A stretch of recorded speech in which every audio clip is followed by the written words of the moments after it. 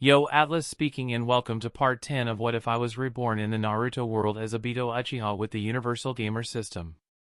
Let the tale begin. Chapter 196, Konoha's Grand Operation, Part 4. Kushina's eyes narrowed as the wooden dragon surged toward her. I got it, Kurama. With a quick step back, she clasped her hands into seals. Her fiery red hair fluttered as the air around her grew wild and restless. Infused with terrifying chakra, hundreds of razor-sharp wind blades materialized in front of her. With a graceful motion of her slender fingers, the storm of blades tore through the air, crashing toward the wooden dragon. SHHHK. SHHHK. SHHHK. The deafening sound of slicing wood echoed as the wooden dragon disintegrated into chunks of severed branches, falling to the ground in a chaotic scatter. After forcing Kushina back, Hashirama turned his attention to Minato and Kakashi. At this moment, Hashirama was fighting purely on instinct. His attacks were cautious, lacking the overwhelming aggression of his younger brother, Tobirama. Tobirama, on the other hand, displayed relentless ferocity. After sending Hiruzen flying with a single strike at the start, he spent the rest of the fight mercilessly pummeling his former student. When Fugaku and his group finally arrived on the scene, they froze in shock. Their enemies were none other than the first and second Hokage. The sight of Hiruzen being ruthlessly beaten by Tobirama left them feeling a mix of disbelief and, oddly enough, a touch of schadenfreude. This is supposed to be the strongest Hokage? Many frowned as they observed the battle. The sheer scale of the combat before them was beyond the comprehension of most present. For shinobi of their caliber, stepping into this fight would be suicidal. One stray technique would be enough to empty their health bars in an instant. The higher-ranked Jonin made their decision quickly. Shinobi like Tsukumo, Fugaku, Shikaku, Choza, and Hayashi stayed behind, while the rest dispersed to deal with disturbances elsewhere in the village. Numbers meant nothing in a battle of this magnitude. With the enemy count suddenly doubling, Hashirama and Tobirama moved in sync. Their hands formed seals as they activated a forbidden technique. Jinjutsu, Infinite Darkness Jutsu. Jinjutsu, Infinite Darkness Jutsu, a high-level illusionary technique that plunges the target into absolute darkness, robbing them of all vision. A void of utter darkness unfurled from the two brothers, rapidly enveloping everything in its path. The oppressive shadows swallowed all light, leaving everyone trapped in a pitch-black realm. Only the casters of the jutsu could see within the void. Kushina's heart sank as she tried to sense her surroundings. Even Kurama's malevolent chakra sense was rendered useless. In this darkness, she was completely blind. Ugh! Hayashi let out a groan as he was hurled backward, feeling as though a carriage had rammed into him head-on. He crashed to the ground, ribs cracking from the force. Brother, are you okay? Hisashi's voice was laced with panic. I'm Hug. Hayashi's words were cut short as another blow from the darkness sent him flying again. Relentless attacks came from the shadows, giving the group no time to catch their breath. Suddenly, a pair of scarlet eyes gleamed in the void. Fugaku's Sharingan had pierced through the illusion. With his vision restored, he immediately assessed the situation and made his way to Minato. Minato, listen carefully. This is an area of effect Jinjutsu targeting vision. I've broken through it. Let's work together to evacuate the others first. Minato nodded grimly, his determination evident. Understood. He pulled out several Flying Thunder God technique kunai, handing a few to Fugaku. Following Fugaku's guidance, Minato became a blur of yellow light, teleporting the trapped shinobi out of the darkness one by one. Once they escaped the black void, Shikaku exhaled shakily. That's one terrifying jutsu. Hayashi coughed up blood, barely managing to stay upright. That's my line. I've taken at least 10 hits from those two. His words drew incredulous stares. Hayashi being alive after enduring such an onslaught was nothing short of a miracle. In truth, if not for his instinctive use of rotation multiple times, he'd have been long dead. As the group caught their breath, Hashirama and Tobirama attacked again. Shikaku quickly formed seals, unleashing his clan's signature technique. Shadow Imitation Jutsu. Shikaku's shadow extended into 2 tendrils, reaching toward the 2 brothers. But Hashirama and Tobirama didn't resist, allowing the shadows to ensnare them. Shikaku's expression twisted in alarm. His chakra was draining at an unprecedented rate, nearly depleting in less than a second. He hastily broke the connection, staggering backward in exhaustion. Tsukumo stepped forward, blade drawn, alongside a now enlarged Choza, to shield Shikaku from Hashirama's retaliation. Everyone's expressions were grim. Their stamina and chakra were dwindling, while Hashirama and Tobirama showed no signs of weakening. "This isn't sustainable," Hiruzen muttered between clashes with Tobirama. "Minato, I'll use that technique. Create an opening for me." Minato's eyes widened. "Third Hokage, there's still a chance to win." "You don't have to. I've made my decision." Hiruzen's voice was firm. "I cannot allow this destruction to continue. Prepare yourself." Hiruzen's resolve was unshakable. Rather than wait for death in old age, he would meet it head-on, as a true ninja should. His grave would bear the tale of his deeds, sealing both the first and second Hokage with his own hands. Minato clenched his fists but nodded silently. "I understand, third Hokage." The others shared a somber air. Though they didn't know the details of the jutsu, it was clear Hiruzen intended to risk his life. Hiruzen dispelled Tobirama's latest attack, forming seals with a solemn expression. "Get ready, Minato!" Minato, his eyes slightly red, teleported with Kushina to flank the brothers. Together, they prepared to unleash a sealing jutsu powerful enough to aid Hiruzen's gambit. Chapter 197, Konoha Grand Operation, Part 5.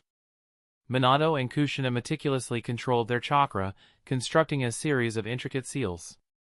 With the 2 working in tandem, a powerful sealing technique swiftly took shape. Contract Seal, a supported jutsu that can sever summoning contracts.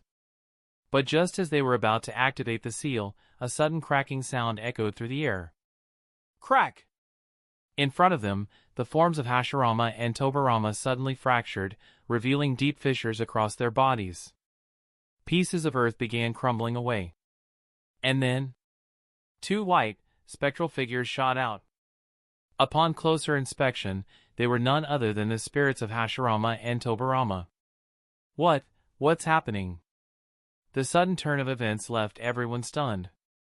Before anyone could recover enough to speak, Hashirama's spectral figure floated gently in the air and began to smile. "Hiruzen, and the young 4th Hokage, you both have done well. The rest of you young folks are equally remarkable. Konoha today is everything I could have hoped for." Hashirama left behind a few words of heartfelt encouragement, his expression full of pride and relief. Unfortunately, no one present could hear a single word he said. Because right next to him, Tobirama was loudly complaining. "Hiruzen, you damn, beep me. And that wonderful student of yours, Orochimaru. He's nothing but a beep. How dare he use Edo Tensei on me and my brother? This is complete beep. Amidst a string of censored curses, the souls of Hashirama and Tobirama spiraled upward, returning to the Pure Land. Clatter! Their bodies lost all color in an instant and crumbled into countless paper seals, scattering across the ground. Within the pile of white seals, 2 partially revealed, unfamiliar corpses lay exposed. Everyone looked at one another, dumbfounded and unable to process what had just occurred.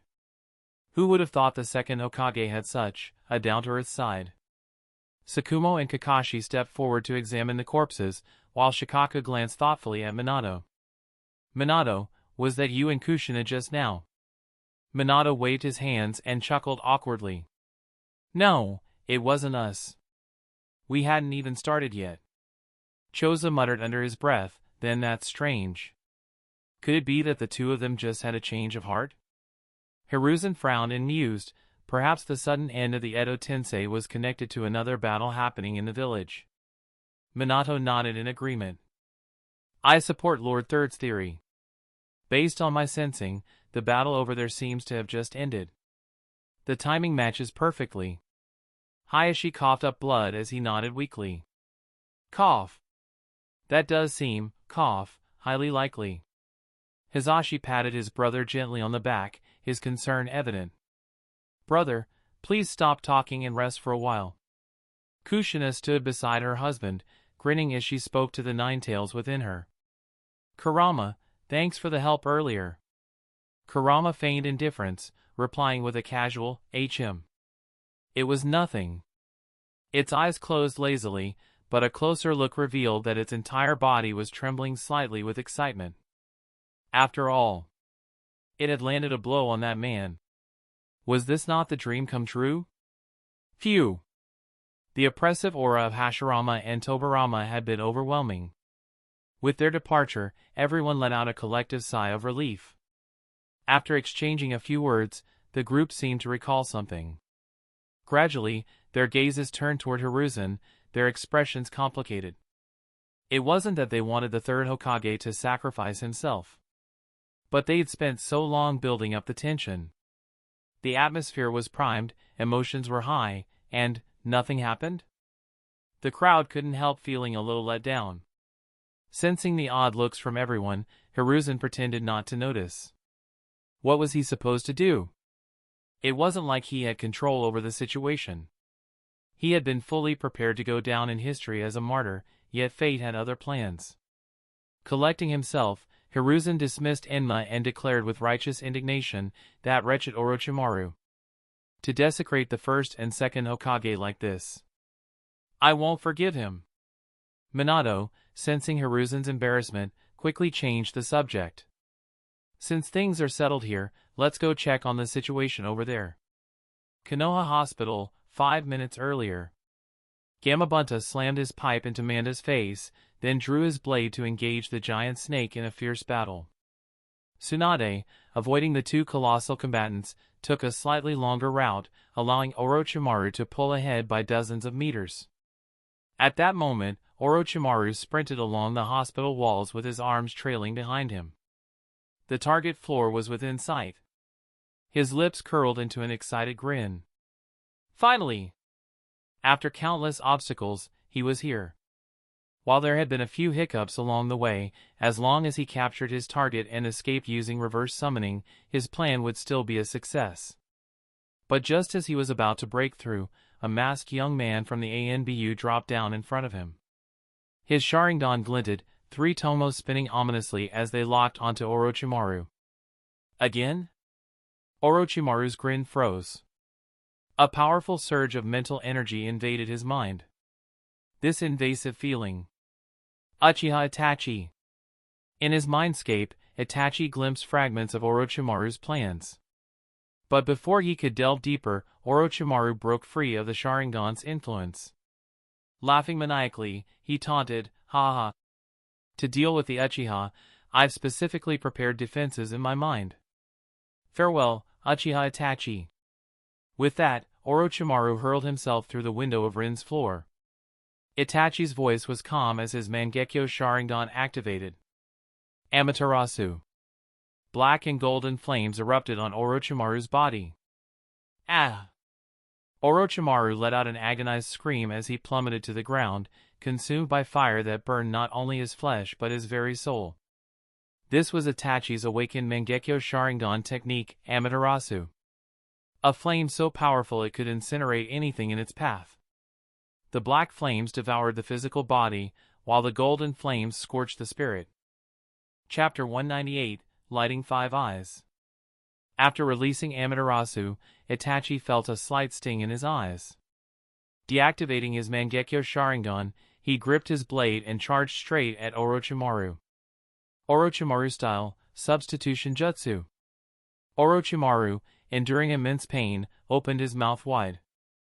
As his body shed like a pale, brittle snakeskin, he spat out a wet and slimy version of himself. Arg! Though the black flames on his body had subsided, the golden flames burning his soul showed no sign of abating. Orochimaru rolled to the side, narrowly dodging the long blade Itachi hurled his way, then shouted at the nearby Manda. "Manda! Take me to Ryuchi Cave. I promise you 1,000 human sacrifices in return." Hearing this, Manda slithered away from Gamabunta's short blade with a serpentine grace, shaking its massive, scaled body as it swung its head toward Orochimaru. "As you wish. Let's go." Manda had no desire to keep fighting Gamabunta. It couldn't win, and verbal insults didn't help either. It was pointless. The longer the fight dragged on, the more frustrating it became. If transporting Orochimaru back would grant it a feast of fresh blood, then why linger here? Orochimaru forced himself to his feet, evading Tsunade and Itachi's pursuit before leaping into Manda's gaping maw. Uchiha Itachi. Arg! If not for the defenses he had placed on his soul in advance, he wouldn't have survived even the first wave of golden flames. But those defenses were only delaying the inevitable. He had no means to extinguish the strange, intangible fire. If it continued burning, he would die within 5 minutes. Only the White Snake Sage can save me now. Arg! As Orochimaru endured the excruciating agony of his soul burning, he desperately pondered how to persuade the White Snake Sage to intervene. With Manda's jaws snapping shut, both man and snake disappeared from the battlefield in an instant. Tsunade, unable to stop Orochimaru in the final moments, clenched her fists in frustration, her knuckles cracking audibly. "Damn it! That bastard actually got away." Itachi stood silently nearby, his expression thoughtful. Minutes later, reinforcements from Konoha arrived. The chaotic scene left many of them in shock. Among the crowd, the Earth-style users couldn't hide their dismay, their faces ashen. One particular Earth-style ninja looked more devastated than anyone else. "Looks like I'll be bedridden for days after this. Hopefully, they'll approve my sick leave," he muttered to himself. Soon after, Minato and his team arrived. After a brief exchange with Jiraiya and the others, Minato quickly pieced together the chain of events. Hokage's office. Minato sat behind his desk, his gaze heavy as he looked at his student. "Kakashi, what's your take on this?" Kakashi adjusted his forehead protector slightly. "Based on our intel, Orochimaru was supposed to be working for the Akatsuki, or rather, Obito. But according to Itachi, this whole fiasco was orchestrated to abduct Rin. There's an overwhelming chance Orochimaru has betrayed the organization, and Obito likely doesn't know yet." Minato sighed, rubbing his temples in frustration. Obito's organization has significant internal issues. But we can't confront him directly for now. Still, he must be informed of this. "Kakashi, I'm entrusting you to relay this information to Obito, discreetly." Kakashi nodded slightly. "Understood, Minato-sensei." With that, he left the Hokage's office. Obito glanced into his Kamui space, where 2 young Jinchuriki, one a girl, the other a boy, lay unconscious. He planned to deliver them, along with the 6 tails Jinchuriki, to Madara. But his wait for Kisame and the others stretched on far longer than expected. When they finally returned, they were battered, bruised, and utterly exhausted. Obito's eyes narrowed in disbelief. "Kisame, what happened to you all? And, weren't there 4 of you when you left?" "Don't tell me." The 3 battle-hardened shinobi exchanged bitter, somber smiles. "The 6 tails Jinchuriki was far stronger than we anticipated," Kisame said grimly. Zabuza clenched his fists, his voice tinged with guilt and sorrow. "It's my fault. Juzo-senpai. He saved me. He shielded me from a tailed beast bomb but was struck by a shattered blade in the process. He died because of me. Before he passed, he entrusted me with the executioner's blade. I failed him." Obito listened, stunned. Was this the work of the world's inevitable course correction? World line correction, the timeline self-adjusts, steering events toward an overarching result, despite divergences. Not only had the timeline corrected itself, but it had done so with chilling precision, recreating Juzo's death and ensuring the executioner's blade reached Zabuza. Even fate seemed to move with a will of its own. Obito sighed and consoled his comrades before sealing the 6 tails Jinchuriki into his Kamui space. With his eyes reddened, he vanished, heading for Madara's base. Uchiha Madara's base. Obito appeared silently behind Madara, hands clasped behind his back. "I'm here, Gramps." Madara, his back still turned, smirked. "You're late, Obito." Black Zetsu, watching from the side, rolled its eyes. Obito summoned 3 Jinchuriki from his Kamui space. "Gramps, I brought 3 more tailed beasts. With just 2 more, we can proceed to the 8 tails. As per our agreement, the 9 tails is mine to handle." Madara turned, laughing heartily at the sight. "Ha ha ha. My grandson, Obito, truly outdoes himself. So efficient." Yeah. Enough of the theatrics. "Let's start sealing them already," Obito interrupted, annoyed. Madara blinked, momentarily taken aback. Only Obito could speak to him this way and live to tell the tale. Fine, Madara relented. "I'll summon the ghetto statue now." This was how their dynamic worked. Once the ghetto statue emerged with a rumble, the two began sealing the tailed beasts. Though it didn't take long to seal each one, doing 3 back-to-back was exhausting. At last, they finished. Obito stretched his arms with a yawn. Finally done! It had taken them nearly an hour, but they had successfully sealed the 1 tail, 6 tails, and 7 tails into the ghetto statue. With this, 5 of the statue's eyes now glowed ominously. Chapter 199, Obito returns to Konoha. The mission is already halfway done. Obito mused to himself. Now, only 4 tailed beasts remained, the 2 tails, 5 tails, 8 tails, and 9 tails.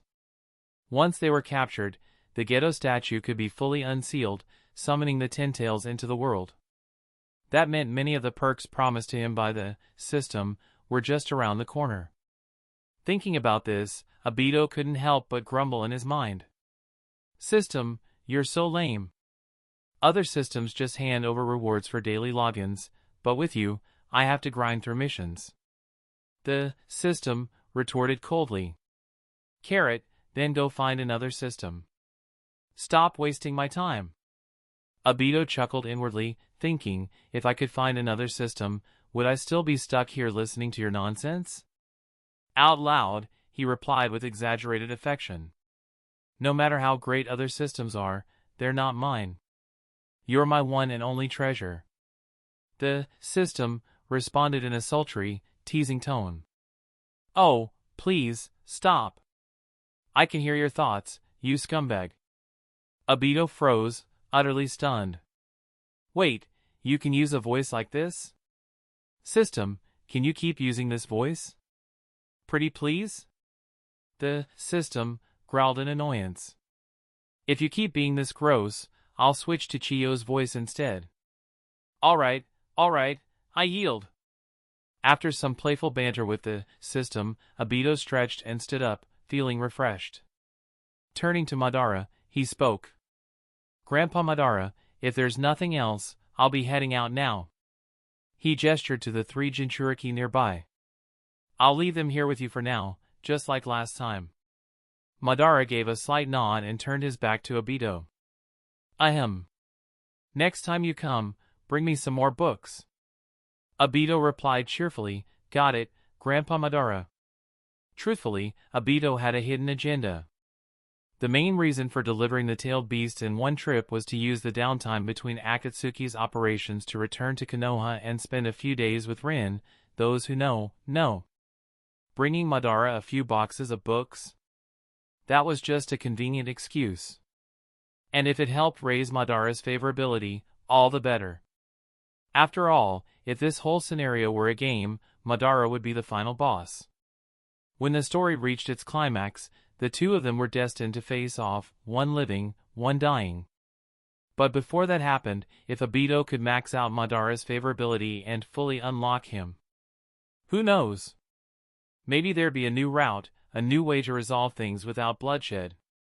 The thought made Obito chuckle. For now, the plan was clear. More grandpas, more opportunities. With his thoughts running wild, Obito activated Kamui and disappeared, heading straight for Konoha. Konoha. Kakashi stepped out of his house, visibly tired. He sighed, a mix of satisfaction and exhaustion on his face. Obito wasn't lying, this kind of joy really is 100 times better than reading. Still, his body was paying the price. 7 or 8 times a week. I'm about to turn into Kakashi Thin. He groaned. Ugh, I really need to take better care of myself. Pulling out a book from his pouch, he walked along, enjoying the quiet. But after a while, Kakashi stopped abruptly, his expression sharp. He sensed something unusual, that guy was back in the village. Frowning, he muttered, how did he find out so quickly? Without wasting any time, Kakashi used Flying Thunder God technique to locate Obito. He had to intercept him before he met Rin. Who knew how long that would take otherwise? Konoha Hospital entrance. Obito scratched his head, puzzled as he looked at the battered ground and exhausted Earth-release ninjas. What's going on here? Urban renovation? It didn't even occur to him that Konoha might have been attacked. In his eyes, Konoha was untouchable, a village with deep roots and countless powerful shinobi. Who'd be dumb enough to stir up trouble here? Shrugging it off, Obito was about to head inside to meet Rin when a familiar silver-haired man appeared and grabbed his arm. Obito, come with me. We need to talk. Before Obito could react, Kakashi teleported them both to a secluded forest. Pulling his arm free, Obito sighed in exasperation. Kakashi, what the hell are you doing? Kakashi studied Obito carefully, noting his relaxed demeanor. With an odd tone, he asked, so, you're not here because of the message I sent? Obito blinked, genuinely confused. Message? What message? Adjusting his headband, Kakashi got straight to the point. Orochimaru resurrected the first and second Hokage, then attacked Konoha with them. He tried to kidnap Rin. Obito froze, his expression darkening instantly. Orochimaru, that bastard. He clenched his fists, his anger palpable. Using Orochimaru had seemed like a smart move at first, a way to create chaos and further his plans. But this, targeting Rin? Clearly, I underestimated him. I should have dealt with that snake long ago. Obito's eyes burned with resolve. Since I now have the power to crush him, it's time to eliminate this wildcard. He turned to Kakashi, his voice cold. Tell me everything that happened, in detail. Kakashi nodded. All right. As they walked, Kakashi filled Obito in on the events. By the time he finished, Obito had made up his mind. I understand. I need to find Itachi next. Kakashi placed a hand on Obito's shoulder, his voice steady. Be careful. And if you need my help, just ask. Obito was touched by the sentiment and smiled. You too, Kakashi. Take care of yourself. You're looking a bit drained. Then, with a teasing grin. Maybe go eat some goji berries or something, old man. Kakashi's face turned red. You little. Before he could retaliate, Obito laughed and disappeared. Catch me if you can. Chapter 200, Obito enters Ryuchi Cave. Konohagakure. In Uchiha Itachi's home. Obito set down his teacup, a mix of gratitude and relief in his voice as he spoke. It's a good thing you were there that day, Itachi. Otherwise, the consequences would have been unthinkable. Itachi, holding his own cup, nodded slightly but said nothing. Obito, well aware of Itachi's reserved nature, pressed on with another question. Itachi, are you certain that Orochimaru will die from your ocular technique? Itachi nodded again, his calm response exuding unshakable confidence. Amaterasu will not extinguish until it consumes his soul. Orochimaru is doomed. Obito's thoughts were less certain. Though Amaterasu was touted as the strongest ocular attack in the original storyline, its actual performance left much to be desired. Across the 720 episodes of Naruto, Amaterasu hadn't exactly racked up a stellar kill count. Initially, techniques like sealing jutsu and substitution jutsu had been enough to counter it. Later on, simply wearing a few extra layers of clothing, or taking them off in time, was sufficient to escape its effects. It was no wonder Amaterasu had earned the nickname, the flame that can't kill. It was on par with the fireball jutsu, which might as well have been called the ball that can't kill. Even if this differs from the original story, Obito muttered internally, I still think Amaterasu isn't lethal enough. And against a slippery foe like Orochimaru? The odds are even slimmer. Besides, the sages of Ryuchi Cave could likely extinguish Amaterasu if Orochimaru pays the price. A calculating glint appeared in Obito's eyes as he considered his next move. Maybe he should visit Ryuchi Cave himself. If luck was on his side, he could capture Orochimaru or at least gather some useful intelligence. If not, he could scope out the place. Yeah, Obito thought with a smirk. Worth a shot. Standing, he announced, I'll be heading out now. Keep holding the fort, Itachi. Itachi stood as well, his voice steady. I'll see you off, Obito-san. As they walked out, Obito's gaze fell on a corner of the yard, where Makoto was training Sasuke. A small smile tugged at his lips. This world has changed, because of me. Following the trail in Orochimaru's memories, Obito used Kamui to arrive at a dense forest. This was the same spot where Orochimaru had found his way into Ryuchi Cave. So, they say it lies between illusion and reality, accessible only to the sincere, Obito muttered as he walked. What a load of mystic nonsense. It's just hidden in an alternate dimension, letting in people on a whim. He chuckled to himself. When I get back, I'll create my own Kamui realm. Entry requires bowing 100 times and calling me Dad. Though Kamui could likely force open the cave's alternate dimension, Obito refrained. Such an approach would alarm the Snake Sages and push any neutral parties into hostility. Plus, the chakra cost of breaching another dimension would leave him at a disadvantage for any follow-up operations. Better to play along for now. As he pressed forward, the fog around him grew thicker, obscuring the path ahead and the way back. Unperturbed, Obito marched on. Unseen by him, 3 figures in white robes floated in the mist, whispering among themselves. Oh! He's still walking forward. He must not be just a lost traveler. I'd love a little snack, but it's too soon to decide. Haven't eaten a live human in 2 weeks. Looks like it's finally feast time. Heh heh. Their eerie voices wove through the fog, unsettling and seductive. An ordinary person would have already succumbed to the influence, their mind unraveling. But Obito? He was internally rolling his eyes. These 3 are floating above me like I can't see them. Do they think I'm blind? And their voices are so grating, ugh, it's like listening to a monkey's soundboard. Even with the mist obscuring vision, his Sharingan could faintly discern their forms. Yet the trio seemed oblivious to their exposure, continuing their chatter. Oh, he looks so delicious. I'm drooling just thinking about it. Hee hee, I feel a special connection with him. I'm sure he'll be my meal. I disagree. Let's see who gets to eat him first, shall we? K-E-H-K-E-H-K-E-H. Obito stifled a groan. These 3 idiots really think they can eat me? I swear, I'll stab them if they keep this up.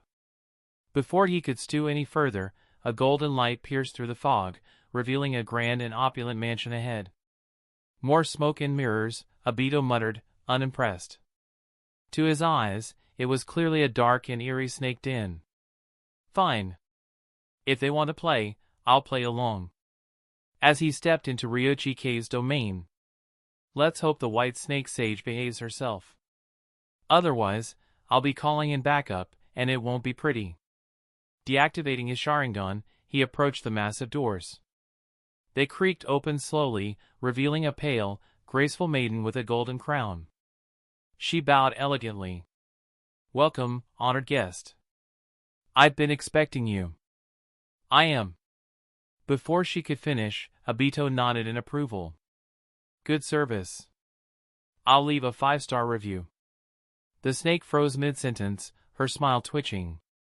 Without waiting, Obito strode past her, hands behind his back, exuding an air of complete nonchalance. Behind him, the snake's face twisted with fury for a brief moment before regaining her composure. Most visitors to Ryuchi Cave treated her with utmost respect. But this man? The audacity! Oh, how she wanted to devour him. Yet the rules dictated that she could only consume a guest if they failed the trials. Suppressing her rage, she donned a smile and caught up to him. Honored guest, you must be weary. Please, enjoy the feast I've prepared for you. She gestured gracefully toward a banquet table laden with delicacies. Obito glanced over, his expression skeptical. If memory served, that spot should have been covered in bones. This girl's got quite the innocent look. Who'd guess she's this devious? I'm not interested in food, Obito said, waving her off. Got any other services? You know, hee, those kinds of services? Her expression cracked slightly. Chapter 201, The Three Goddesses of Ryuchi Cave. Inside Ryuchi Cave. Her body trembled slightly. This lowly human, how dare he be so insolent? To think he had the audacity to ask her to do that. Watching the girl quiver in anger, Obito scratched his head in confusion. What? All he wanted was that. Why was this monster girl so mad? She forced herself to calm down, a sweet smile once again gracing her face. I understand your request. Please, take a seat. I will personally attend to you in just a moment. With that, she gently took Obito's hand and led him to the main seat, guiding him to sit before stepping away. Her hands are so soft and cold. Obito thought to himself.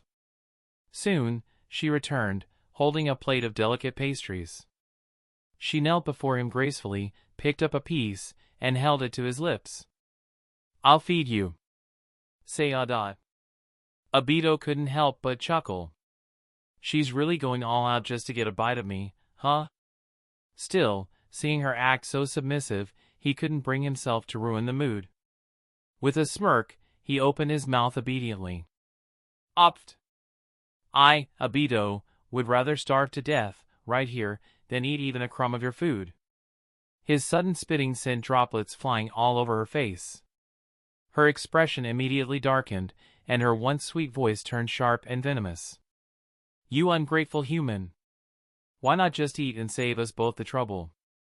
The luxurious palace vanished in an instant. What greeted Obito's eyes instead was a gloomy snake pit, littered with pale, gleaming bones. The delectable feast from moments ago? Now it reeked of decay, revealed as rotten flesh. So close!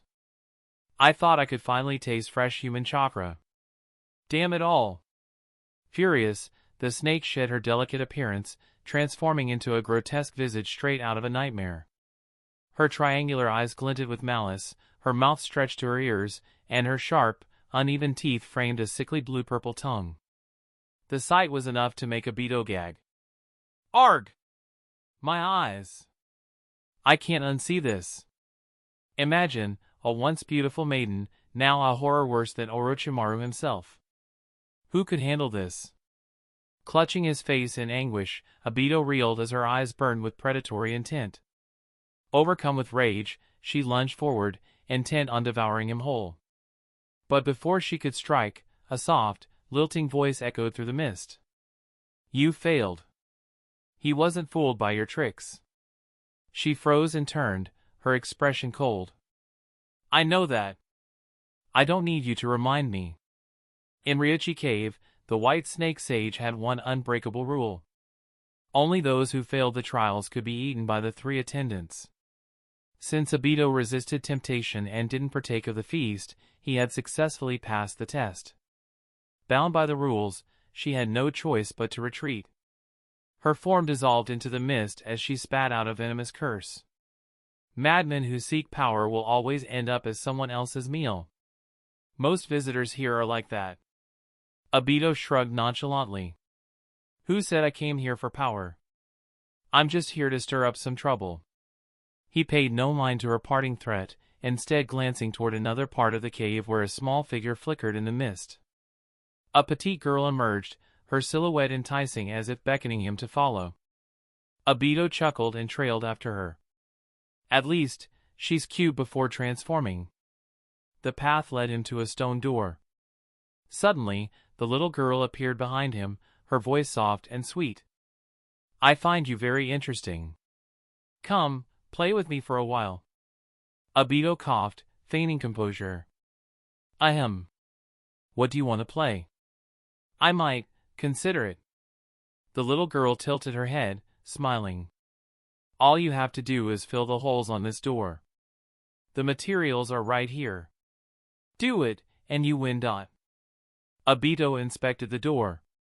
It was covered in grooves, with matching pieces scattered below. Seriously? This is it? He shot her a look of disbelief. After all that build-up, you want me to solve this puzzle?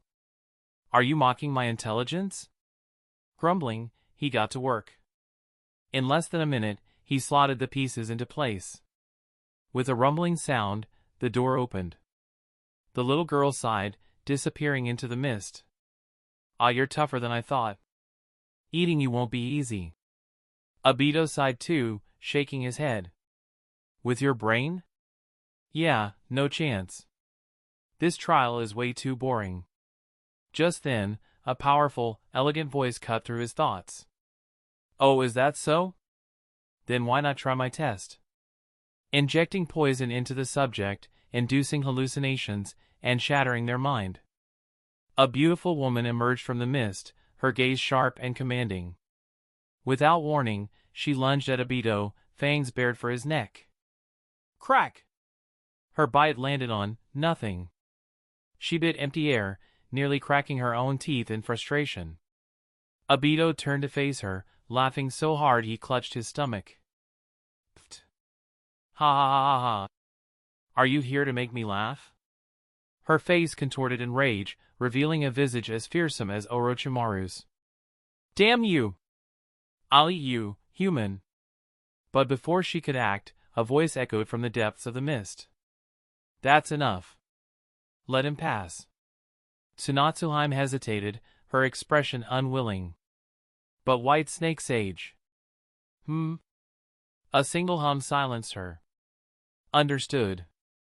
She vanished, along with the lingering mist, revealing the path ahead. A grand temple stood before him, this one tangible and real. So, I finally get to meet the legendary White Snake Sage, Obito mused, grinning as he pushed the temple doors open with a flourish. Let's see how much fun this gets. Ascending the stone steps, Obito reached the highest level of the temple. Beneath a massive snakehead statue, the White Snake Sage reclined leisurely on a long chair, her eyes filled with intrigue as she sized him up. Chapter 202, White Snake Sage. Inside the Temple of Ryuchi Cave.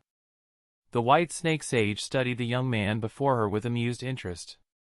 This little one not only breezed through her trials with ease but also toyed with her subordinates, leaving them in disarray. Clearly, he was a promising candidate, perhaps even worthy of serving Ryuchi Cave.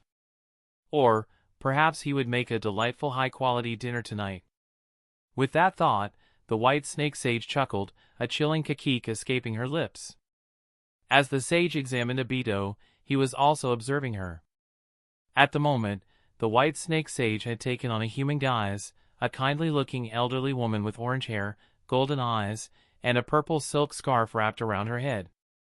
Of course, the kindly demeanor was just a facade. The sages of Ryuchi Cave were notorious predators, unflinching as they consumed their prey.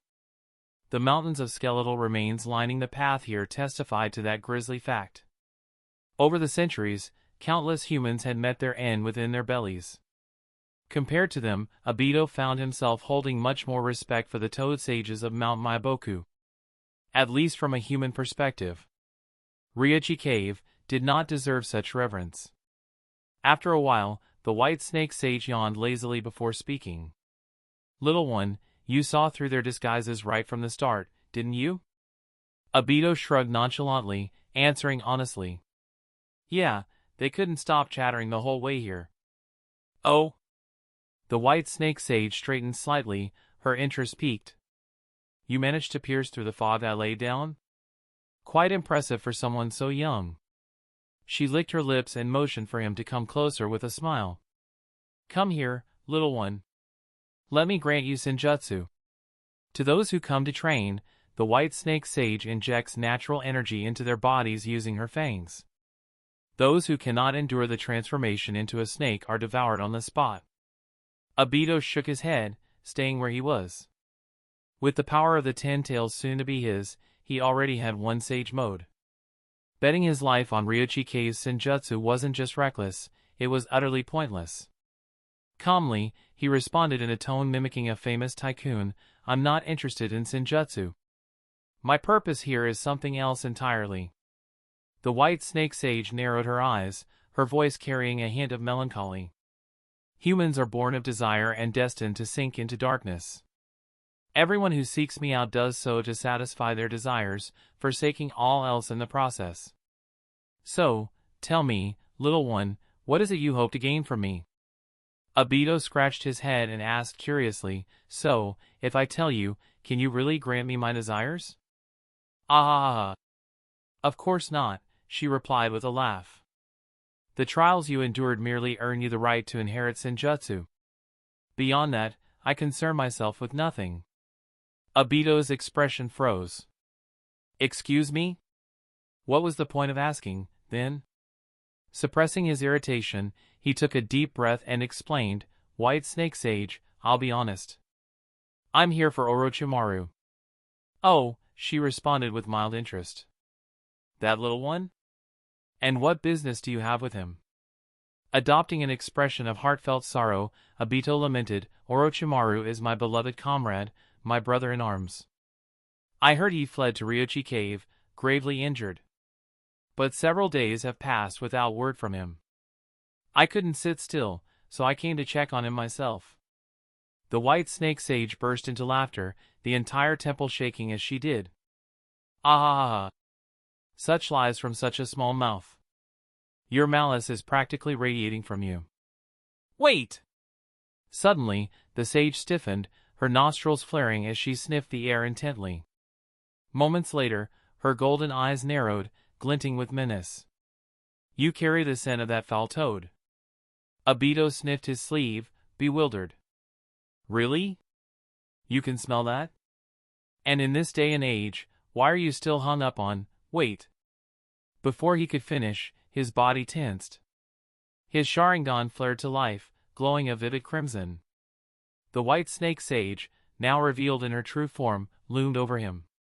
Her massive serpentine body stretched tens of meters long, her gaze predatory and sharp.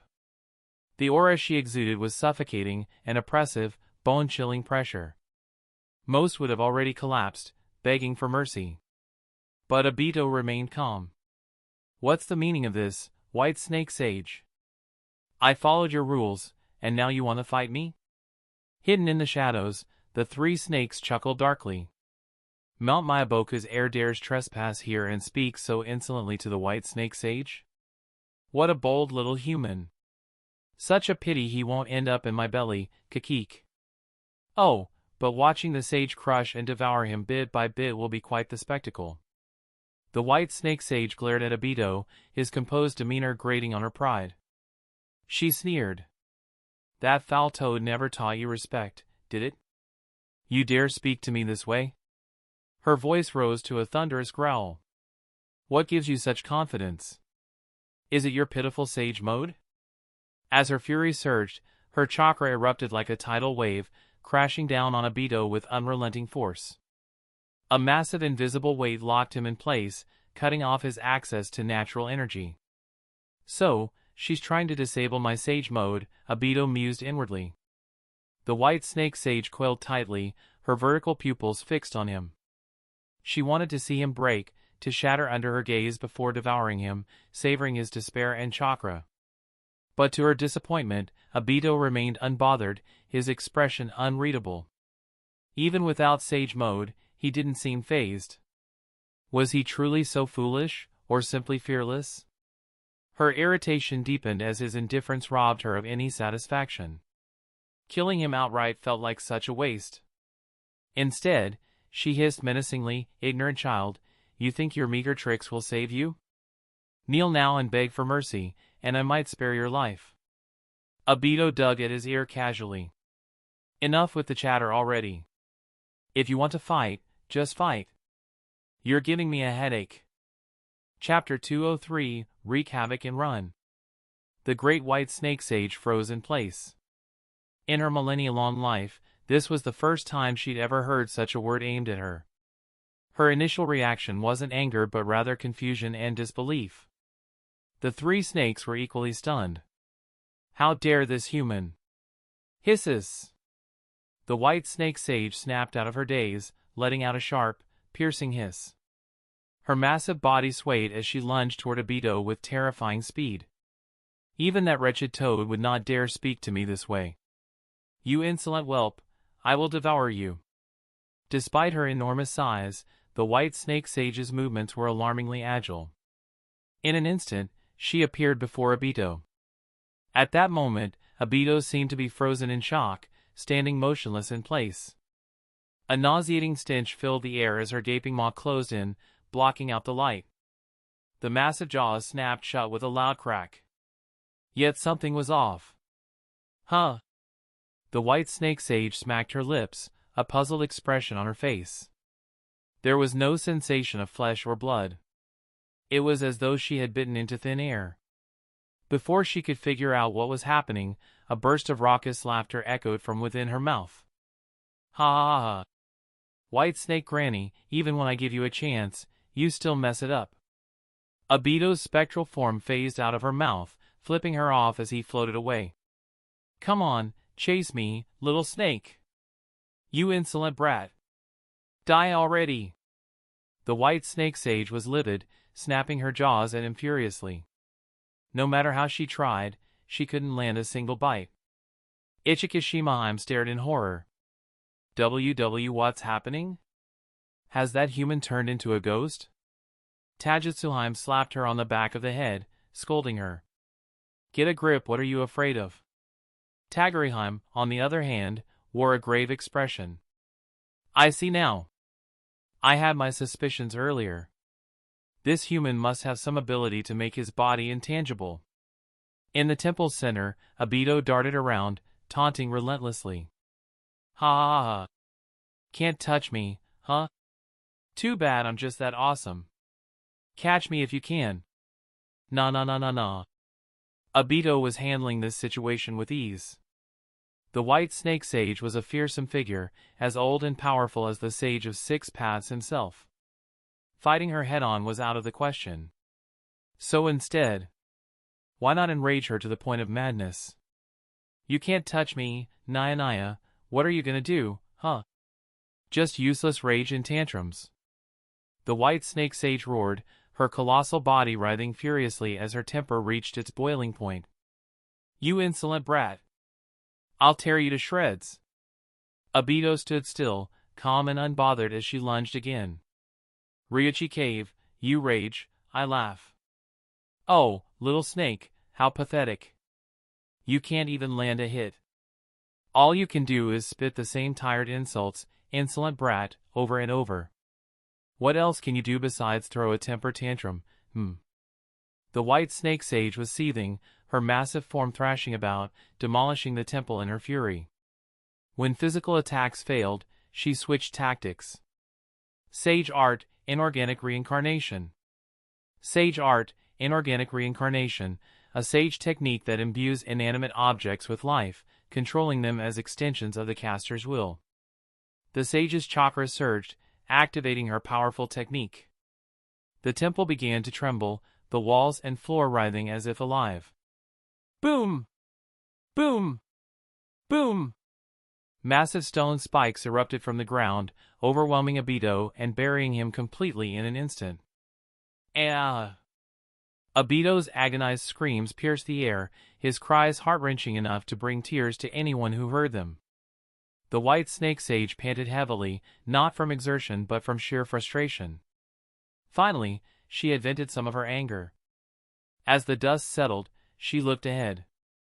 However, instead of seeing a bloody, defeated human, Obito stood there unscathed, a sly grin on his face.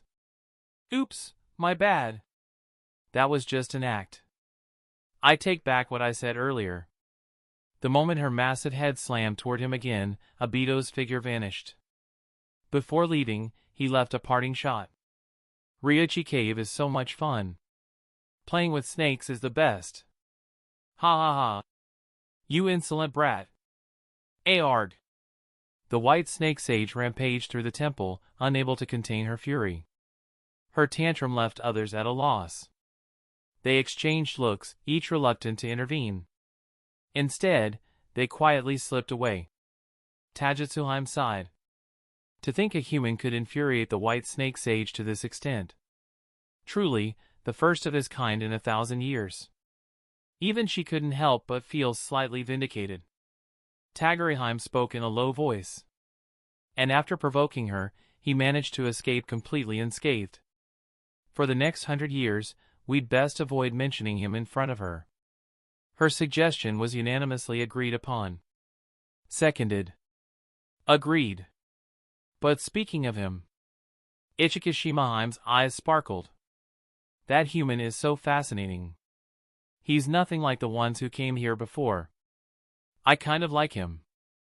I wonder if he'll come back to Ryuchi Cave. Taijutsuheim rolled her eyes, patting her head in exasperation. Don't be ridiculous. That man would never dare return here in his lifetime. Taijutsuheim nodded in agreement. His intangibility must have limitations. Otherwise, he wouldn't have run away. Ichikishimaheim pouted. He didn't run. He left with dignity. Taijutsuheim ignored her protests, dragging her along. Enough nonsense. Let's go. I still have half a human body left, we can chat and snack.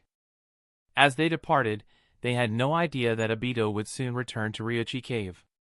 This time, he'd bring 3 human powerhouses with him, turning Ryuchi Cave upside down like never before.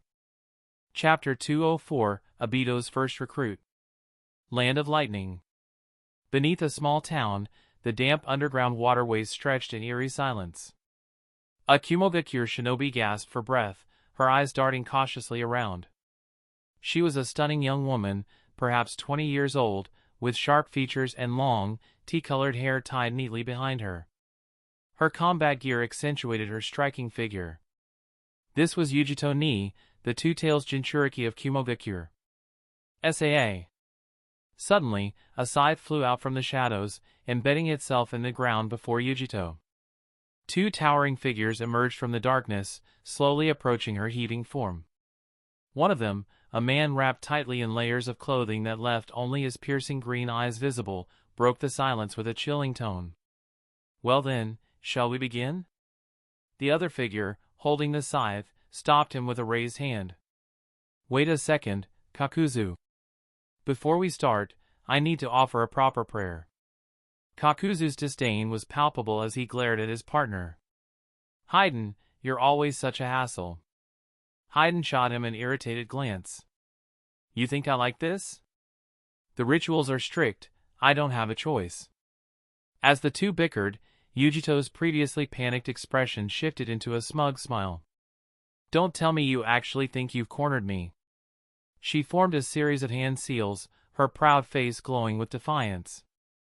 In reality, I lured you here. The underground tunnel exploded in a chain reaction of concealed explosive tags, sealing all exits with falling debris. Boom! Boom! Boom! As the dust settled, the passageways were blocked, trapping all 3 in the confined space. The 2 Akatsuki members stood frozen, momentarily stunned by Yujito's maneuver. Haiden finally broke the silence with a chuckle. Well, would you look at that? The exits are sealed, Kakuzu. Kakuzu's voice was cold as ever. No matter. This actually works in my favor. Yujito's gaze hardened as she addressed the 2 intruders. Now that I know you're Akatsuki, I can't let you leave. As Kumogakure's two-tails Jinchuriki, I'll stake my honor on killing you. Haiden raised a hand, pointing at her in mock outrage. What's this? You're saying you'll kill us? Such arrogance. I'm mad now. And when I'm mad, Shut up, Haydn. Kakuzu cut him off, his voice dripping with irritation. Haydn scratched the back of his head, grinning sheepishly. All right. But I can't help it. When I lose my temper, all I want is carnage. Kakuzu's emerald eyes glared daggers at him. Get serious, Haydn. The orders must be carried out without fail. Haydn sighed dramatically. But this mission goes against my faith. The Jashin Creed demands absolute death, no half measures. I can't stand violating our sacred doctrine. It's disgusting. Yujito looked at him incredulously. Is this guy for real? He's clearly unhinged. Do they even intend to fight? Noticing her bewildered expression, Haydn declared solemnly, Don't look at me like that. I'm very devout, you know. Not killing you would be such a pain, so why don't you just surrender? Yujito's voice erupted in anger. Are you mocking me? Her chakra surged violently, creating a swirling vortex of blue energy that filled the chamber. Haydn wiped his nose, his grin faltering. Ah, I guess that's a no. Kakuzu looked like he was ready to strangle him. Before them, Yujito's chakra condensed into a massive form. Black markings spread over a giant spectral feline, its body ablaze with blue flames, towering over 50 meters high. The two tails roared, lunging at the Akatsuki duo. Haydn's face twisted in alarm. Whoa, seriously? The massive paw of the two tails slammed down, sending Kakuzu crashing into the ground. Ha! Guess we're just rats in a cage now. Haydn laughed nervously, dodging to the side. A muffled voice came from the rubble where Kakuzu was buried. Not funny at all. The cat spirit licked its claws, its confidence brimming as it sneered. Well then, prepare to die. Half an hour later. Yujito was pinned to the wall, her body battered and broken. Haydn lay on the ground nearby, muttering prayers. Kakuzu glanced at the task list in his hand before shooting Haydn an annoyed look. Do we really have to go through with these ridiculous rituals every time? Haydn sat up, indignant. Skipping them would be blasphemy against Jashin. Kakuzu's eyes narrowed dangerously. Watch your tone, Haydn. Haydn smirked, raising his scythe. What? You want to go? Before the fight could escalate, the air shimmered, and the space twisted nearby. A masked man in a blue cloak stepped through the distortion. Haydn lowered his scythe, curious. Leader? What brings you here? Kakuzu's gaze shifted to the newcomer. Is this about the two tails? The masked man, Obito, glanced around before noticing Yujito pinned to the wall. Ah, perfect timing, he murmured to himself. I'll bring her to Madara. Two birds, one stone. With a swirl of his Mangekyo Sharingan, he absorbed Yujito into the Kamui dimension. Then, turning to Kakuzu, he gestured at Haydn. Kakuzu, mind if I borrow him for a while? Kakuzu shrugged indifferently. Without another word, Kakuzu left, not even glancing back. Haydn yelled after him, Hey, Kakuzu! You're not even going to say goodbye? Kakuzu! Che! So heartless. Turning back to Obito, Haydn asked, So, what's the deal? This better not break my vows. Obito's tone was light but tinged with amusement. Tell me, Haydn, would your Jashin be interested in the soul of a 1,000-year-old sage? Haydn's eyes lit up, his body trembling with excitement. A soul like that exists? Let's go, I need to offer it personally. Obito chuckled. Not so fast. We'll pick up Sasori and Deidara first. This target is no ordinary foe, so we'll need all the help we can get. Haydn nodded eagerly. Understood. Lead the way. Chapter 205, the second called by Obito. Land of Earth. On a narrow path leading to Iwagakure.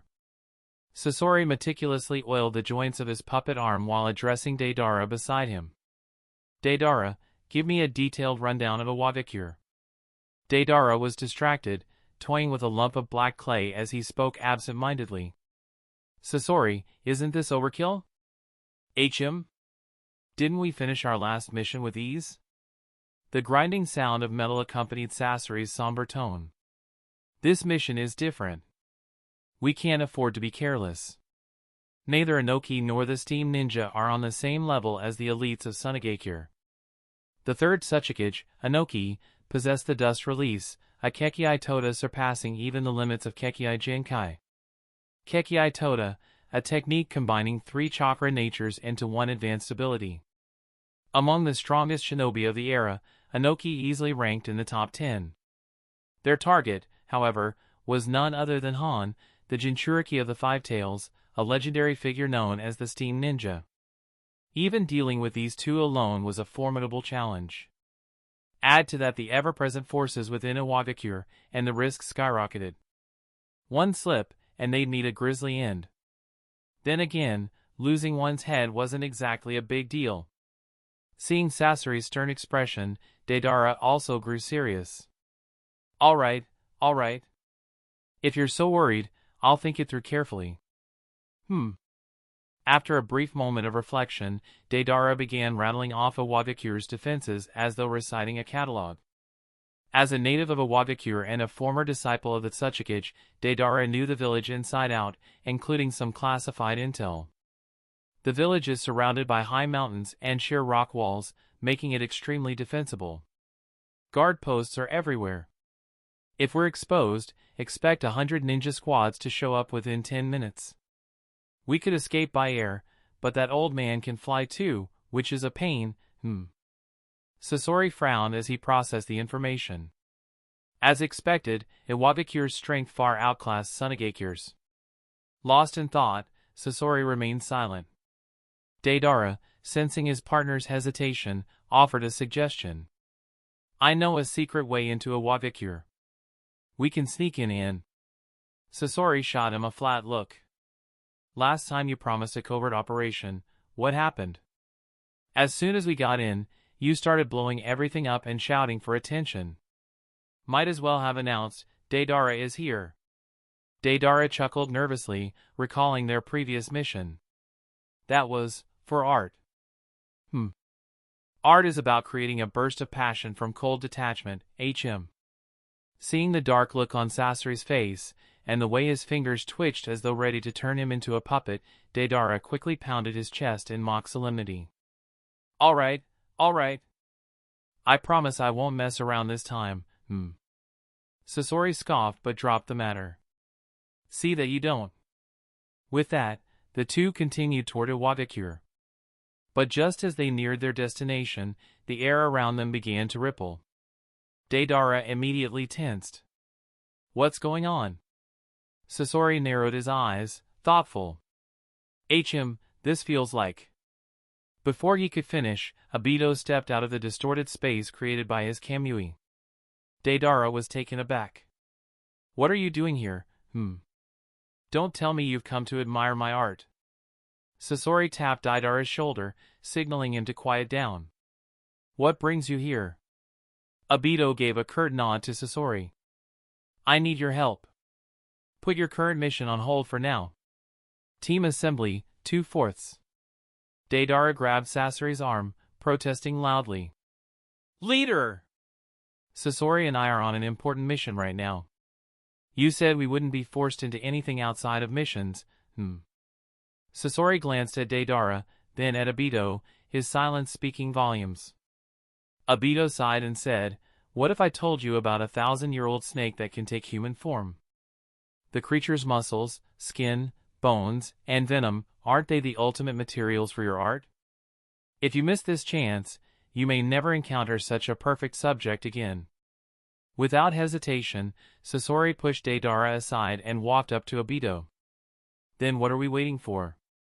Let's go! Deidara gaped, stunned. Sasori, you! Sasori turned back, unruffled. Deidara, as you said, it's all for art. We'll delay our plan for now. Wait here for 2 days. I'll be back, and with assistance, we'll execute our mission flawlessly. His eyes can help with infiltration and escape. He turned to Obito. This won't take long, will it? Obito nodded. 2 days, tops. Good. Sasori addressed Deidara again. Wait for me here. In 2 days, we'll complete our mission. Leader? Obito smiled. Fine by me. I'll help when I'm back. Deidara scowled, clearly displeased. You can't just leave me out of this, Obito shook his head. Where we're going isn't for you, Deidara. You'd die.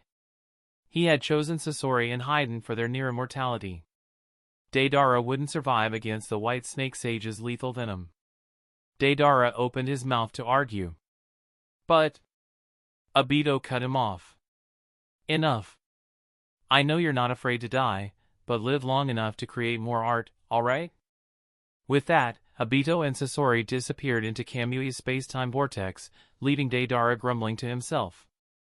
Chapter 206, Pioneering with Madara. Land of Earth. An enraged, rebellious teenager unleashed his fury without restraint.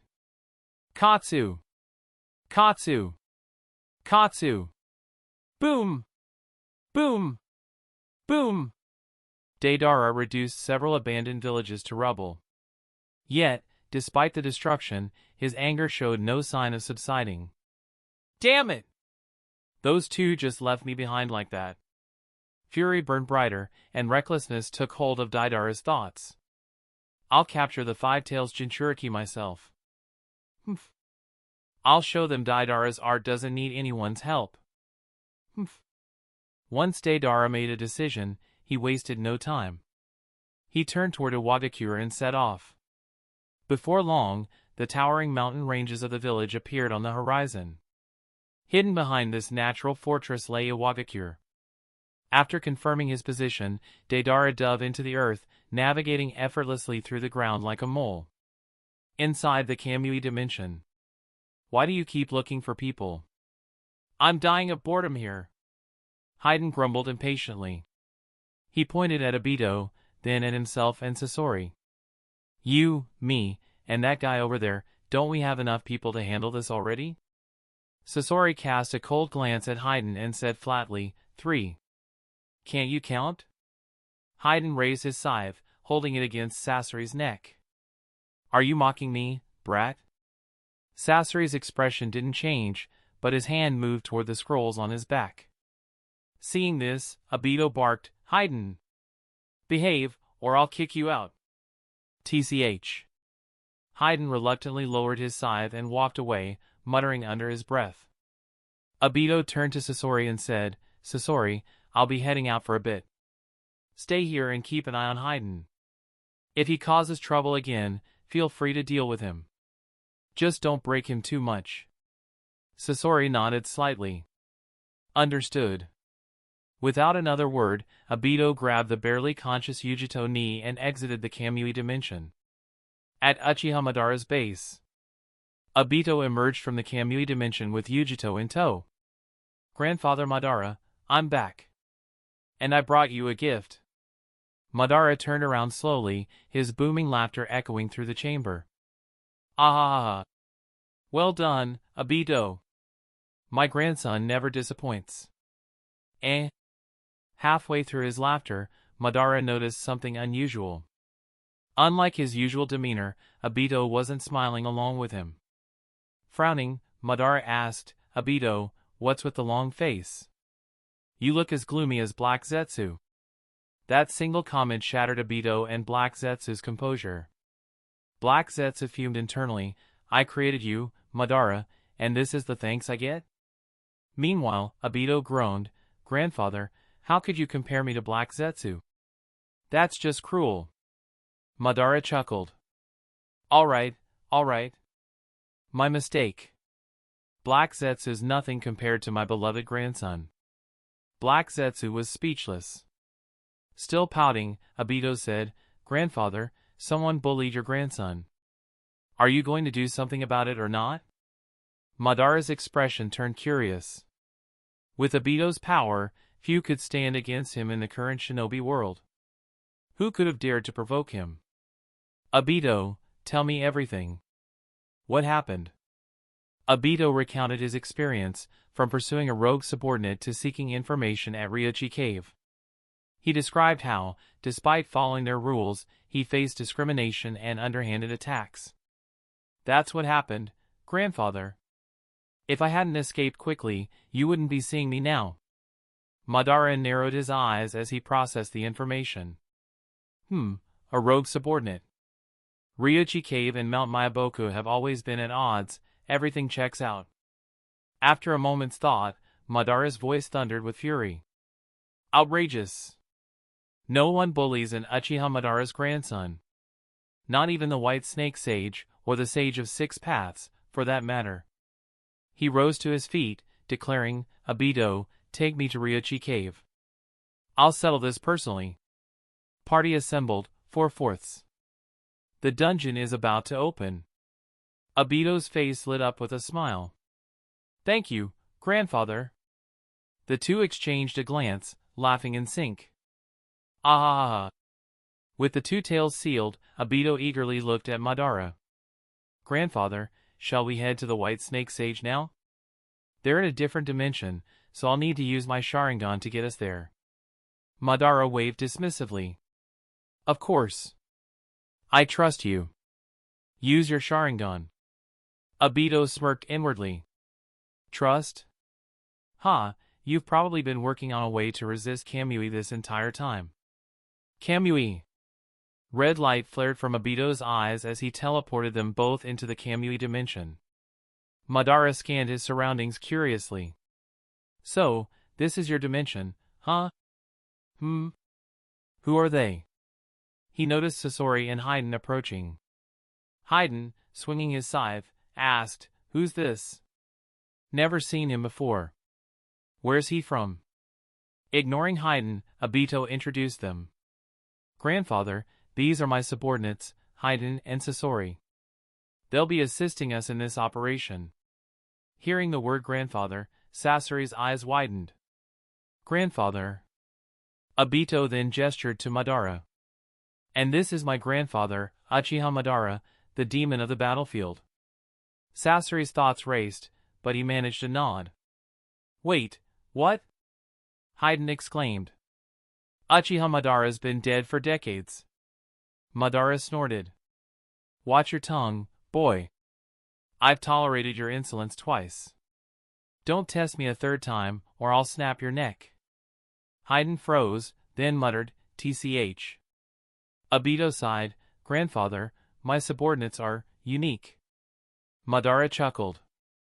Interesting group you've got here. Obito clapped his hands.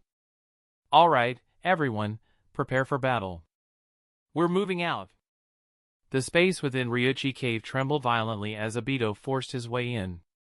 Chapter 207, The Judgmental Serpents. Deep within the temple of Ryuchi Cave, the White Snake Sage abruptly sat upright, her eyes flashing with a hint of alarm. Ryuchi Cave resided in a separate dimension, entirely under the White Snake Sage's control. Only those granted her permission could step foot in this sacred space. But just moments ago, someone had used an unknown method to forcibly break through the dimensional barriers and intrude into Ryuchi Cave. The White Snake Sage's expression turned grim as she muttered to herself, a mix of suspicion and anger in her voice. Could it be that insolent brat from last time? Yes, it must be him. That kid possesses spatial abilities, there's no doubt it's him. Her lips curled into a chilling smile. If you'd stayed away, I might have let you be. But since you've dared to return, don't blame me for being ruthless. Prepare to become my dinner. With a flash, the White Snake Sage transformed into a massive serpent, surging outward with incredible speed. Her sage chakra erupted in a torrent, triggering numerous formations throughout Ryuchi Cave. The air grew heavy with violent spatial fluctuations as the cave itself seemed to tremble. This place is now sealed. Let's see how you plan to escape. At the cave's outer edge. Obito's brow furrowed as the space around him began to ripple and distort. An unsettling sensation crept over him. It seems I've lost connection to my spatial markers outside. Did the white snake sage tamper with something? He shrugged. No matter. I came here to kill a snake, so let's deal with her first and think about the rest later. As Obito mulled over his plan, a voice interrupted, loud and brash. Hey, boss! Where's this giant snake you mentioned? I don't even see so much as a snake's scale. Before Obito could respond, the ground beneath them quaked. Moments later, 4 colossal white-scaled serpents emerged from the shadows. Leading them was none other than the white snake sage herself, flanked by 3 slightly smaller but equally intimidating serpents. Obito guessed they were the serpents, beings known for their cunning but not their intellect. For serpents, and the lead one's bigger than the 2 tails. 1,000-year-old snake sage. Haiden's eyes gleamed with excitement as he clasped his hands in mock prayer. Praise Jashin! Imagine offering these 4 souls to my god, he'd love me forever. Nearby, Sasori calmly unfurled a scroll, his gaze lingering on the serpents. These beasts will make exquisite puppets once I strip their hides and bones, he mused. Meanwhile, the serpents whispered among themselves. What foolish humans, muttered Taijutsuheim. They've walked straight into their own deaths. Ichikishimaheim chuckled darkly. Not just foolish, they've even brought us extra snacks. How thoughtful. So naive, Taijutsuheim continued. Do they really think numbers can overpower the white snake sage? Ichikishimaheim hissed, baring her sharp fangs. Stop insulting them. They might be stronger than they look. Her companions ignored her protests, continuing their mocking exchange. Look at those 2 frail ones, Ichikishimaheim sneered. They look so weak that even a snake would lose its appetite. The white snake sage's gaze landed on Obito, her yellow eyes narrowing with fury. Insolent brat! This time, you'll pay dearly for your arrogance. Obito crossed his arms and laughed mockingly. Threatening me? You've chosen the wrong opponent. Turning to Madara, he gestured dramatically. Grandpa Madara, that shameless snake chased me halfway across the cave last time. Madara's eyes glinted as he shifted his gaze to the white snake sage. A mere serpent dares to torment my grandson? Prepare to atone with your life. The white snake sage burst into laughter, her massive body coiling and uncoiling, smashing countless stone pillars in the process. As expected of a pair of arrogant fools. You think this frail old man is your trump card? How laughable. If that's your only hope, you can both die together. Without hesitation, she opened her jaws and unleashed a thick cloud of green poison, engulfing the area. Damn! That's a lot of poison. Obito exclaimed, pulling Madara into his Kamui dimension to evade the attack. As the toxic mist passed harmlessly through them, Madara smirked. Interesting ability, Obito. The white snake sage sneered. Let's see how long your trick can hold up. My poison is absolute, no living creature can survive it.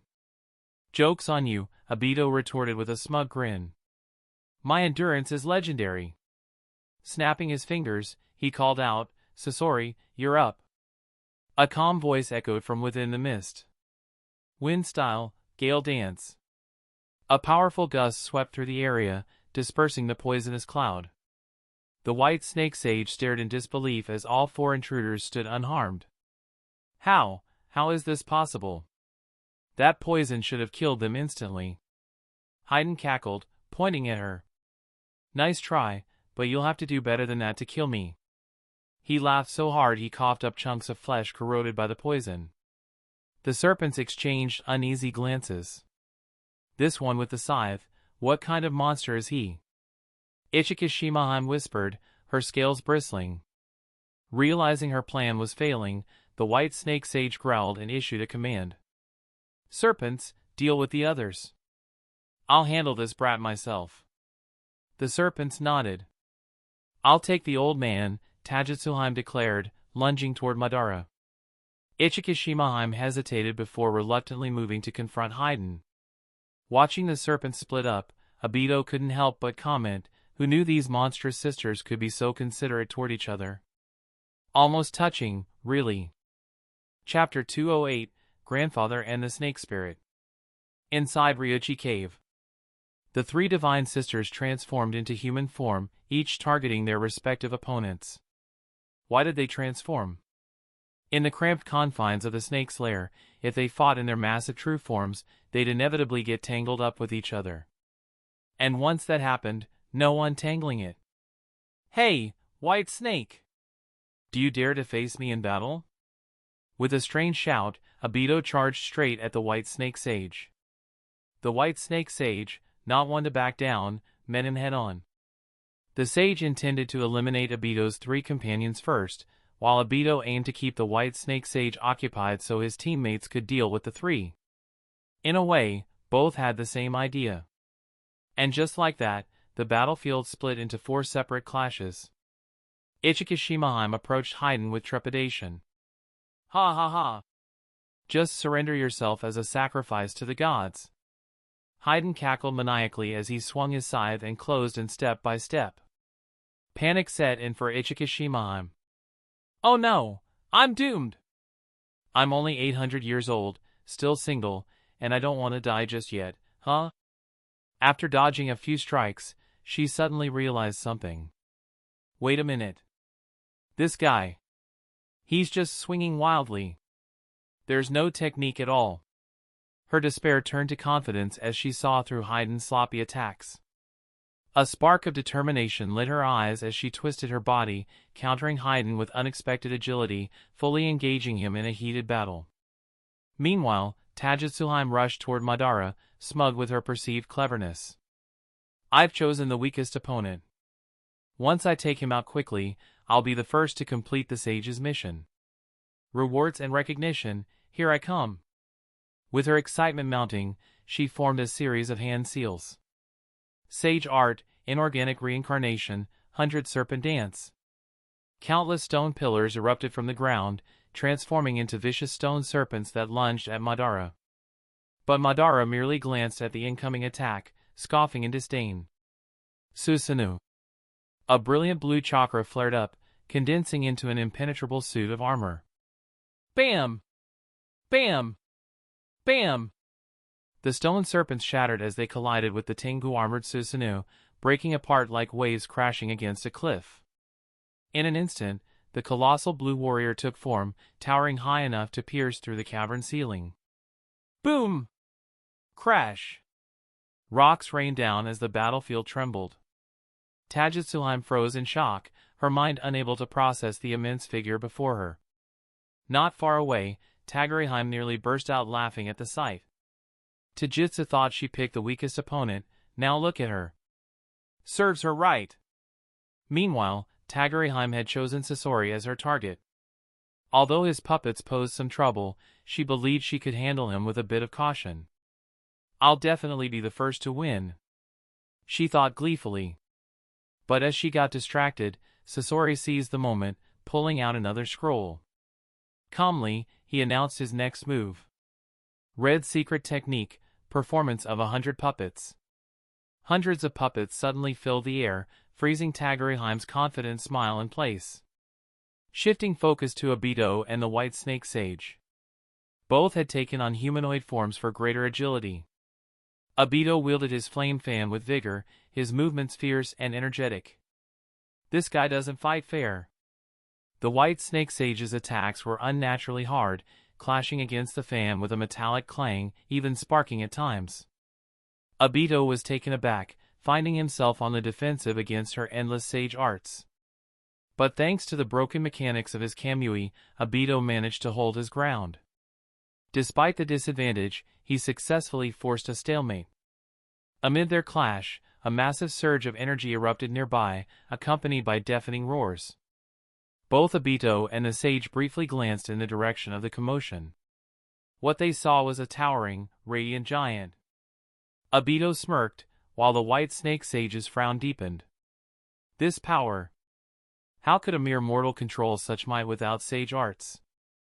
Obito burst out laughing. Ha ha ha. 1,000 years old and still so naive. This is the power of the Uchiha, the power of gods.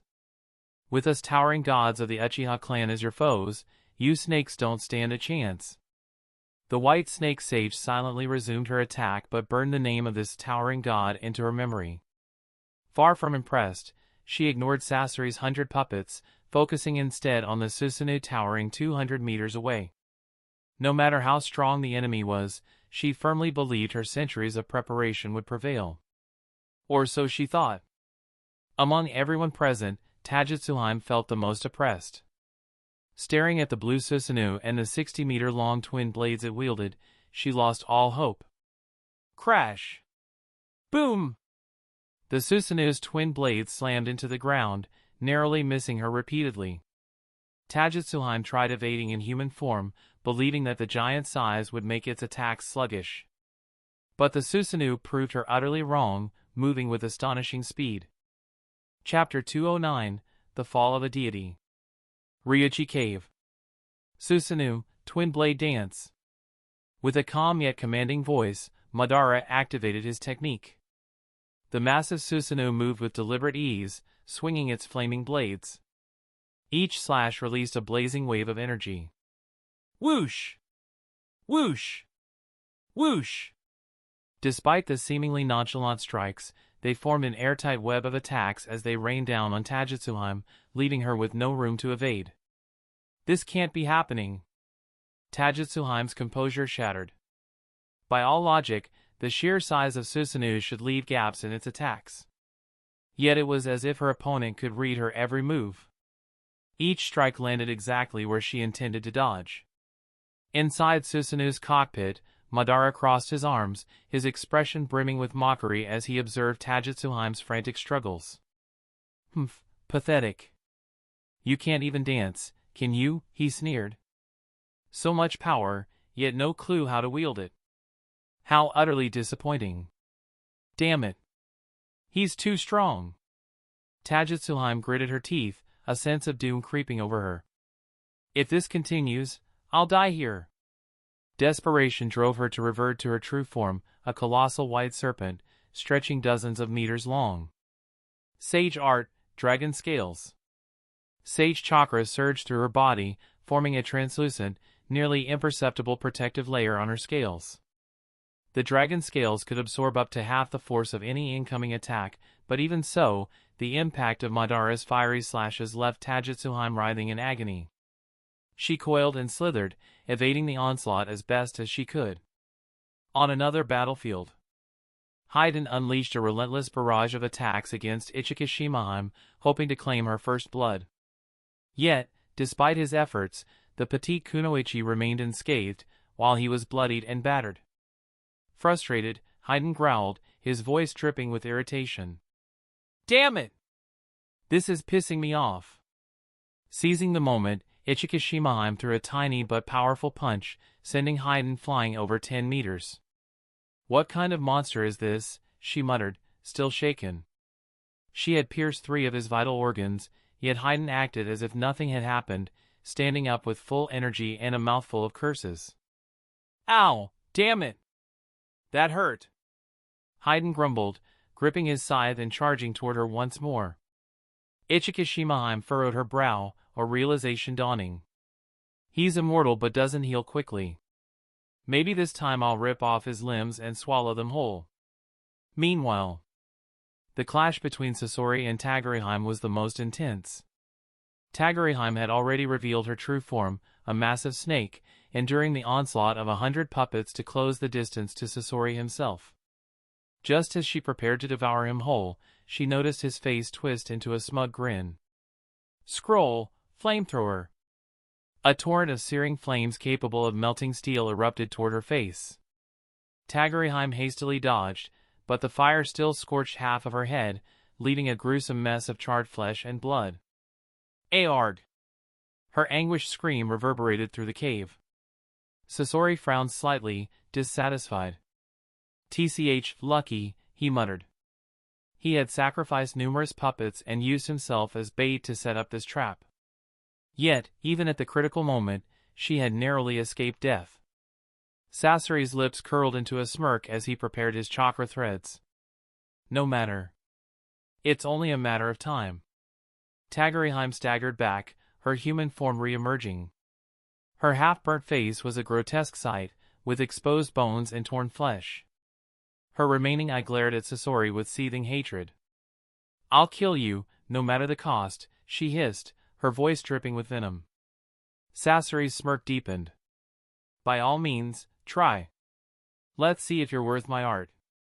Elsewhere in the cave, the White Snake Sage, locked in battle with Obito, felt a chill as she sensed the dire situation of her kin.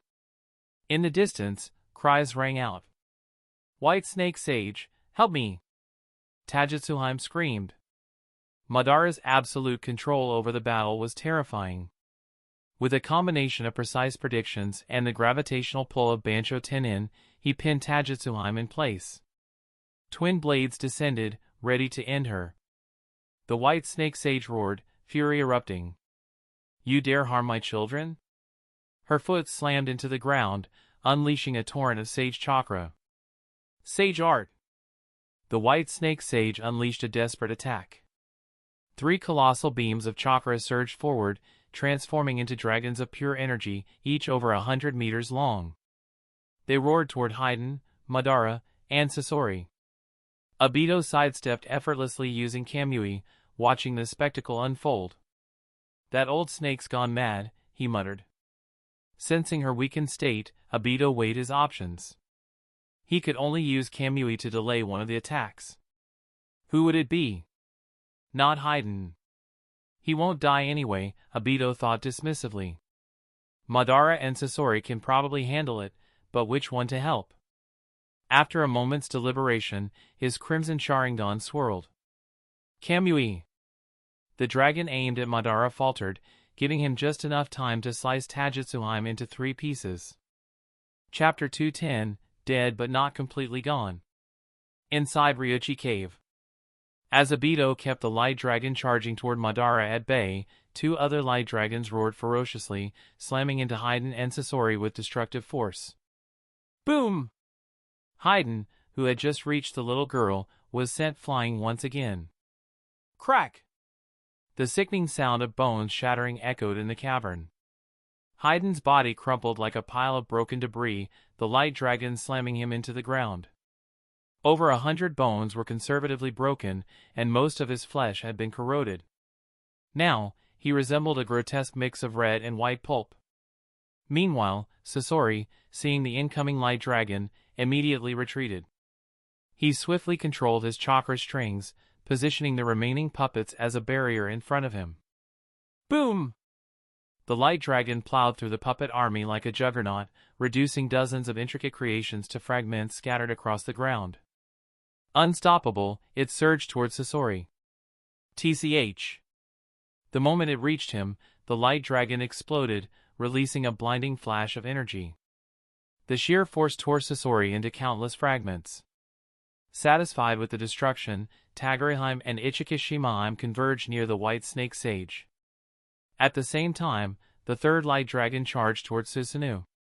Madara, unflinching, kicked the writhing serpent head toward the incoming dragon. Damn it! Tagetsuheim could only watch in despair as her allies' attack became collateral damage. The serpent head exploded, splattering debris and gore everywhere.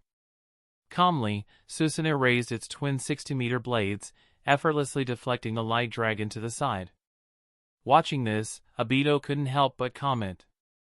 Madara-sama's ruthless, treating allies like sacrificial pawns. After all, in a way, Tagetsuheim had fallen to the White Snake Sage's own maneuvering. You wretches have angered me beyond words.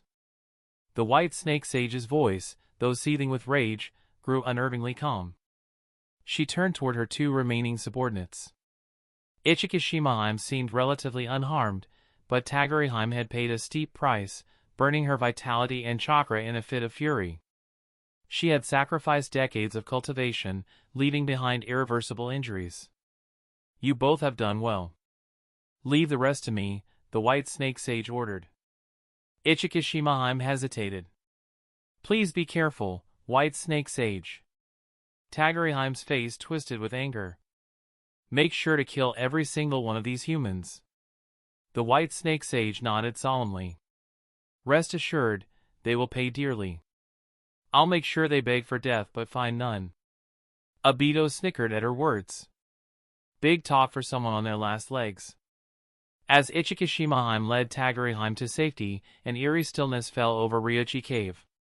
Click, click. A mechanical noise echoed, sharp and abrupt in the silence. From the rubble, a puppet, one that had been thrown aside by the light dragon's blast, slowly rose to its feet, its eyes gleaming with renewed life. Sasori was alive. Moments before, using his myriad puppets as sacrificial shields had bought him a fraction of a second. In that fleeting moment, he fired his regeneration core away, transferring his essence to safety. Amid the chaos of the light dragon's explosion, the small, dark cylinder had gone unnoticed. Taguriheim, distracted and assuming Sasori's demise, missed her chance to finish him off. Despite his altered appearance, she immediately recognized Sasori. You dare to survive? I'll kill you for good this time, she roared. The white snake sage's expression darkened but remained composed. She turned to her subordinates and ordered, Ichikishimaheim, take Taguriheim and retreat. Do not get in the way. Understood, white snake sage. Reluctantly, Ichikishimaheim pulled the fuming Taguriheim toward a safer area. Sasori, now glaring at his diminished puppet collection, couldn't hide his frustration. Over 100 puppets had been reduced to just a handful. He retrieved a scroll from his arsenal, preparing to summon more reinforcements. Before he could open it, Obito appeared beside him, placing a firm hand on his shoulder. No need for your ultimate art just yet. Focus on that task instead. Obito's tone was calm, but his words carried weight. Sasori hesitated, then stowed the scroll away with a nod. Understood. The task referred to was Sasori's role in countering the White Snake Sage's area of effect techniques, ensuring Obito could maintain his intangibility without interruption. Sasori's function as a support player was clear, while the team's roles were divided, Madara as the main fighter and DPS, Haiden as the mage and tank, and Obito as a wildcard. Sasori, Obito said quietly. You've seen Haiden's curse technique before, right? Sasori nodded. Once. Good. I suspect our opponent might use a dangerous forbidden technique soon. Keep your distance with Haiden and see if you can patch him up. If that's not possible, use your chakra strings to manipulate him and ensure he can activate his ritual when needed. Obito glanced at the mangled Haiden, his confidence wavering slightly. If nothing else, you must be ready to intervene and disrupt the enemy's technique. Don't let it last longer than 5 minutes. Sasori gave a curt nod. Understood. Gathering his remaining puppets and dragging Haiden's broken form, Sasori retreated. The White Snake Sage watched, her expression cold. It's futile. Once you two are dead, the others will fall just the same. Obito chuckled. The same could be said for you, White Snake Sage. Tell me, do you regret standing against me, Uchiha, for a mere stranger? The White Snake Sage's gaze hardened. To be honest, I do regret it, but your chakra will provide me with ample consolation. Chapter 211, A Large-Scale Battle. While Obito and the White Snake Sage exchanged taunts, Sasori and Haiden had already retreated to a safe distance. The White Snake Sage's body began to levitate, a swirling aura of Senjutsu chakra coiling around her. Now, allow this old body to show you the true divide between mortals and sages.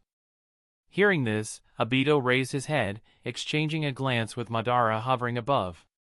In that instant, the two understood each other perfectly. The enemy was clearly preparing to unleash some sort of ultimate technique. Why give her the chance? Only a fool would stand idle and wait. Thus, the elder and the younger chose not to play fair. Together, they launched a surprise attack on the White Snake Sage. Susanoo, Yasaka Magatama. A flurry of 8 Yasaka Magatama flew through the air, aiming directly at the levitating White Snake Sage. Confident in Madara's coordination, Obito pushed his Kamui to full power. Kamui. I'll twist your head off. The White Snake Sage paid no attention to their combined assault. Radiant Senjutsu chakra continuously surged from her body, forming a massive dragon skeleton in front of her. Clink! The formidable Yasaka Magatama vanished the moment they struck the dragon bones, causing no more than faint ripples on the surface.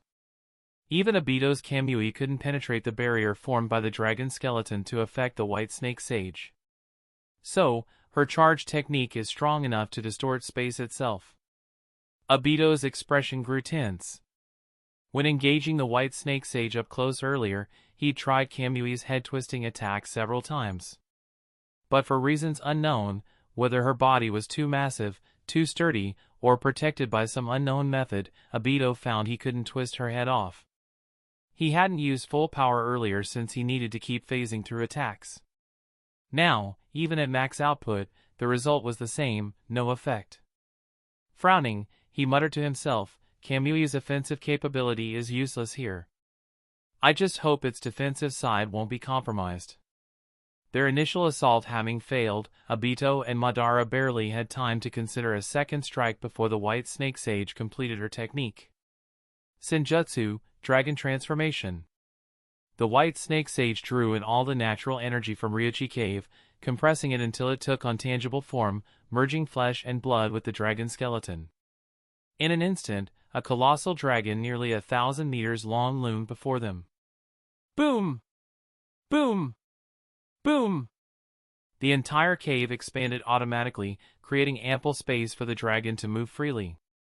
Its whiskers swayed in the wind, and golden eyes full of majesty glared down at the two.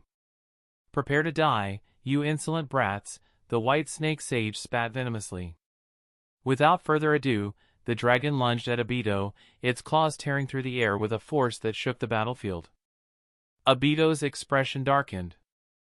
The closer the massive creature, formed entirely of Senjutsu chakra, came to him, the more sluggish the surrounding space became.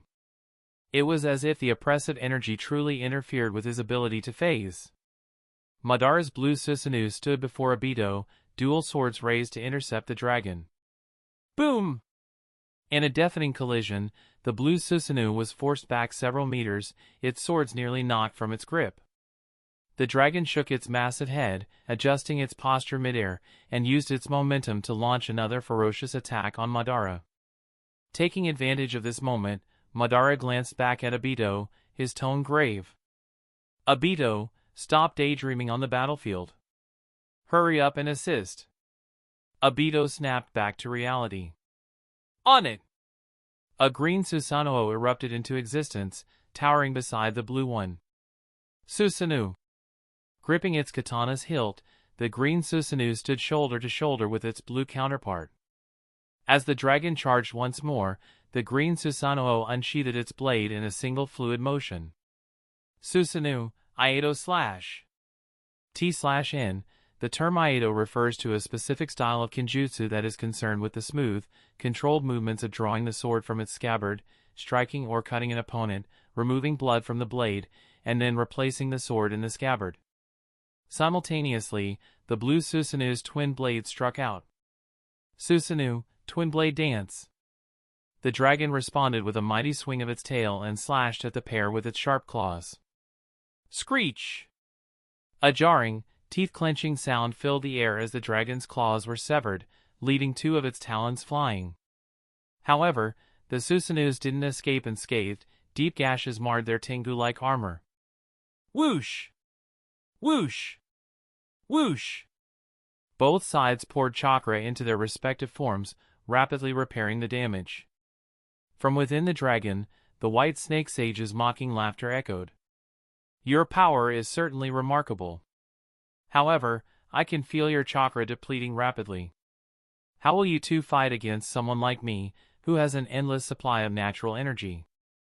Obito cursed under his breath. Damn it, this is the downside of fighting on foreign turf. I can't even enter Sage mode here, and she's got infinite refills of natural energy. Realizing a prolonged battle would only lead to their defeat, Obito turned to Madara and said, Grandpa, just focus on wounding her. Leave the rest to me. Madara snorted but nodded. I hate to admit it, but this oversized worm is formidable. I might not be able to take her alone. Allow your grandfather to create the opportunity. Though the situation was dire, Madara showed no frustration, only exhilaration at the challenge.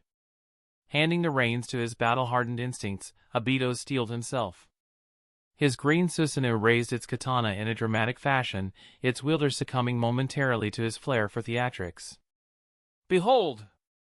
The blood of dragons must end by the sword. Madara glanced at Obito, unimpressed. Enough monologues. Time to act. As the dragon lunged for them once again, Madara called out, Obito, lend me your strength. Obito's heart skipped a beat. Could it be? That technique? Though the cave ceiling restricted the Tengai Shinsei's usage, there was still one move that wasn't bound by such limitations. Obito merged his green Susanoo with Madara's, their chakra systems intertwining. The blue Susanoo sprouted a second, monstrous face and 2 additional arms. Its glowing eyes brightened as Madara's Rinnegan activated. Behind it, a black sphere materialized in its twin hands. Chibaku Tensei. Chapter 212, A Battlefield in Flux. Chibaku Tensei. With a synchronized low shout, the grandfather and grandson duo unleashed their technique. The miniature black sphere in the hand of Susanoo shot upward. Omega? Nani? The enormous dragon's golden eyes widened in disbelief, its massive body momentarily frozen mid-flight. But it was already too late for the white snake sage to react. The black sphere, now ascending to a certain height, suddenly emitted an overwhelming gravitational force, frantically pulling in everything below it. Boom! Boom! Boom! Boom! The ground began to rupture, and rocks of all sizes were torn from the earth, drawn upward by the sphere's irresistible pull. In moments, they became part of the sphere's expanding shell. What terrifying gravity! The white snake sage exclaimed, alarmed.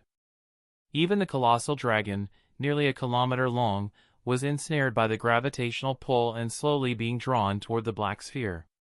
Damn it! This gravity is still intensifying. Under the immense force, the dragon was immobilized, unable to resist the relentless pull. The white snake sage made a swift decision, clapping her hands together to unleash a secret technique. Senjutsu, Dragon Roar. The dragon's massive form abruptly shrank by a significant margin. Opening its maw wide, it unleashed a deafening roar at the black sphere above. Ruer. The sound was a harrowing mix of howling winds and a bellowing ox, its tone deep, resonant, and brimming with majesty.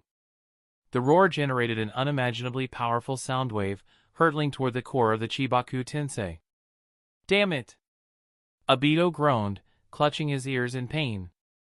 Even the residual force of the dragon roar shook Obito and Madara within the cockpit of their Susanoo, causing their blood to churn violently. The sheer power of this technique was evident. ZZZZZT, pop. The black sphere rippled under the impact of the dragon roar, waves spreading across its surface. With the sound of a bubble bursting, the black sphere disintegrated into nothingness. Ruar. Freed from its constraints, the dragon, now 800 meters away, lashed its tail and charged toward the duo once more. Obito, assist Grandpa in summoning the demonic statue of the outer path. Madara commanded in a deep voice. Obito's expression turned serious as he watched the approaching dragon. The space here is sealed, I'm afraid. Madara interrupted firmly, the demonic statue is an exceptional entity. With our combined power, we should be able to summon it here. There was no time for hesitation. Obito glanced at Madara's resolute expression and nodded heavily. Understood.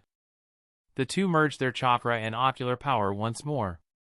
Summoning, demonic statue of the outer path. The white snake sage's face paled as she sensed a powerful force abruptly tearing through the barrier sealing the Ryuchi cave. In the next instant, she saw the full form of the summoned entity. Boom!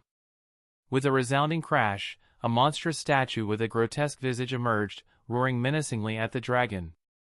Is that the divine tree? A familiar scent reached her nostrils, and the white snake sage's expression twisted in shock, dredging up memories from a millennium ago. Impossible, This can't be. For the first time, a trace of doubt crept into her mind. She might lose this fight. The dragon halted its attack, circling in the air as it carefully observed the demonic statue. No, this isn't a complete divine tree. Its essence seems to be missing a significant portion. Realizing this, the white snake sage's eyes gleamed with excitement, and a spark of greed ignited in her heart. If I can defeat these two, I might even obtain the divine tree's power. Driven by ambition, she commanded the dragon to charge at Obito and Madara once more. Huff, huff. Obito gasped for breath, glancing at Madara. The forceful summoning of the demonic statue had left both of them in poor condition. Grandpa, I'll back you up. Leave the rest to me. Madara didn't reply, his sharp gaze fixed on the dragon. Though they had successfully summoned the demonic statue, they had only one chance to strike. If their next move failed to create a decisive advantage, their defeat would be inevitable. In a flash, the distance between the three massive entities closed to less than 100 meters. The white snake sage smirked coldly, once again unleashing her earlier technique. Senjutsu, Dragon Roar. The dragon's maw opened wide, releasing a deafening roar directly at the duo. Ruer. The devastating sound wave ripped through the air, shattering their Susanoo layer by layer. Ugh! Obito and Madara spat blood as the shockwave dislocated their internal organs. Seizing the opportunity, the dragon bypassed the demonic statue and lunged toward the two falling from the sky. Obito, now! Madara shouted. I understand. Obito replied, his voice resolute. With their combined will, the demonic statue's 5 eyes shifted, locking onto the dragon with a malevolent glare. In the blink of an eye, 10 massive chains shot from the statue's mouth. Swish! Swish! Swish! Given the dragon's enormous size and proximity, the chains easily ensnared it. What? The white snake sage's anger and frustration surged as she tried to command the dragon to break free. Clang! Clang! Clang! The chains rattled violently, but their connection remained unyielding. The demonic statue's sealing chains were designed specifically to bind chakra-based entities. And the dragon, being entirely composed of Senjutsu chakra, was inherently vulnerable to them. Seeing the dragon temporarily restrained, Obito and Madara quickly poured their remaining chakra into restoring their Susanoo. The white snake sage cursed under her breath. Damn it! I had the upper hand just moments ago. Realizing the balance of power was shifting, she made a swift decision. If the dragon remained bound, the divine tree would continue draining its Senjutsu chakra, potentially allowing her enemies to recover. Release! With a thought, the dragon disintegrated into 7 or 8 smaller light dragons, breaking free from the chains. The smaller dragons circled in the air before converging back toward the white snake sage. Obito, we can't let her regroup. Madara growled. As he spoke, his blue Susanoo rose, twin blades slicing toward the light dragons at the center. This was the white snake sage's domain, and natural energy was abundant. She had fought tirelessly without any significant depletion. If the light dragons managed to fuse again, all the progress they made would be for nothing. I understand. Obito responded, his green Susanoo soaring upward. Each hand hurled a spinning shuriken infused with Kamui. Kamui, shuriken. Obito watched the shuriken with bated breath, his heart racing. Whether we win this battle or not, depends on my little trick. Chapter 213, The Failed Trick. The cavern echoed with tension. The great white snake sage's eyes gleamed with venom as she watched Madara charge toward her. She thrust her hands forward, and 3 radiant dragons shifted midair, hurtling toward Madara with unstoppable momentum. Madara's brows furrowed slightly. The scattered energy of the dragons shouldn't pose any significant threat to him. Yet, an inexplicable sense of unease crept into his mind. As the distance between them closed, the Senjutsu chakra from the 3 light dragons resonated, forming an intricate barrier that encased his blue Susanoo. Grara! The dragons emitted mournful cries as they fortified the barrier. At the same time, the energy within them began to churn chaotically. This isn't good. Madara's expression darkened, his intuition quickly piecing together the White Snake Sage's intentions. Meanwhile, for Kamui Shuriken, launched from his Azure Susanoo, sliced through the air in jagged arcs, aimed directly at the White Snake Sage. Shing! Shing! Shing! Shing! The White Snake Sage's instincts flared. Danger was imminent. Why do these 4 shuriken feel utterly unavoidable? She cast a glance toward the approaching projectiles. Despite her confidence, a trace of caution lingered. No matter. My body will regenerate in mere seconds. To be safe. Even without converging, the light dragons are naturally absorbing energy to heal themselves. The White Snake Sage clenched her right hand. Senjutsu, Dragon Mastery. The remaining 4 light dragons surged forward, spiraling through the air and colliding with the Kamui Shuriken. Pop! The sound resembled the bursting of a bubble. As the shuriken struck the dragons, they unleashed spatial distortions that twisted and shattered the dragons upon impact, scattering their forms into nothingness. As expected, these shuriken manipulate space itself. Wait! Though the 4 shuriken had been intercepted, the sense of unease in the White Snake Sage's heart only grew stronger. Her gaze darted around, quickly locking onto the source of her disquiet. Emerging from the shadows of the first shuriken were 4 more, silent and deadly, creeping toward her. Kamui, Shadow Shuriken. Such a petty trick. You think this can fool me? The White Snake Sage sneered, clenching her hand again. The light dragons at her feet split off into 4 concentrated streams of Senjutsu chakra, intercepting the shuriken with precision and shattering them effortlessly. Pop! The Kamui shuriken released their distorted fields, sending ripples through the surrounding space. For a moment, Obito's attack seemed completely neutralized. At the same time, the 3 dragons imprisoning Madara detonated. Boom! A torrent of Senjutsu energy erupted, piercing through the blue Susanoo. The barrier amplified the explosion, causing waves of aftershocks to batter Madara repeatedly. The White Snake Sage turned her gaze toward the trembling Susanoo. And now, only the insolent brat remains. Once he was taken care of, she could claim the greatest reward she had ever sought in 1,000 years. The White Snake Sage's wrinkled face contorted into a triumphant grin, resembling a wilted chrysanthemum. But just as she believed victory was assured, a chilling voice echoed from behind her. Looking for something, White Snake Sage? The White Snake Sage froze, her entire body trembling. Degree, what? How? A few seconds earlier. As the Shadow Shuriken prepared to emerge from the first shuriken's wake, the White Snake Sage's attention had been momentarily diverted. Taking advantage of her distraction, Obito executed a bold gambit. He left a shadow clone in his cockpit and slipped into the Kamui dimension. In his mind, Obito had prepared for 2 outcomes. If the White Snake Sage failed to notice the Shadow Shuriken, he could simply extract her blood and flesh directly, but realistically, she wasn't likely to fall for such a simple ploy. Unlike Naruto or Sasuke, Obito wasn't blessed with protagonist-level plot armor. There was no way a seasoned adversary like her would be tricked so easily.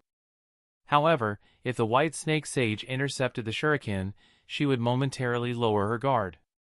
Combined with Madara's unexpected misfortune, this lapse was all Obito needed. With the spatial ripples from the Kamui shuriken obscuring his presence, Obito had quietly emerged behind the White Snake Sage. Back in the present.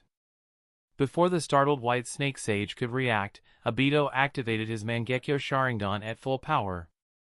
Kamui. The incomplete light dragons lacked their full dragon bone structure and couldn't block Kamui's effects. The earlier shuriken had already proven this. The terrifying spatial distortion bypassed the light dragons and targeted the White Snake Sage directly. With his heart pounding, Obito managed to twist off a piece of flesh from her backside. He couldn't contain his excitement. Yes! Finally! I've got it!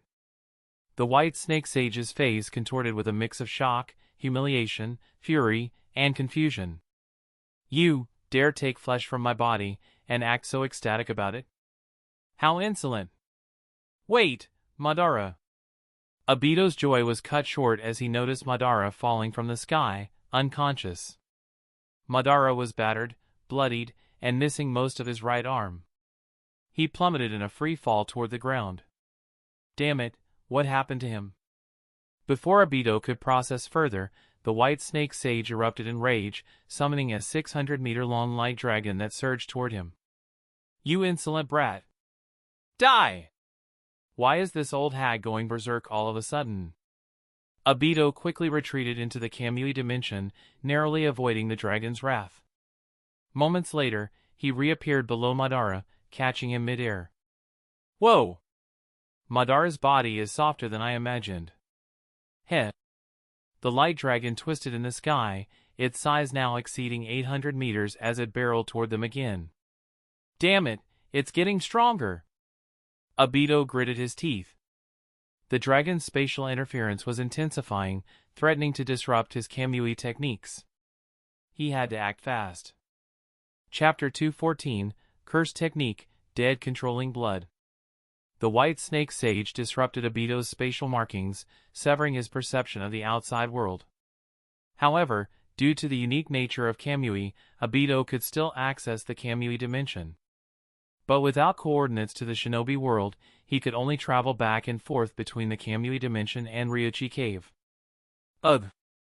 As Obito contemplated whether to pull Madara into the Kamui dimension, he felt a stirring from the man in his arms. Madara regained consciousness, his voice weak yet unmistakably commanding. Obito, put Grandpa down. Grandpa can still dance. What the? Obito yelped, nearly throwing Madara out of his arms in panic. Had Madara overheard his earlier muttering? Social death was imminent. Madara flipped midair with effortless grace, landing on his feet with a somber expression. Obito, what's the plan from here? Obito didn't look at him. Instead, his gaze was fixed on the colossal dragon in the distance. He was already controlling Susanoo with his shadow clone, trying to stall the incoming dragon to buy them time. Grandpa Madara, listen to me, Obito said urgently. I'll keep the white snake sage occupied. You need to deliver this to my subordinate. As he spoke, Obito retrieved a chunk of the white snake sage's flesh from the Kamui dimension and handed it to Madara. If you can do it discreetly, all the better. My subordinate will need some time to prepare the technique. Understood. Madara nodded, clutching the flesh tightly before retreating into the distance. Meanwhile, Obito muttered under his breath as he ran toward the battlefield ahead. Now that everything hinged on Haiden, Obito stopped conserving chakra and began unleashing his full arsenal. With style. As Obito sprinted, hundreds of trees erupted from the ground, forming a dense forest in an instant. At the same time, Susanoo retreated to the forest's edge, still grappling with the dragon. The white snake sage narrowed her eyes as she observed from within the dragon. Another wood-style user, after all these years. But before me, such tricks are futile. The white snake sage could sense Obito's rapidly depleting chakra reserves. He wouldn't last more than 10 exchanges before he was completely drained. So he's trying to stall for time to help his ally escape? The sage sneered. A sentimental human, but futile nonetheless. Where in Ryuchi Cave could they possibly run? In the end, they'll all become my feast. Stalling only delays the inevitable. But then, the white snake sage's expression shifted sharply. No. This brat is cunning, always calculating. Every move he makes serves a purpose. The fact that he took a chunk of my flesh must mean something. I can't give him any more time. The dragon abruptly shifted its course, ready to bypass Obito and chase Madara. But the white snake sage hesitated. If she strayed too far, Obito might exploit the distance to teleport freely. Clenching her teeth, she decided to eliminate him first. Senjutsu, Dragon Flames. The dragon opened its maw, unleashing scorching flames upon the forest. Obito leapt into the air, merging with Susanoo once more. Susanoo, lava style. With no reservations about chakra consumption, the lava style within Susanoo managed to withstand the dragon's flames. Perhaps it was a matter of positioning, but the clash ended in a draw. The dragon, however, lashed its tail in a dishonorable attack. Obito slammed his palms together, channeling chakra into the seeds within the forest. Wood style, wood dragon jutsu.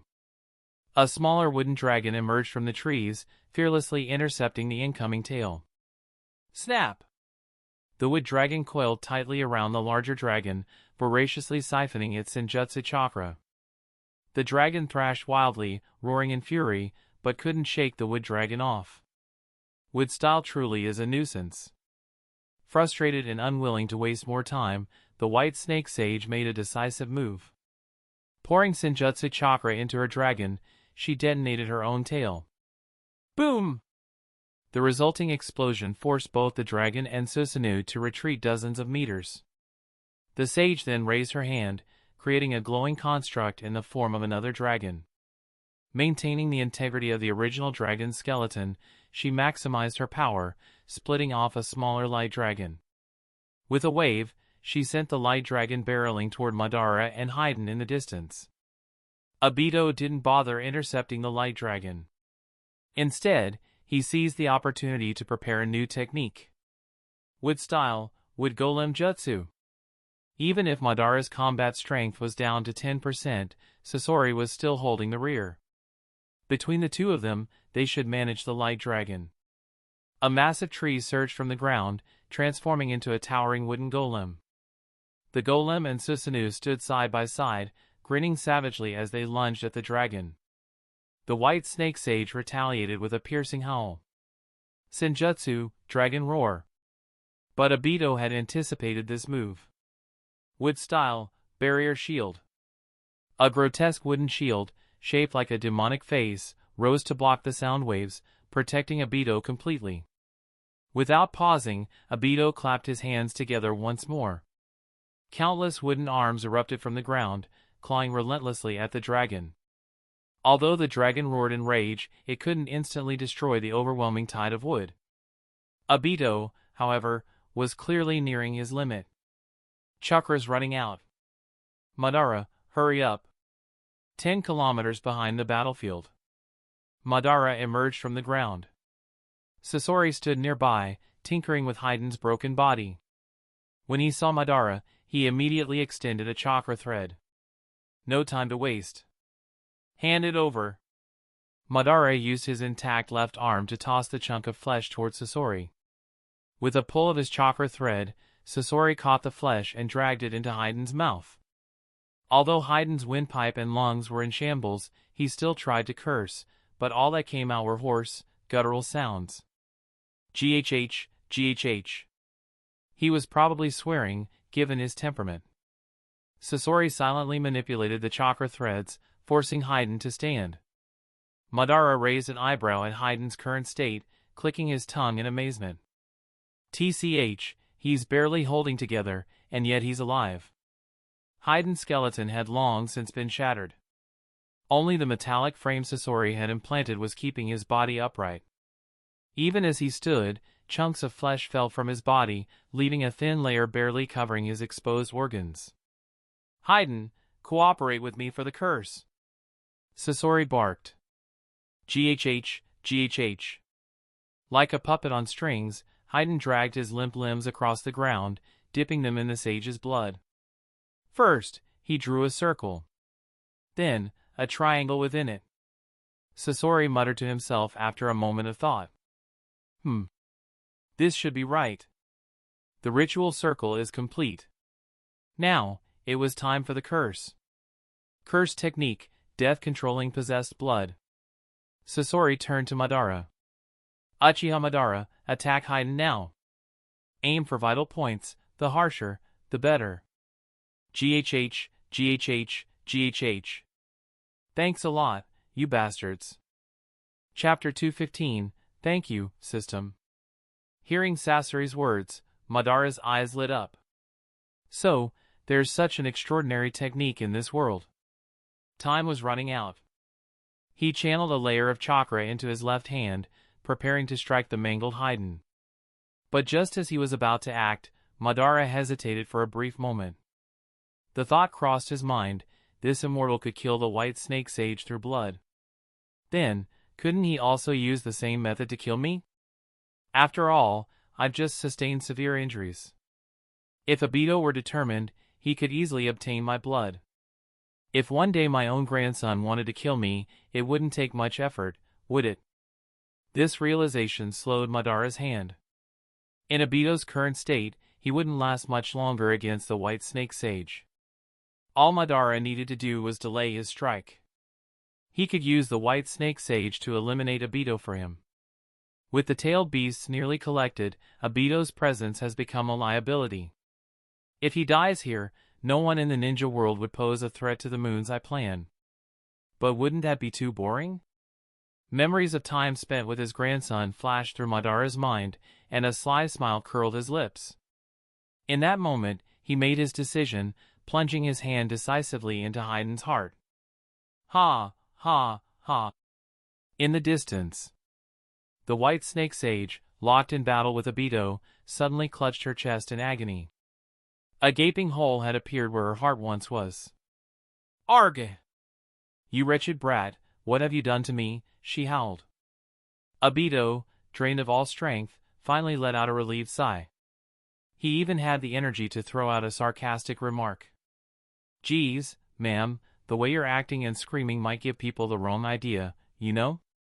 He wiped the cold sweat from his forehead, grateful to still be breathing. Grandpa Madara, if you'd been just a few minutes later, I might have been a goner.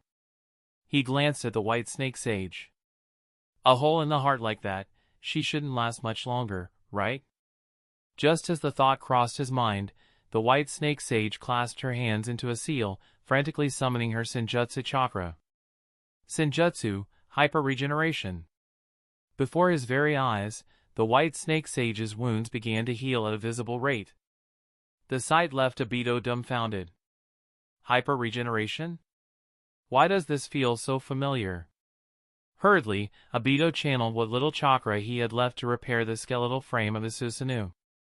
Even if I die today, you're coming with me to hell, the white snake sage roared, her gaze locked on Obito. The massive dragon wailed as it soared through the air, its energy growing increasingly unstable. Damn it! Obito cursed, his expression darkening. This lunatic!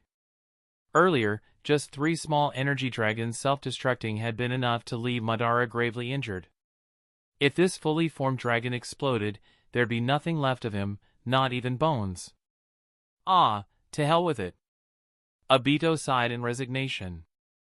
Out of chakra and options, he could only brace himself for whatever fate had in store. Back to Madara. Having pierced Haiden's heart, Madara finally relaxed. Ha! That should do it. What a satisfying battle. Ha ha ha. But just then, a deafening roar shattered the air, drowning out his laughter. HRRNGH. 100-meter-long energy dragon appeared in Madara's line of sight. In the blink of an eye, it crossed a kilometer, charging at him with reckless abandon. Madara's brows furrowed as countless thoughts raced through his mind. Could it be that piercing her heart wasn't enough to kill her? No, this is bad. Obito might be in danger. Madara glanced at Haiden's mangled body, a sinister glint flashing in his eyes. In that case, let's see if this finishes you.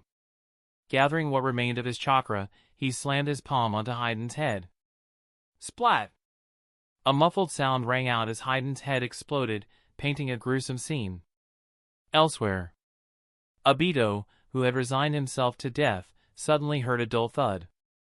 Splat! Huh? Was that an explosion? Why does it sound different? He cautiously opened one eye. The white snake sage, who had been on the verge of detonating her energy reserve, no longer had a head. She collapsed to the ground with a resounding crash, her massive body lifeless. And without her soul to complete the final step, the raging energy within the dragon began to stabilize. The threat of an explosion had passed. Obito was overwhelmed with relief. Holy crap! Haydn, you absolute legend! As he basked in his survival, a long-forgotten voice suddenly echoed in his mind. Host, quick! Let me absorb her. This is a goldmine. The system? Obito froze for a moment before snapping, where the hell were you when I was about to die? And now that the boss is dead and it's loot time, you suddenly decide to show up? You don't care about me at all. You're just using me as a money-making tool. The system trembled slightly in his mind, quickly switching to a sultry tone. That's not true, host. I read the script and knew you wouldn't. Oops, forget I said that. Come on, sweetie, go over there, and I promise I'll make it worth your while. Obito snorted, but begrudgingly approached the white snake sage's corpse. Fine. You'd better keep your word. Unbeknownst to the system, Obito had indeed noticed its earlier slip but chose to ignore it. The questions of where he truly was and why he existed lingered in his heart. Deep down, he already had an inkling of the answers. Ah, so rich, so pure, this is delightful. The system hummed in satisfaction as it devoured the white snake sage's chakra. Moments later, it rewarded Obito. Ding! As a token of appreciation for your loyalty, host has received Ryuchi Cave Mystery Box X1. Please reply confirm to claim your reward. A mystery box, huh? Obito rubbed his hands together in anticipation. Confirm. Ding! Congratulations, host. You've obtained Ryuchi Cave Senjutsu Enhancement Module. This module will automatically augment your current Sage mode with the unique features of Ryuchi Cave's Senjutsu, ensuring perfect compatibility. Ding! This system never forgets a promise. You'll always get what you deserve. Obito's expression softened slightly, touched by the gesture. Thank you, system. I didn't think you'd actually remember, like the time you tricked me into learning to slither around like a snake for years. Wait, damn it. Ding! Due to the host's inappropriate language, the system has automatically left the chat. Chapter 216, Haydn's Resurrection. Deep within Ryuchi Cave, Sasori and Madara stared at the unrecognizable pile of flesh on the ground.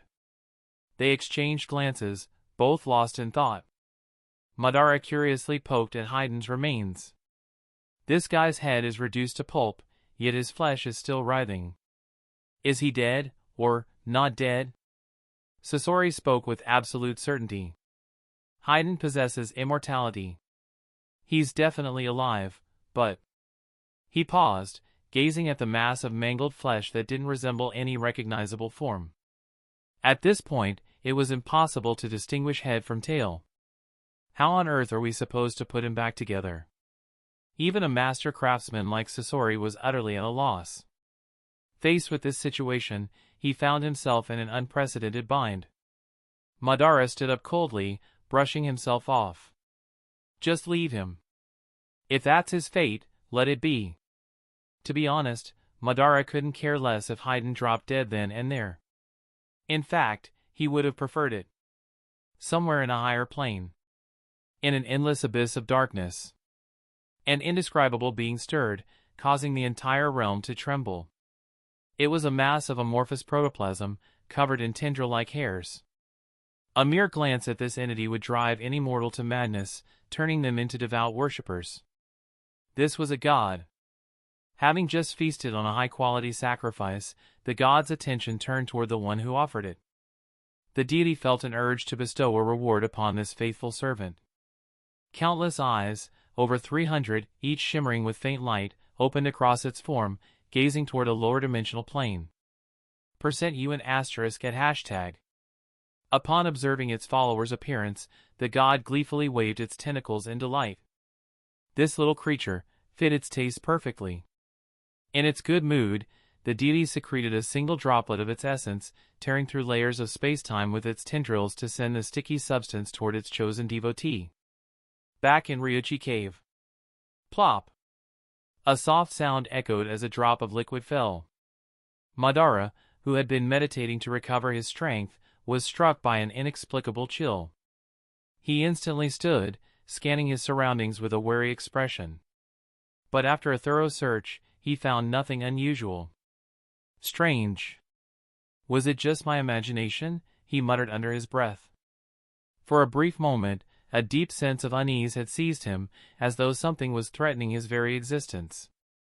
Huh? Madara's eyes widened in shock. The pile of flesh that had once been hidden was beginning to shift and merge. Through a process of mutual devouring, the mass was slowly forming into a humanoid shape. What the hell? Sasori, standing nearby, was equally dumbfounded, his expression blank. What was unfolding before their eyes completely defied all logic and reason. This wasn't scientific. This wasn't even remotely plausible. Madara, Sasori, you two, Obito had just returned from the battlefield when he, too, froze at the sight. However, with his wild imagination, Obito quickly came up with a reasonable explanation. Probably the god was pleased with Heiden's performance and decided to give him a little cashback, yeah. He rubbed his chin thoughtfully. Though, in this slime-like state, even Kakuzu's stitching skills won't be enough to fix him. Obito's thoughts then wandered elsewhere. Come to think of it, the White Snake Sage's death was surprisingly productive. Its soul was offered to the god by Heiden, its chakra had been handed over to the system. And even its corpse wouldn't go to waste, Sasori could craft countless artworks from it. When you put it that way, the White Snake Sage suddenly seems kind of noble, Obito mused. After observing the grotesque creation process for a while, the trio decided they had enough. While it was fascinating, it was also utterly revolting. Obito glanced at Madara, noting his missing right arm. Grandpa, are you okay? The recent battle had left everyone with some gains, but Madara? Not only did he walk away empty-handed, he'd also lost an arm. Madara smirked and ruffled Obito's hair with his remaining hand. Humph. Do you think something like this could bring me down? That was one of the most exhilarating battles I've ever had. Totally worth it. Their gazes met, and both couldn't help but grin. The next moment, they burst into uncontrollable laughter. Ha ha ha! Scowling at the scene, Sasori thought to himself. These two must have taken a blow to the head during the fight. Exhausted from the battle, the pair's laughter didn't last 10 minutes before they stopped. Obito turned to Sasori, a rare seriousness in his tone. Sasori, we couldn't have done this without you. I've already stashed the White Snake Sage's body and the other snake's remains for you. You can pick them up whenever you want. Sasori nodded calmly. Thank you, leader. But there are still 2 more enemies left to deal with. Obito waved a hand dismissively. No rush. The White Snake Sage is dead, those 2 don't pose much of a threat now. Let's wait for Heiden to finish up. Besides, I need to rest for a bit. Sasori inclined his head. Understood. I've collected the blood of our earlier opponents. Once Heiden's ready, we can use his curse technique to finish them off. Obito clapped Sasori's shoulder with a grin. Perfect. That'll take care of 1 more. As for the last one, leave her to me. I'm quite interested in her. Land of Earth, outskirts of Awadikure. A figure emerged from the ground, smugly flicking their golden bangs aside. See? That was way too easy. Just a piece of cake, But as the figure recalled how he'd been abandoned by 2 heartless teammates recently, his good mood soured. Humph. I'll prove to those 2 that my art never needed anyone else's help, After a quick disguise, Deidara took a secluded path toward the heart of Awadikure. It's only been a few years. Han shouldn't have moved, right? Absent-mindedly fiddling with the clay in his hand, Deidara began imagining the scene where he'd successfully bring Han back to the Akatsuki, leaving Sasori in awe of his artistic prowess. I can't wait to see his face, Just then, a familiar voice called out, tinged with surprise. Hey! Deidara? What are you doing here? What's on your mind? You look so happy. Deidara instinctively responded without thinking. I was just thinking about, he froze mid-sentence. Wait a second. Whipping his head around, he spotted a petite figure atop a hill not far away. Under the moonlight, he recognized her, short black hair, a delicate face, wearing a red cloak with black fishnet leggings that revealed long, slender legs. Kuratsuchi? Deidara's instinct screamed danger as he quickly scanned his surroundings. Sure enough, dozens of IWA shinobi had surrounded him. Farther in the distance, more IWA nin were approaching in waves. Chapter 217, Deidara's Resignation. Inside Ryuchi Cave. Madara and Obito sat together, laughing and chatting like a pair of old friends. In the past, they had gone on wild adventures together. You could say, after the recent war, the bond between these two had skyrocketed. Ah! On the side, Sasori was silently repairing his puppets. The battle had cost him nearly 90% of his treasure collection. The remaining 10%? Missing arms, legs, utterly wrecked. Though Sasori didn't say it out loud, deep down, he was devastated. Minutes passed. A loud, arrogant voice suddenly boomed through the cave. Beep, beep, beep, beep, guess who's back? Obito turned around, looking slightly exasperated. Haydn, can't you speak properly without throwing in a string of curse words? To everyone's surprise, Haydn didn't snap back. Instead, he grinned like a madman, his excitement practically radiating off him. Leader! I owe you one for this. Seriously, big thanks. He gestured dramatically, practically vibrating with enthusiasm. Thanks to offering the White Snake Sage's soul as a sacrifice, Lord Jashin personally blessed me. Obito raised a brow. So it's as I suspected. Motivational incentives like this are everywhere, huh? Work hard, get rewarded, and let the boss enjoy an even better life. Obito glanced at Haydn, who looked so thrilled he might explode. An absurd thought popped into his mind. What if Haydn tried using the Reaper Death Seal? Would the Shinigami and Jashin end up fighting? If they did, who would win? Obito's curiosity flared, his gaze toward Haydn becoming strangely intense. Should I test it out? Sasori, meanwhile, packed up his tools and casually tossed a small vial toward Haydn. Haydn, catch. Haydn caught it midair, frowning in confusion. What's this? Blood from my previous opponents, Sasori explained coolly, inserting 4 scrolls into his back. Use it for your rituals. Obito nodded in agreement. Yeah, hurry up and get to it, Haydn, while it's still fresh. Haydn's eyes lit up like a child on Christmas morning. He eagerly popped the vial open and downed its contents in one go. Delicious! It even has a hint of their essence. Haydn stepped into the ritual circle, but just as he began, he smacked his forehead. Wait, where's my scythe? Sasori replied flatly, still where you left it. You didn't bring it. Obito reached into his kamui space and pulled out a long sword, tossing it toward Haydn. Here, use this for now. Haydn caught the sword, gave it a few experimental swings, and sighed. Beep, beep. Guess I'll have to make do. To honor Lord Jashin as quickly as possible, I'll reluctantly manage with this. Without warning, Haydn drove the sword straight through his own skull. What the? No build-up, no warning, just straight to the point. Even Obito, who had seen plenty, was taken aback. Haydn, unfazed, twisted the blade in his skull for good measure. Thanks to his newfound blessing, he could now perform his rituals with even more enthusiasm. After some truly jaw-dropping antics, Haydn yanked the sword from his head and stabbed himself in the chest, collapsing onto the ground. He lay there peacefully, eyes shut, and began praying with devout sincerity. Several minutes passed. When it became clear Haydn wasn't getting up anytime soon, Obito frowned. Haydn, what are you doing? Eyes still closed, Haydn replied calmly.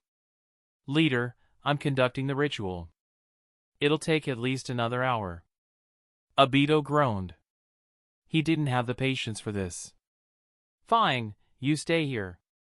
You can't die anyway. Turning to the others, he added, Sasori, Grandpa Madara, let's go. Time to pay a visit to the last remaining priestess. Madara raised a brow, his expression a mix of amusement and mischief. Oh, Obito. Are you sure you want us to come along? Perhaps you'd rather go alone? Sasori nodded slightly. I still need to repair my puppets. Just make sure to bring back the snake's corpse for me, leader. Obito blinked, feeling like he'd missed some hidden implication in their words. Fine. You two stay here. I'll handle it myself. Madara waved him off with a smile. No rush, Obito. Grandpa could use some rest anyway. Take your time. Right. Obito left, his expression growing more bewildered as he headed off on his hunt for the lowly. A few minutes earlier. On the other side of Ryuchi Cave. Ichika Shimaheim huddled into a corner, her voice trembling with fear. Taguriheim, do you think the white snake sage? Ridiculous. Taguriheim interrupted coldly, her tone sharp and decisive. The white snake sage has ruled Ryuchi Cave for a millennium. How could she possibly fall to mere mortals? But Ichika Shimaheim's unease didn't fade. But, what about Taijutsuheim? I said enough. Taguriheim snapped, clearly irritable. There's no but. Be quiet for a moment.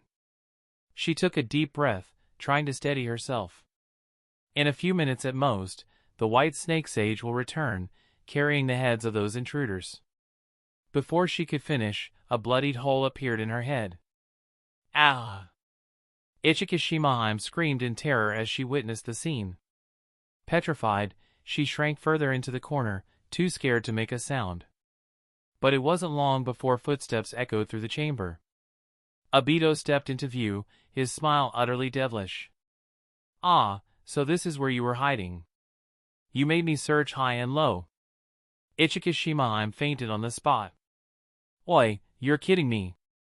Fainted already? Obito sighed, exasperated. I'm not even the brutish type. Did you really have to overreact like this? In Iwagakure. Deidara stood frozen, staring at the layers of Iwanin surrounding him. His mind blanked out. I'm screwed. Totally screwed. I can't drag Sasori-senpai into this mess, I have to escape on my own. Deidara scanned his surroundings frantically, searching for an opening.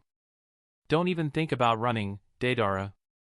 A graceful figure leapt down from a high perch, landing effortlessly in front of him. It was Kuratsuchi. Her long, toned legs flexed as she steadied herself, blocking his path. You're surrounded. Even Grandpa's on his way here. Old man, is coming? Deidara stiffened. His escape plan was as good as dead. Should I go for the ultimate art? But... His eyes flicked toward Kuratsuchi and the Iwanin around him, old friends, familiar faces from his past. Deidara sighed softly. So this is where my art journey ends, Kuratsuchi crossed her arms, shaking her head in exasperation. Deidara, you're impossible. Turns out, it's not lightning style, it's your obsession with art that's your real weakness. Deidara's relationship with Kuratsuchi and Inoki is full of regrets.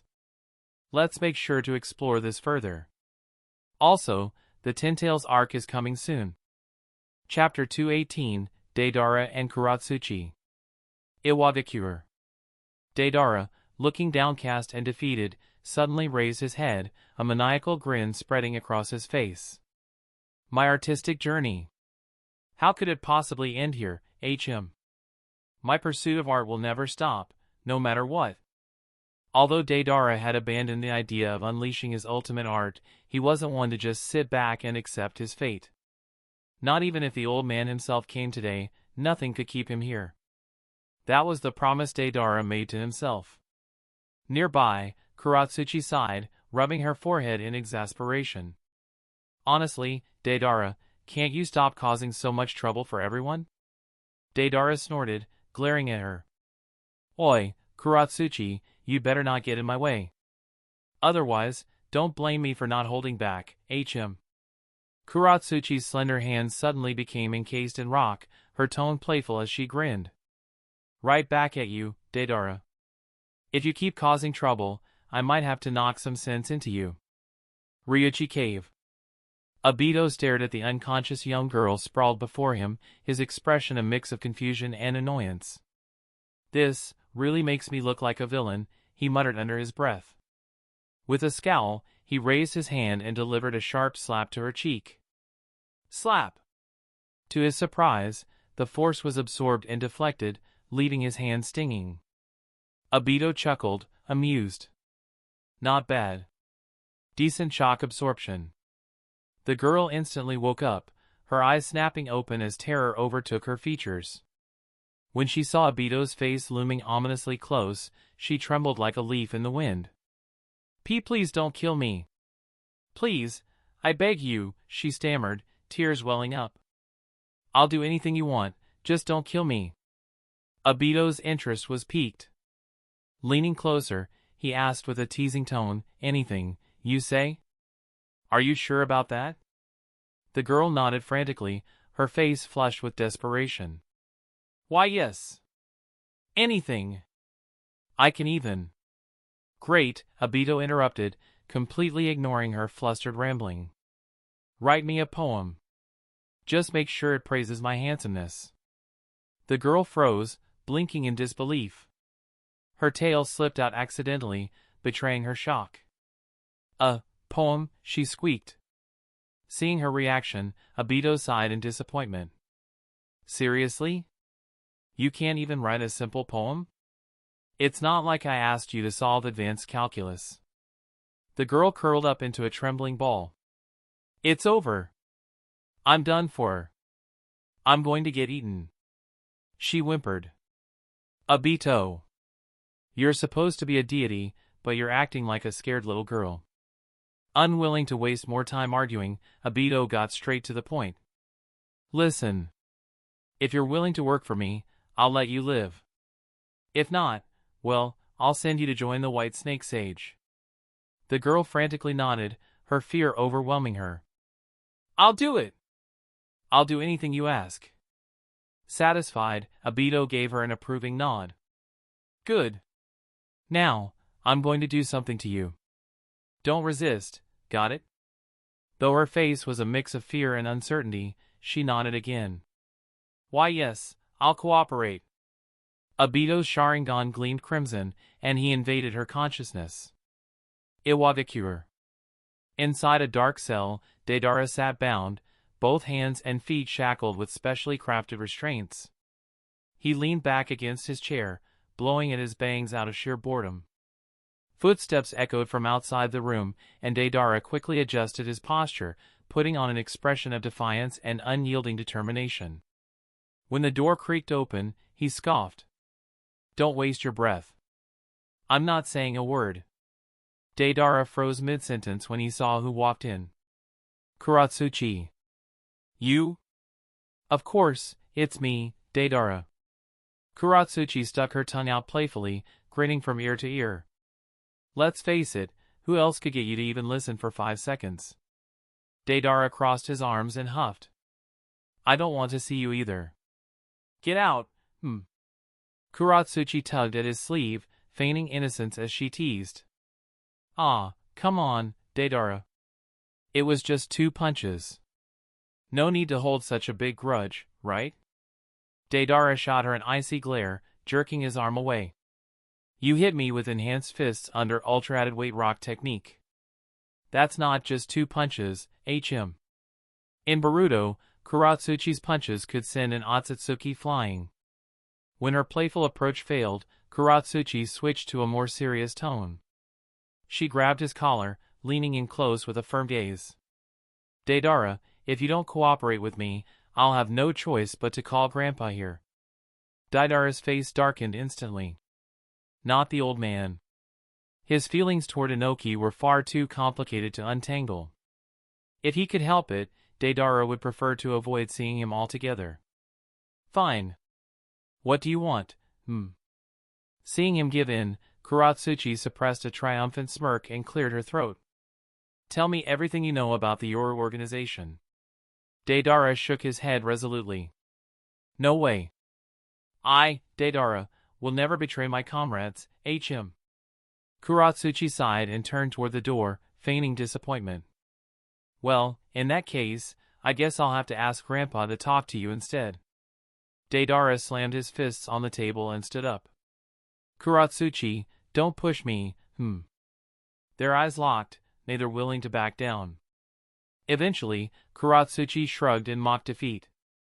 Fine. At least give me some information that won't violate your principles. Deal?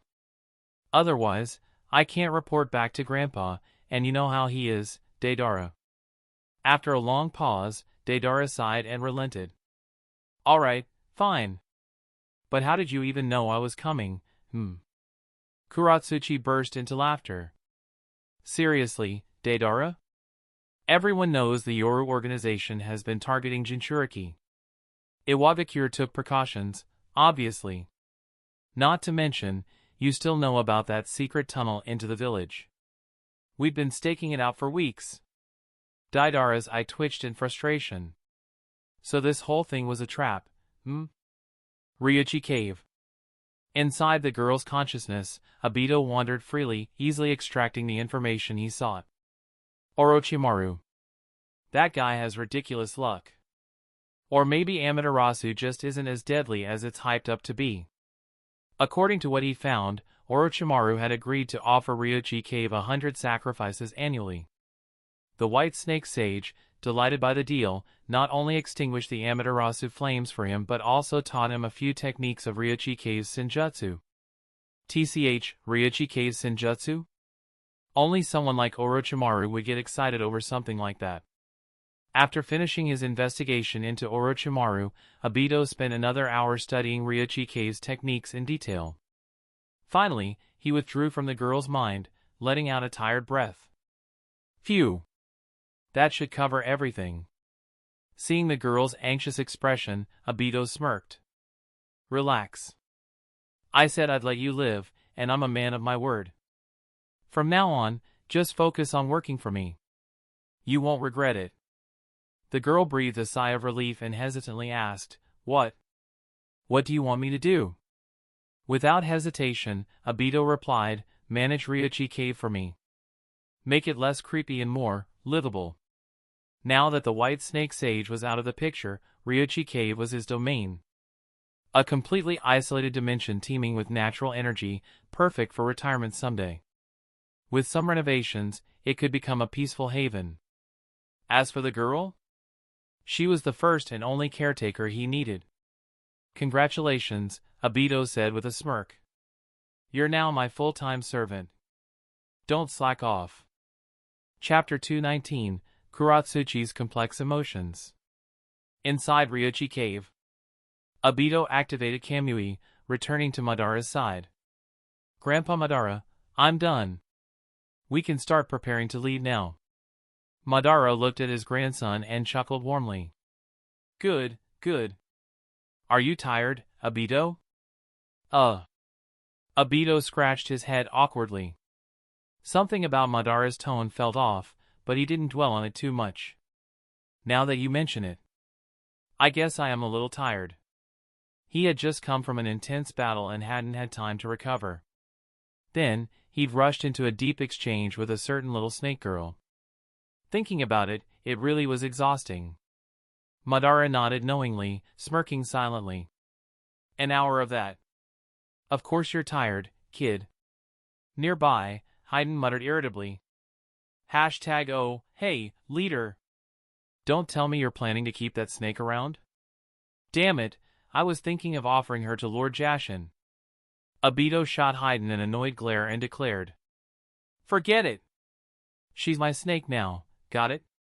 Hearing Obito's words, Sasori, who was quietly repairing his puppets, smirked inwardly. I knew it. So, the leader really has a thing for females, even ones from other species. Unbelievable. As someone who only cared for his masterpieces, Sasori found such desires utterly incomprehensible. Haydn grumbled under his breath, twirling his scythe. TCH. But since he owed Obito a favor this time, Haydn stopped complaining after a few curses. Thus, their journey to Ryuchi Cave came to a successful end. Obito gained Senjutsu. Sasori acquired new materials for his puppets. Haydn received Jashin's blessings. As for Madara, though it seemed he hadn't gained anything, the smile never left his face. In Iwagakure, inside a dimly lit room, Kuratsuchi slammed the table, fuming.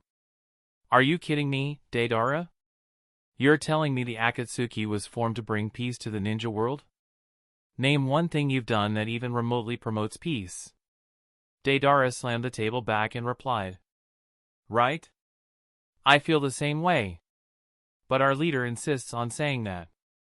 What can I do, Seeing Deidara's genuine expression, Kuratsuchi frowned, skeptical yet resigned. "Alright, then let me ask you something else. What's the Akatsuki's purpose in collecting tailed beasts?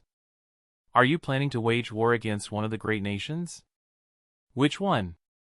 Deidara hesitated, glancing at Kuratsuchi's stormy expression, and cautiously replied. "We're collecting the tailed beasts, also for peace, This time, Kuratsuchi outright flipped the table. "Aya! Deidara!" After this chaotic exchange, Kuratsuchi was utterly frustrated. She realized that Deidara had been duped by the Akatsuki without knowing the full truth. Who was the heartless bastard that managed to trick someone as innocent as Deidara? Back at Madara's base, Obito suddenly sneezed. "Achoo!" Puzzled, he rubbed his nose and glanced at Madara. "Grandpa Madara, I'm heading out now. You stay here and rest up. In a few days, I'll bring back the Five Tails Jinchuriki for you." Madara nodded approvingly and patted Obito's shoulder. "Go, my child. I'll be waiting here for you." Watching Obito leave, Madara couldn't help but feel a twinge of sentimentality. If Obito wanted to, he could have easily abandoned me in the Kamui dimension or ordered someone to kill me. But he didn't. This means he acknowledges me now, right? It was almost laughable. A man of Madara's stature, a once mighty warlord, seeking recognition from a child. I think I'm starting to understand Hashirama's thoughts a little. Madara chuckled self-deprecatingly and shook his head, reclining on his bed and enjoying a novel brought by his grandson. Beside him, Black Zetsu carefully worked on reattaching Madara's arm. Seeing Madara's ever-present smile, Zetsu couldn't help but ask. "Madara-sama, is something making you happy?" Madara cast Zetsu a cold glance and replied indifferently. "Whether it does or doesn't, what's it to you?" Zetsu immediately lowered its head and continued its task. But deep down, it cursed. What did Obito do to Madara? Madara used to listen to me without question. I need to find a way to sow discord between them. Otherwise, I have a feeling Obito will ruin everything at the last moment. Night fell. The sky was pitch black, devoid of even starlight. Madara suddenly put down his novel, his sharp gaze piercing through the darkness. He sensed an uninvited guest near the base. Soon, Zetsu appeared beside him, bowing respectfully. "Madara-sama, someone is attempting to infiltrate the base." Still lounging lazily, Madara hummed. Have you identified them?" Zetsu nodded. "Based on the intel from the clones, it's likely Orochimaru, one of the Sannin." Zetsu paused before adding. "He's also the subordinate of Obito-sama who defected recently." "Oh?" Madara placed his novel aside and stood up, intrigued. "Let's go. I want to see this Orochimaru for myself." He was curious about the man bold enough to offend his grandson and lead Obito on a wild chase to Ryuchi Cave. Back in Iwagakure, Kuratsuchi had given up trying to get useful information from Deidara. Instead, she decided to just chat and catch up with him. For his part, Deidara much preferred talking with his long-lost sister than answering questions he didn't know the answers to. The two talked animatedly into the night. At one point, Kuratsuchi hesitated slightly before asking nonchalantly. Deidara, have you met any girls you like all these years? Deidara tilted his head, thinking for a moment before shaking it. No. Just as Kuratsuchi secretly felt relieved, Deidara added excitedly. But I've met a man I truly admire, Even though our views on art differ, I really enjoy spending time with him, At that, Kuratsuchi was stunned, watching Deidara's blissful expression. Half happy, half worried. What even is this feeling? Chapter 220, Deidara and Inoki. Inside a small, dimly lit room in Iwagakure. Deidara was passionately recounting his adventures with Sasori, gesturing animatedly. Kuratsuchi listened with a whirlwind of emotions, fascination, disbelief, and exasperation swirling in her mind. Don't worry, everyone. Deidara's orientation is normal, he's just painfully straightforward. Just then, the sound of the guard's respectful voice echoed from outside. Lord Suchikage, you're here. Deidara and Kuratsuchi froze at the same time. Oh, no! Why's the old man here? Their gazes met, panic evident in both their eyes. The door creaked open. Click. In walked an elderly man, short and stout, his hair and beard stark white. His bulbous red nose gave him a distinct, imposing air. It was none other than Inoki, the third Suchikage of Iwagakure. The moment Inoki stepped into the room, his blood pressure soared. Before him was a scene he could never have anticipated. Deidara lay sprawled on the floor, his face twisted in defiance, while his granddaughter Kuratsuchi had one foot planted firmly on his chest. In her hand was a small whip, which she waved around menacingly. Talk! Talk! If you don't spill it, I'll beat it out of you. Deidara smirked coldly, his voice filled with unyielding resolve. Don't waste your breath. You won't get anything out of me. Kuratsuchi raised the whip high and lashed it down toward him. Still acting tough? Let's see how long that lasts.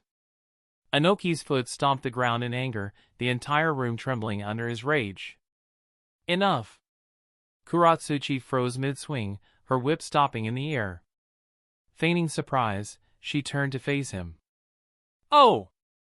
Grandpa, when did you get here?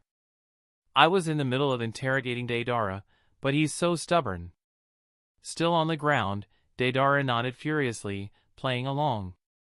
Yeah, that's exactly how it is. Do these two really think I'm an idiot? Inoki took a deep breath, trying to calm himself. He turned to his granddaughter with a stern expression. Kuratsuchi, leave. I want to speak to Deidara alone. But, Grandpa. Out! Fine. Kuratsuchi huffed, clearly unhappy, and left the room.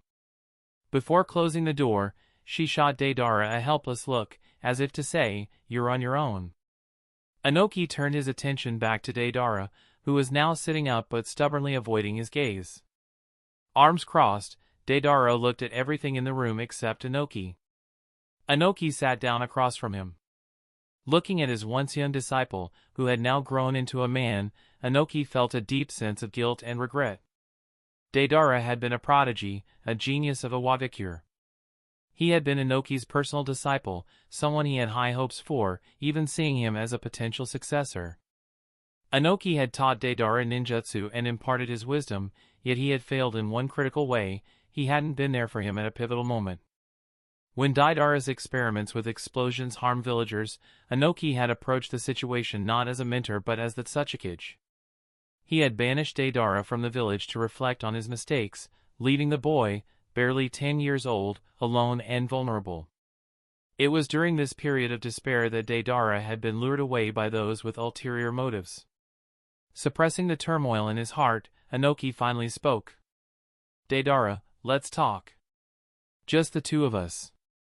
Before it's too late, he added silently. Deidara scoffed, his tone dripping with disdain. What's there to talk about? You've always looked down on my art, old man.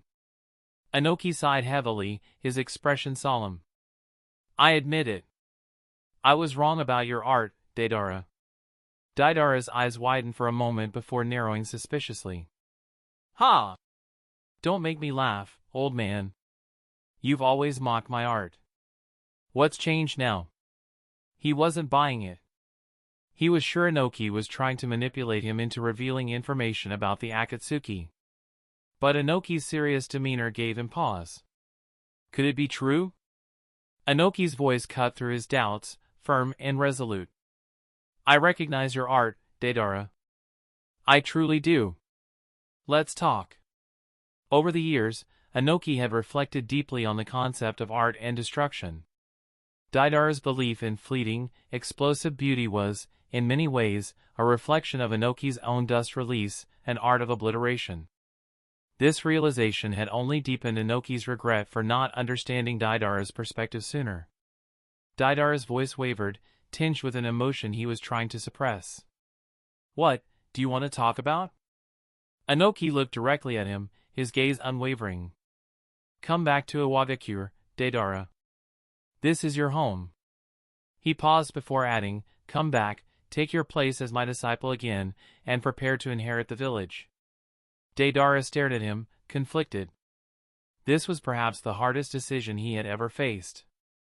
Outside Uchiha Madara's secret base, a shadowy figure crept closer, moving cautiously toward the hidden entrance. Finally, after all this time, I've found Obito's secret base. Let's see what treasures lie inside. It was Orochimaru, following clues left in Obito's notes. Though fully aware of Obito's strength, Orochimaru's curiosity outweighed his caution. Having recently learned a few sage techniques at Ryuchi Cave, he felt confident in his stealth abilities. With sage techniques concealing my presence, there's no way anyone will notice me, he hissed, a sly smile spreading across his face. But just as he began to infiltrate the base, a voice suddenly echoed in the darkness. So, you're Orochimaru, hmm? Orochimaru froze, his grin faltering as fear crept into his expression. Uchiha Obito? Slowly turning around, Orochimaru found himself face to face with a man possessing a red Sharingan and a purple Rinnegan. The man's face was stern and commanding, radiating an aura of pure dominance. Uchiha Madara? Orochimaru blurted out, his vast knowledge instantly connecting the dots. No, wait. This has to be Obito pretending to be Madara. Forcing himself to remain calm, Orochimaru smiled weakly. Ah, Obito-sama, there's no need to tease me. I can explain everything that happened in Konoha. Madara, or rather, Obito, smirked, amused by Orochimaru's groveling. Chapter 221, Deidara's Proposal. Outside Uchiha Madara's hideout, a tense atmosphere hung in the air. Madara observed Orochimaru, who stood frozen in fear, and chuckled with genuine amusement. Ha ha ha! Could it be that my grandson once disguised himself as me to terrify this man? Madara thought to himself. How intriguing. According to Black Zetsu, the man before him, Orochimaru, was a notable figure in the ninja world. Madara couldn't help but wonder, what exactly had his grandson done to leave such a lasting impression on this so-called legendary ninja? Heh. Madara's smirk sent a shiver down Orochimaru's spine, causing him to tremble even more. Obito-sama, I swear my attack on Konoha wasn't aimed at you. Orochimaru pleaded, his face pale. I only wanted to test the strength of the Edo Tensei technique. Edo Tensei? Hearing the mention of Tobirama Senju's forbidden technique immediately soured Madara's mood. But judging from Orochimaru's tone, did Obito know about this? Worse, had he even condoned Orochimaru's research? Madara's curiosity was piqued. He decided to slip into character, playing the role of his grandson. A mocking smile curved his lips. Oh?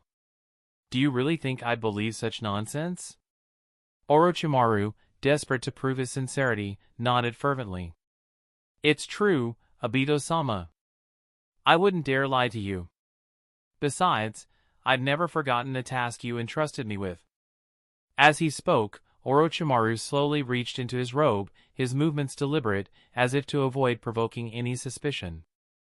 Madara watched with a bemused expression, making no move to stop him.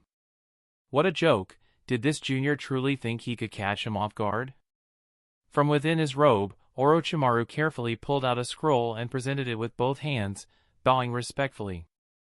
Obito-sama, I am pleased to report that I have succeeded. This is Uchiha Izuna's summoning scroll. Izuna? Madara's heart trembled, his composure cracking for a fleeting moment. Obito intended to use the Edo Tensei to bring back Izuna?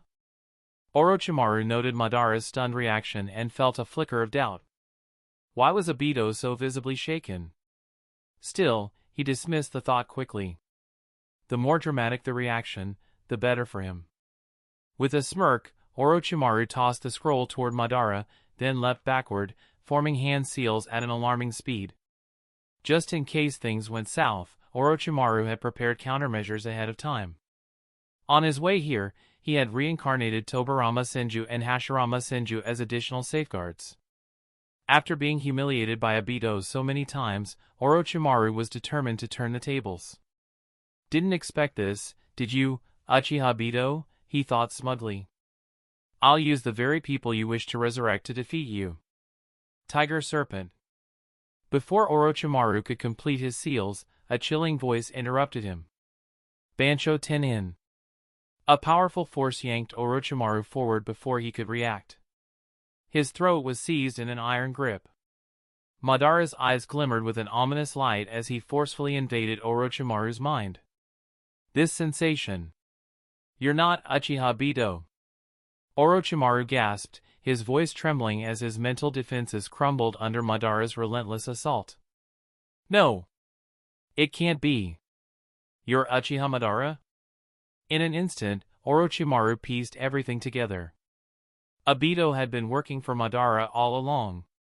That's how he'd so flawlessly mimicked the man's demeanor and aura. The reason Obito had tasked Orochimaru with finding the remains of Taijima Uchiha and Izuna Uchiha became clear. It was all part of Madara's plan. Though Orochimaru didn't know how Madara was still alive, he realized he had no time to dwell on the matter. Madara-sama. Orochimaru cried out, seizing his final chance. Obito has betrayed you. I have proof. But Madara paid him no heed, his expression cold as he rifled through Orochimaru's memories. Moments later, Madara's face darkened further. Obito. In Iwagakure, within a secluded room. Deidara slammed the table in frustration, his voice rising in anger. Quit joking around, old man, You expect me to work for you for the rest of my life because of some half-baked story? You're even more shameless than our Akatsuki leader, Inoki, infuriated, glared at his rebellious former apprentice. His fists trembled as he resisted the urge to use Dust Release. You ungrateful brat! Do you have any idea what an honor it is to lead a village? And you dare call it a punishment? Deidara sneered, crossing his arms. Honor, my ass. Only a fool would want to beat such a kid, Inoki's blood pressure skyrocketed, but he knew that yelling at Deidara would only make things worse. Taking a deep breath, he decided to change tactics. If that's how you feel, I won't force you. Inoki sighed, his tone softening. But come home, Deidara. Not just for me. We all miss you. Deidara's expression faltered for a moment, a flicker of hesitation in his eyes. Inoki noticed and felt a surge of hope. Got you now, you brat, he thought, inwardly smug. But after a brief silence, Deidara raised his head, his resolve renewed. I refuse. I won't return, Faced with the choice between the family he'd grown up with and his like-minded comrades, Deidara chose the latter. Before Inoki could explode in anger, Deidara continued, a mischievous glint in his eyes. But I do have a suggestion, old man. Inoki narrowed his eyes, sensing trouble. Speak. Deidara smirked confidently. How about this, you bring Iwagakure under the banner of Yoru? Then I can visit everyone whenever I want, Let's be real, our Yoru is going to unify the ninja world sooner or later. If you join early, you might even score some benefits, I'll even put in a good word with the boss and get you a cushy job. Our village chief position is open right now, Inoki's face turned black as coal. He looked seconds away from a heart attack. But Deidara, oblivious to the storm brewing, continued with his self-satisfied grin. With me backing you up, old man, you'll definitely. Shut your mouth, you insolent brat. Inoki roared, unable to hold back any longer. I've been trying to help you out of the goodness of my heart, and this is how you repay me? Deidara flicked his hair and rolled his eyes. I'm trying to help you too, you stubborn old man, Chapter 222, Inoki's Plan. Inside a dimly lit room in Iwadakure, the argument between Inoki and Deidara grew more intense, their faces almost touching as they shouted at each other. You insolent brat! Stop spouting nonsense in front of me! Old man, I'm telling you this for your own good. For the sake of his own health, Inoki decided to drop the argument. With a huff, he turned away and strode toward the door. You can stay here and reflect on your actions. Don't even think about going back. Deidara scoffed, his expression unwavering. The boss and Sasori will definitely come for me. At most 5 days. No, 3 days. I'll be out of here. Inoki let out a cold chuckle. Heh, if they dare set foot in Iwadakure, I'll make sure none of them leave. With that, he stormed out of the room. A short-haired girl quietly slipped away. As soon as he stepped outside, Inoki's furious expression faded into calm contemplation.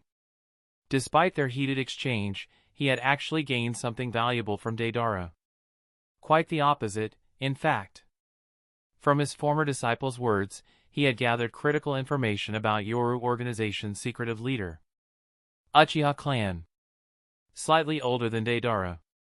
Exceptionally powerful. Unpredictable personality. Connecting the dots, one name came to mind, Uchiha Obito. At 17, Obito had single-handedly forced the 4th Raikage to retreat in battle, making a name for himself across the ninja world.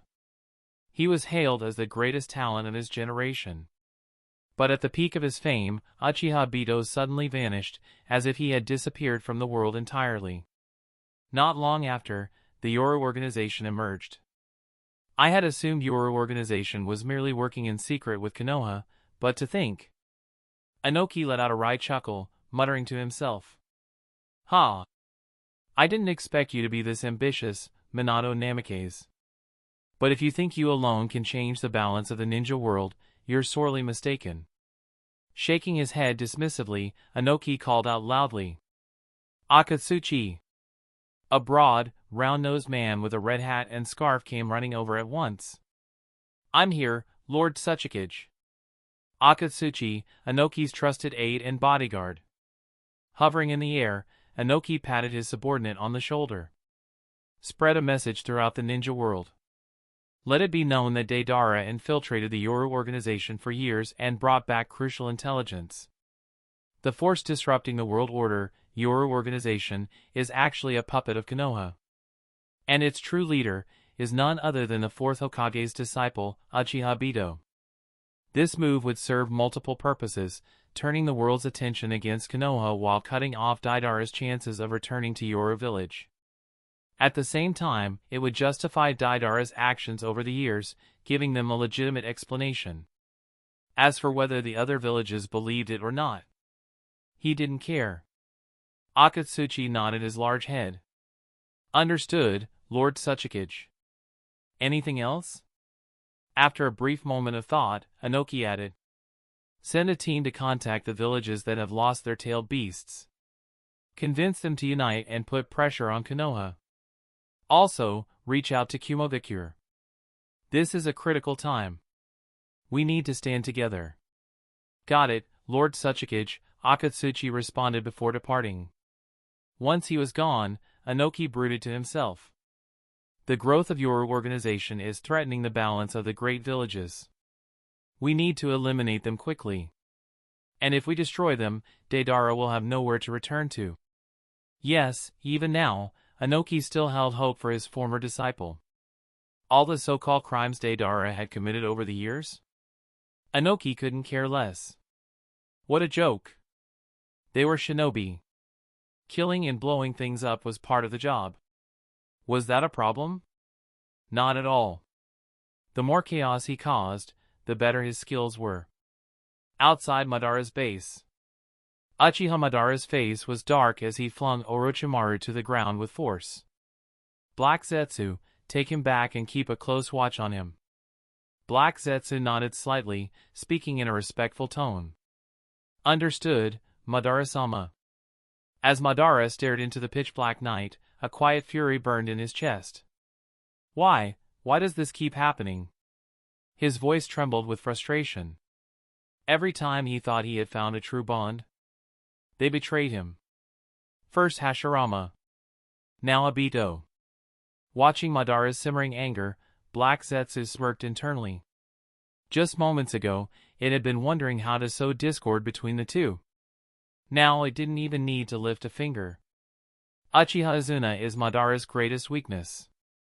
And now Obito has made a move against him. Heh. With just a little push from me, these two will become sworn enemies, Black Zetsu mused. Outside Iwagakure, Obito and Sasori had searched for Deidara for quite some time but found no trace of him. Obito waved his fan idly, a peculiar expression on his face. Sasori, have you considered the possibility that Deidara got mad, ran off to Iwagakure on his own, and got captured? Sasori thought about it for a moment before nodding slightly. With Deidara's personality, that's entirely possible. Leader, we should act now. We can seize the Five Tails Jinchuriki while we're at it and retrieve Deidara in the process. Obito smirked. You mean retrieve Deidara and then capture the Jinchuriki, right? Sasori's expression didn't change. Let's just move. Obito chuckled and waved his hand dismissively. No rush. Let's take our time. We wait 10, maybe 15 days before making a move. If Deidara really got caught, then right now, Iwagakure is on high alert. They're probably waiting for us to walk right into their trap. Better to wait until they let their guard down. Sasori frowned. But... Obito grinned. Worried about Deidara? No need. He's the Tsuchiki's personal disciple. Unlike you, he didn't assassinate his own village's leader. He'll be fine. Sasori shot Obito a cold glare. If you can't speak properly, say nothing at all. I see. You just want to rest, don't you? Sasori said flatly. Obito laughed, scratching his head. Haha, you got me. After that last battle, I am feeling a bit worn out.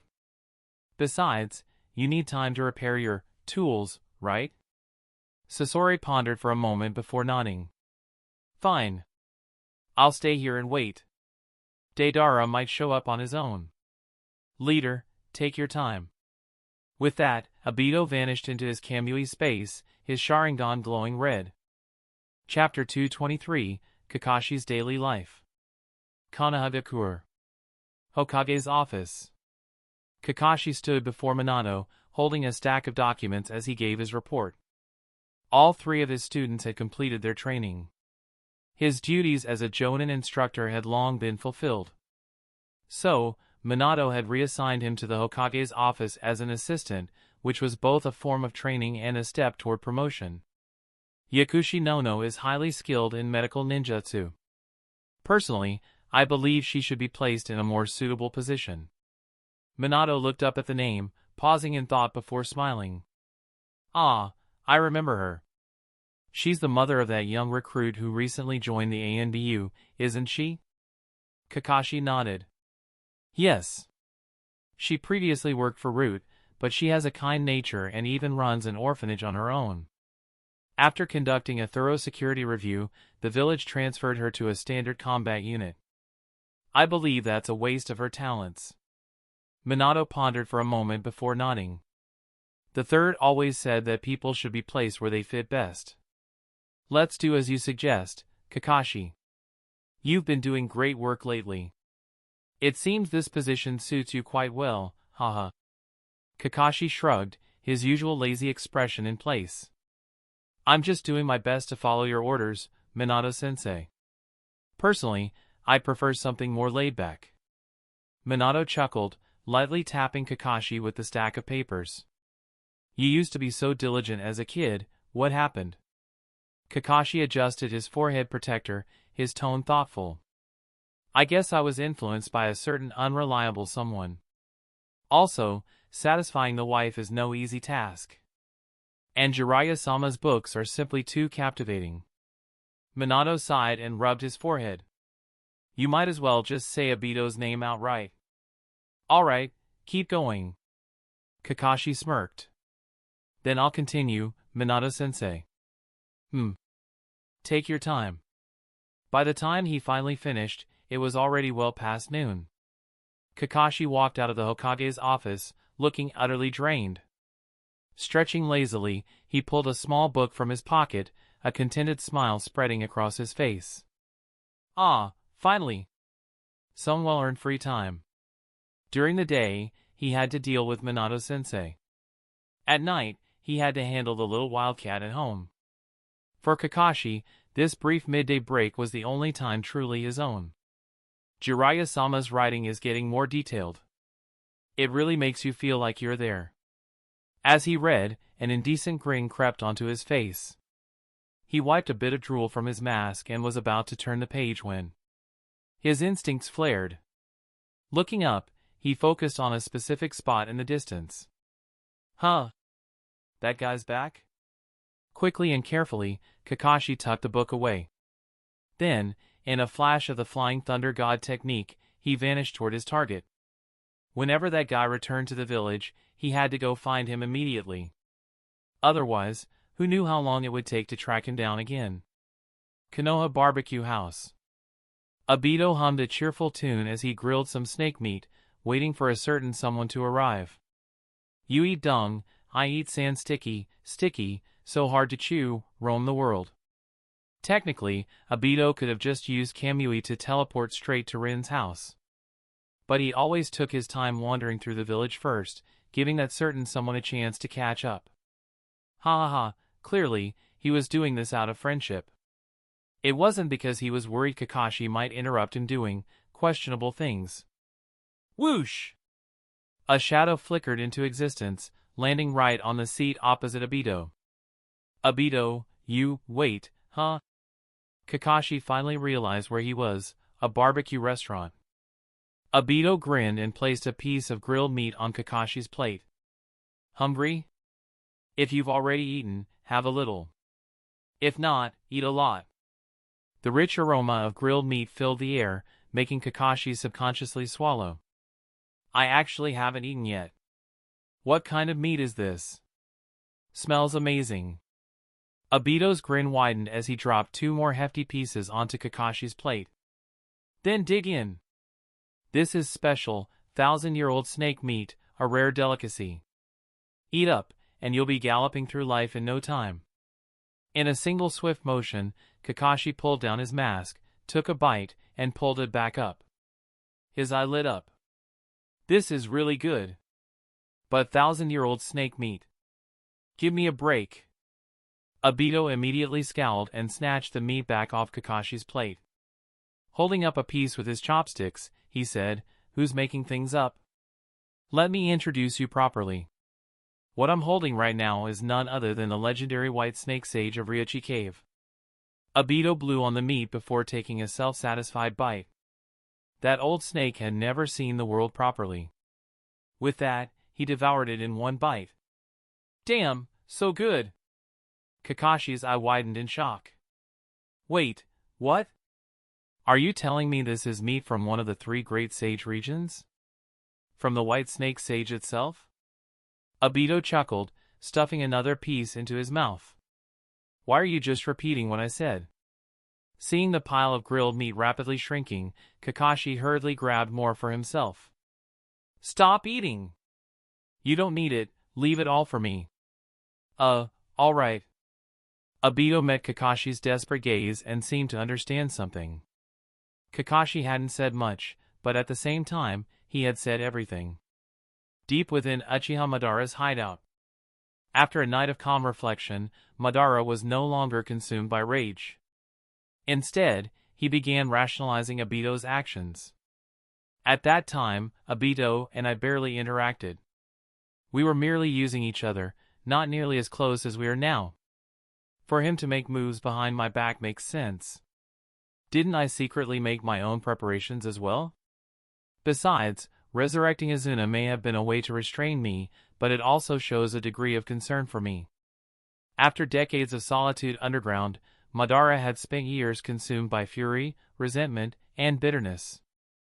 But over time, deep self-reflection had led him to accept some of Hashirama's ideals, even to understand his old rival's actions. Both of them had fought for peace.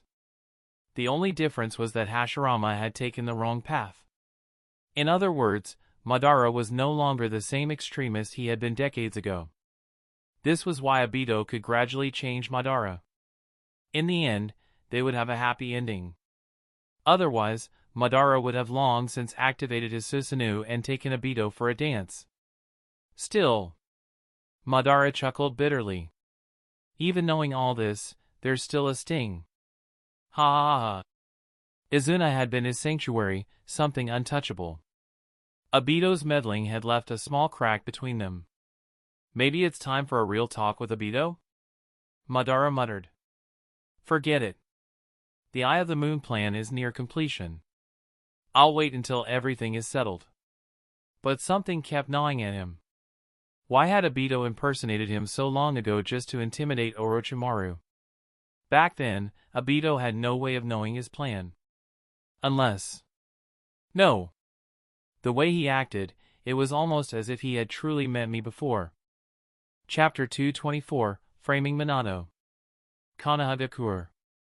After Kakashi and Obito returned from the Jinjutsu space, Kakashi was completely stunned by what Obito had done in recent days. Weren't you just gathering intel? How the hell did you end up destroying Ryuchi Cave? Obito let out a long sigh. Ugh, blame it on racial discrimination. Kakashi clicked his tongue but didn't press further. Fine, whatever. Obito being ridiculous wasn't exactly news to him. He was already used to it. Speaking of which, your village has been turning the entire ninja world upside down lately. At this rate, you're going to end up as the ninja world's public enemy #1. Obito merely chuckled, unconcerned. What do you mean my village? What does anything the Yoro village does have to do with me, Obito? Relax, my secrecy measures are flawless. No one knows I'm. Ahem, I mean, there's no way anyone will link me to the Yoro village. Kakashi gave him a side glance and adjusted his forehead protector. Every time you get this confident, something absurd happens. Obito smacked Kakashi on the head. TCH, don't jinx me. If I really do get exposed, you better take the fall for me. But honestly... Obito shrugged, speaking with ease. If I get exposed, so be it. It's not like I care. Look at the ninja world right now. Who can actually do anything to me, huh? He had the strength to dominate the entire ninja world and the most ruthless subordinates under his command. Behind him stood the support of Konoha, the Yoro village, and even Kirigakure. You could even say half the ninja world was backing him. So, what was there to fear? Watching Obito's arrogant and fearless demeanor, Kakashi was momentarily dazed. This guy, his presence is getting stronger by the day. Kakashi thought to himself. This defiant, domineering attitude, where did he even learn it from? Still. Kakashi abruptly swung his fist at Obito's head. Ow, ow, ow. What was that for? Obito yelped in pain. Kakashi smirked. Quit acting tough around me. Just be careful, alright? And in a few days, go see Minato-sensei. You need to give him an explanation for ordering your subordinates to capture tailed beasts. Obito yawned lazily and waved him off. Yeah, I got it. Anyway, I'm off. Gotta see my dear Otuto before Rin gets off work. Kakashi nodded slightly and glanced at the time. Alright, I should get to work too. That's enough for today." In the next instant, both of them disappeared. Kirigakure. The once infamous village of the Bloody Mist had, under Mei Terumi's leadership, embraced an era of peace, openness, and cooperation. Having forged deep alliances with Konoha and the Yoru village, Kirigakure was now thriving. With Uchiha Setsuna's redemption, Yahiko and Konan had left the village, dedicating themselves to rebuilding the Yoru village. Meanwhile, Shisui, choosing caution over sentiment, had opted not to return to Konoha and remain by Mei's side. Or rather, he simply didn't want to leave her side. "I swear, Obito and Mei totally have something going on," Obito muttered to himself with a smirk. "They say if a woman is 3 years older, she's a golden treasure, 4 years older, and it's a lifetime of blessings." Wait, was that about age or school years? Having been in this world for so long, some of his memories from his past life were getting hazy. Muttering to himself, Obito strolled straight to the Mizuki's office, entering through the village's main gate. He figured that by now, they must have already been informed of his arrival. Sure enough, just outside the office door, a blue gray-haired boy with glasses stepped forward. "You're here, Obito-sama." The boy bowed slightly, his expression a little shy. "Mizuki-sama is waiting for you inside. You can go right in." Obito patted his shoulder with a grin. "Chojuro, you've gotten taller again, haven't you?" Chojuro's face lit up with excitement. Really?" Looking at the boy, who still only reached his chest, Obito nodded solemnly. "Of course. Obito, never lie." Leaving Chojuro behind, Obito, feeling a bit guilty for the fib, stepped into the office. The moment he entered, he was wrapped in a warm embrace. "Obito-san. Long time no see." Returning the hug with a smile, Obito greeted, "It's been a while, Shisui." After their friendly exchange, Obito turned to Mei. "It's been a while, Mizuki-sama." Mei raised an elegant eyebrow in acknowledgement. "TCH, is that how she greets her future brother-in-law?" Obito thought, rolling his eyes. Without another word, he grabbed Shisui and whisked him into his Kamui space. Inside the dimension, Shisui sighed, "Obito-san, Mei is just naturally reserved. Don't take it personally." Obito laughed. I know. Besides, it's obvious my Obito has a thing for girls like her." Shisui's face turned red. Awkwardly changing the subject, he asked, "Tell me about what you've been up to." Knowing his little brother was easily embarrassed, Obito spared him and started catching him up. After a while, Obito recalled Kakashi's jinx from earlier and said, "Shisui, I need you to talk to Mei. If, and this is a big if, my identity is ever exposed, I want Kirigakure to stand with me. Even if it's just a token gesture of support, that'll be enough. Can you handle that?" Shisui nodded firmly. "Leave it to me." "But, are you sure about this?" "I have a bad feeling." Obito cut him off, speaking seriously. "My foolish Obito, have you still not learned? In this world, only those with power get to decide what's right and wrong. Especially in the ninja world, without strength, you'll never have a voice." Shisui let out a heavy sigh. "I understand. It's just, sigh." Obito poked Shisui's forehead with a fond smile. "Don't worry. Give me a year, and I'll shape this world the way we want it." After leaving Kirigakure, Obito returned to Konoha. He spent time with his grandmother, trained with Rin, and before he knew it, a few days had passed. And then, suddenly, a rumor spread like wildfire across the entire ninja world. The notorious Yoru organization, which has been wreaking havoc, was actually founded in secret by the fourth Hokage, Namikaze Minato. The moment Minato heard this in his office, his face darkened. Meanwhile, upon hearing the rumor, Uchiha Obito laughed so hard he almost rolled off Rin. "Ha ha ha. That came out of nowhere. Minato-sensei, this one's on you." Chapter 225, No Escaping This One. Konoha Gakure. Obito had originally planned to indulge in his gentle paradise for a few more days. Once he entered true sage mode, free of desires, with a heart as still as water, he would then go find Minato-sensei for a chat. But with this outrageous news spreading like wildfire across the ninja world, he feared that if he didn't go to Minato soon, Minato might come find him first, and not in a good way. So, after putting in one last round of effort, he mustered his astonishing willpower, gently released Rin from his embrace, and resolutely climbed out of bed. Alright, a quick bath, then I'll go see Minato-sensei. Hokage's office. Minato looked at Hiruzen Sarutobi sitting across from him and forced a bitter smile. Third Sama, I never expected even you would be alarmed by this. Hiruzen raised a hand, cutting him off. He took a long drag from his pipe, his eyes crinkling in amusement. No need to explain, Minato. You handled this matter very well. If I had had the same ambition when I first became Hokage, perhaps things would have been different. He paused slightly before chuckling heartily. Haha, when you get old, you tend to reminisce a lot. I hope you don't mind an old man rambling, Minato.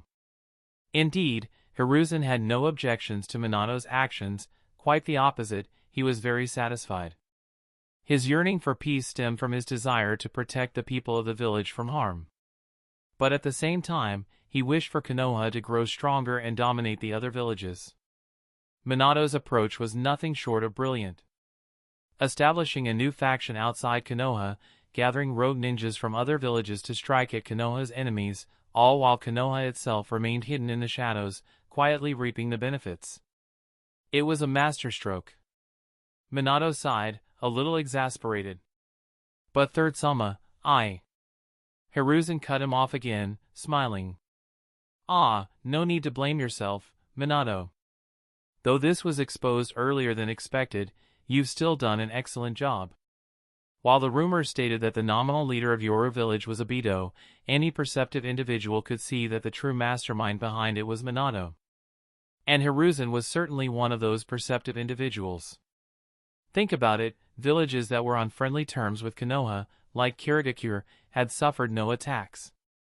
Meanwhile, villages that were hostile or even outright antagonistic toward Konoha, Kumogakure, Sonogakure, Iwagakure, had all become prime targets for your village. Was the intent not obvious enough? Hiruzen took another deep drag from his pipe, then suddenly became serious. But Minato, I do have a word of caution for you. Minato, already feeling exhausted, sighed deeply. He had given up trying to argue. Sigh. Go ahead, Third Sama. Hiruzen pondered for a moment before speaking. When it comes to handling the tailed beasts, you must be extremely cautious. Their power is immense and uncontrollable, capable of harming both enemies and allies alike. That's the first concern.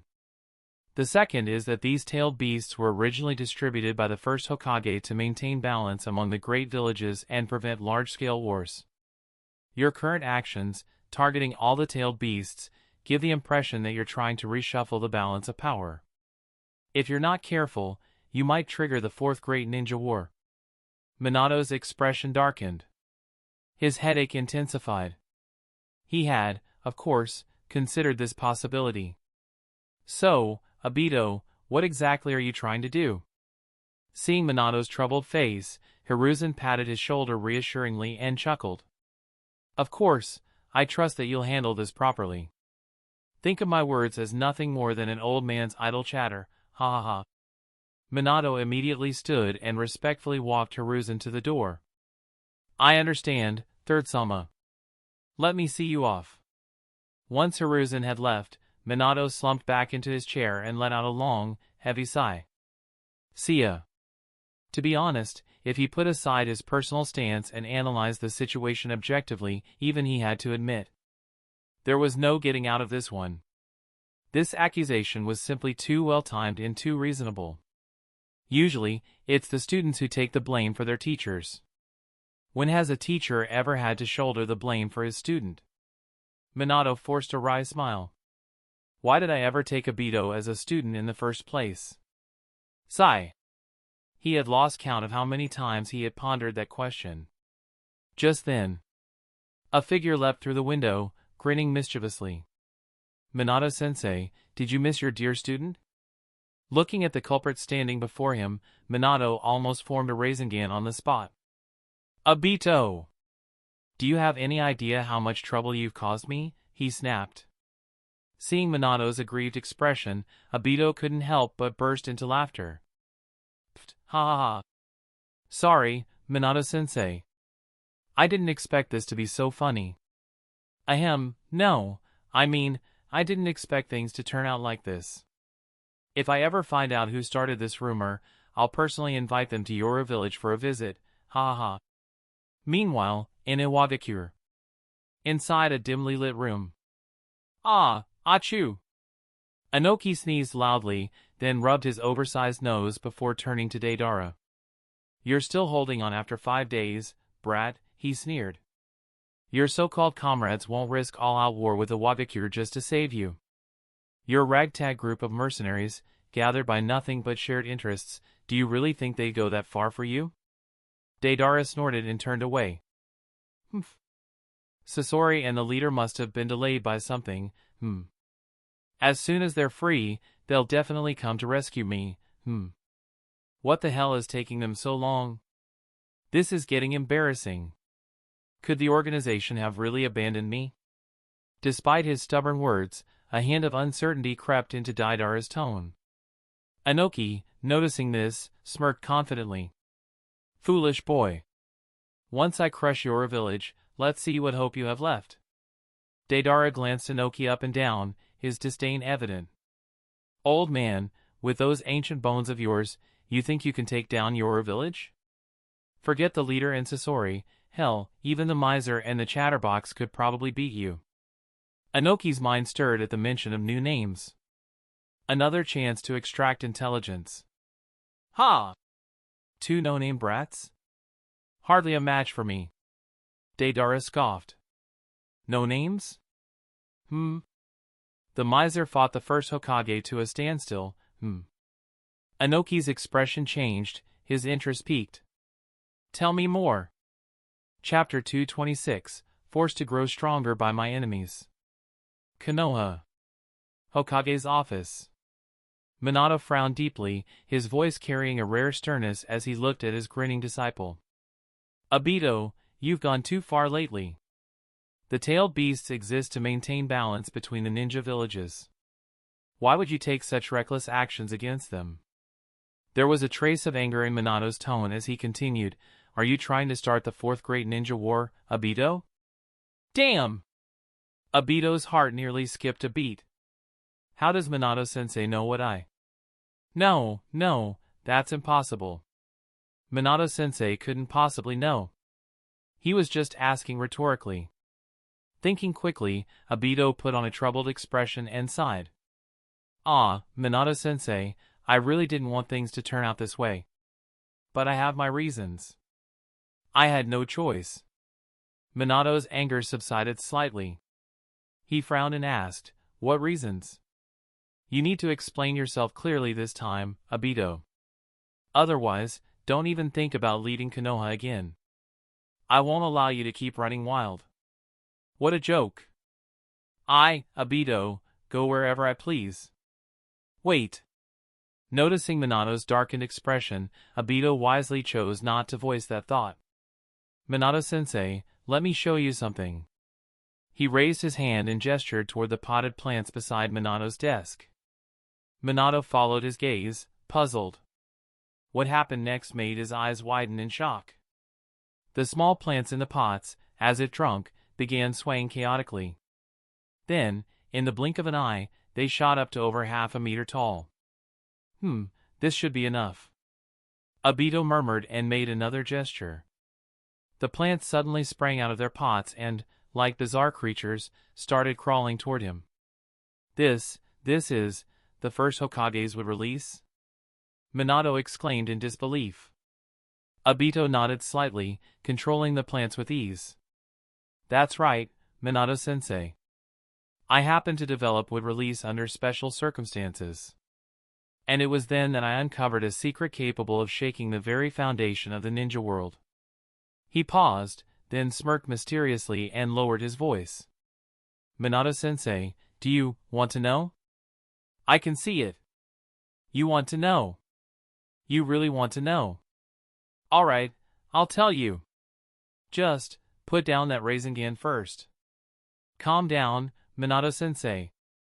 Seeing Minato finally dispel the Rasengan in his hand, Obito breathed a sigh of relief and continued. Minato-sensei, here's the secret. The Uchiha and Senju clans are both descendants of the Sage of Six Paths, inheriting his Yin and Yang powers respectively. If someone were to wield both Yin and Yang, they could potentially gain power equal to the Sage himself. Power on par with the legendary founder of the ninja world?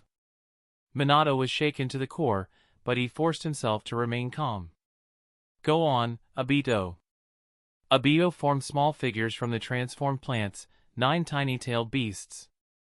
Uniting the chakra of all 9-tailed beasts is the key to unlocking that ultimate power. With a flick of his fingers, the 9 miniature beasts merged into a monstrous figure. This is the 10 Tails, the origin of all chakra, the bringer of calamity. The Sage of Six Paths was the first Jinchuriki of the 10 Tails. Its power is enough to destroy the world. Minato fell silent, absorbing the weight of what he had just heard. After a long pause, he looked up and asked, So, are you trying to become the second Jinchuriki of the 10 Tails, Obito? Obito nodded, then shook his head. Minato-sensei, it's more complicated than that. Right now, only 2 people in the ninja world meet the conditions to become the 10 Tails Jinchuriki, myself and Madara. But recently, I made a terrifying discovery. There's someone else pulling the strings behind Madara. His fallout with the first Hokage, his resurrection, his entire plan, it's all been orchestrated by this hidden figure. Minato took a sip of tea to moisten his suddenly dry throat. Madara Uchiha, a pawn? This sounds like something straight out of a ridiculous novel. But considering Obito had never been one to lie, well, not outright, Minato had no choice but to acknowledge the possibility. Seeing Minato calm down with a sip of tea, Obito couldn't help but admire him. As expected of Minato-sensei. Always so composed. He took a sip of tea himself, cleared his throat, and continued. Whoever or whatever is hiding behind Madara has been plotting for 1,000 years, all for the power of the 10 Tails. They won't stop now. Rather than passively waiting for their move, I figured, why not seize that power myself and end this once and for all? I know my methods are extreme, but desperate times call for desperate measures. Minato pondered for a moment before asking 2 key questions. Obito, I have 2 questions for you. First, if you're planning to collect all the tailed beasts, what do you intend to do about the 9 tails? Second, if you're going up against Madara, and an even greater enemy behind him, how confident are you in winning? Obito's expression grew serious as he responded. Minato-sensei, you don't need to worry about the 9 tails. I would never harm Kushina. I love her more than you do, sensei. Instead, I'll use Edo Tensei to summon Kinkaku and Ginkaku from Kumogakure. Their chakra will serve as a substitute for the 9 tails. As for my odds of victory against Madara and the hidden mastermind, I'd say about 70 to 80%. I have no intention of playing into their hands. Hearing this, Minato finally felt some relief. Alright, Obito, just one last question. How can you guarantee that once you gain this absolute power, you won't become another Madara?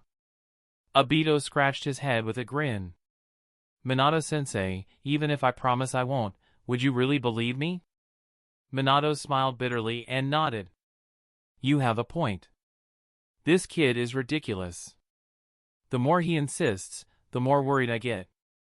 But because it was Obito, Minato chose to trust him. After all, some people turn to darkness and just end up dancing. At this stage, Minato had little choice but to go along with Obito. I won't pry further into your secrets. Is there anything you need from me, Obito? Obito thought for a moment and said, just keep Kiri and Iwagakure busy with political games. I'll handle the rest. Minato nodded. All right. I trust you to take care of it. Leaving the Hokage's office, Obito sighed in frustration. Man, after all that fighting, I just wanted to relax in Konoha. Who the hell is forcing me to become the Ten-Tails Jinchuriki? How many times do I have to say it? I have zero interest in power, damn it. With blood-red eyes, he activated Kamui and teleported straight to Madara's hideout. Time to gather Madara. It was time for a fight. Chapter 227, Conversation with Madara. Inside Uchiha Madara's base, Obito suddenly appeared before him with a flicker. Grandpa Madara, I'm here. Madara turned around with his hands behind his back, a faint smile appearing on his face. Oh, it's Obito. Have you captured the Five Tails? Obito shook his head. I haven't gone to Iwagakure yet, Grandpa Madara. I've been busy with other matters these past few days. Madara's expression remained neutral, but he casually steered the conversation. Were you dealing with that disobedient subordinate of yours? Did you manage to catch that guy, Orochimaru? Obito sighed. TCH, that guy is as slippery as a snake. There's no way to get a hold of him. He waved a hand dismissively. Besides, with everything going on, I don't even have the time to bother with him. Madara chuckled and feigned curiosity. Speaking of which, what exactly did your subordinate do that made you chase him all the way to Ryuchi Cave? Obito shrugged. The attack on Konoha caused quite a stir. Grandpa Madara, didn't you hear about it at the time? Madara nodded. Yes, Black Zetsu mentioned it to me. Obito spread his hands helplessly. I wanted Orochimaru to use Edo Tensei to bring back a few people for me. I wasn't asking him to do it for free, I offered him something in return. His expression darkened slightly. But that bastard took the people I wanted resurrected and launched an attack on Konoha. That's basically the situation. Tell me, how could I not hunt him down after that? Madara spoke in a tone of mild curiosity, though his words carried an undertone of indifference. That jutsu, the one created by that Senju Tobirama bastard. Are you facing an enemy you can't handle? Do you need me to deal with them for you? Having just helped Obito get rid of the White Snake Sage, Madara's offer didn't seem out of place. Obito quickly waved his hands, visibly embarrassed. No need. I can handle it myself. The more Obito tried to brush it off, the more curious Madara became. What's the matter, Obito? This isn't like you. Are you saying I wouldn't be able to deal with your enemy? Do you think they're stronger than the White Snake Sage? His eyes narrowed. Or perhaps, you were disappointed in my performance last time and now think I'm useless? Faced with Madara's pressing questions, Obito stammered before finally sighing and chuckling bitterly. Fine, I won't hide it from you anymore. He scratched his head. The people I wanted Orochimaru to resurrect were the same ones we planned to use against you. Madara's expression flickered with well-timed surprise before shifting to something more complicated. Against me. No wonder you were hesitating and acting all secretive. Obito gave an awkward laugh.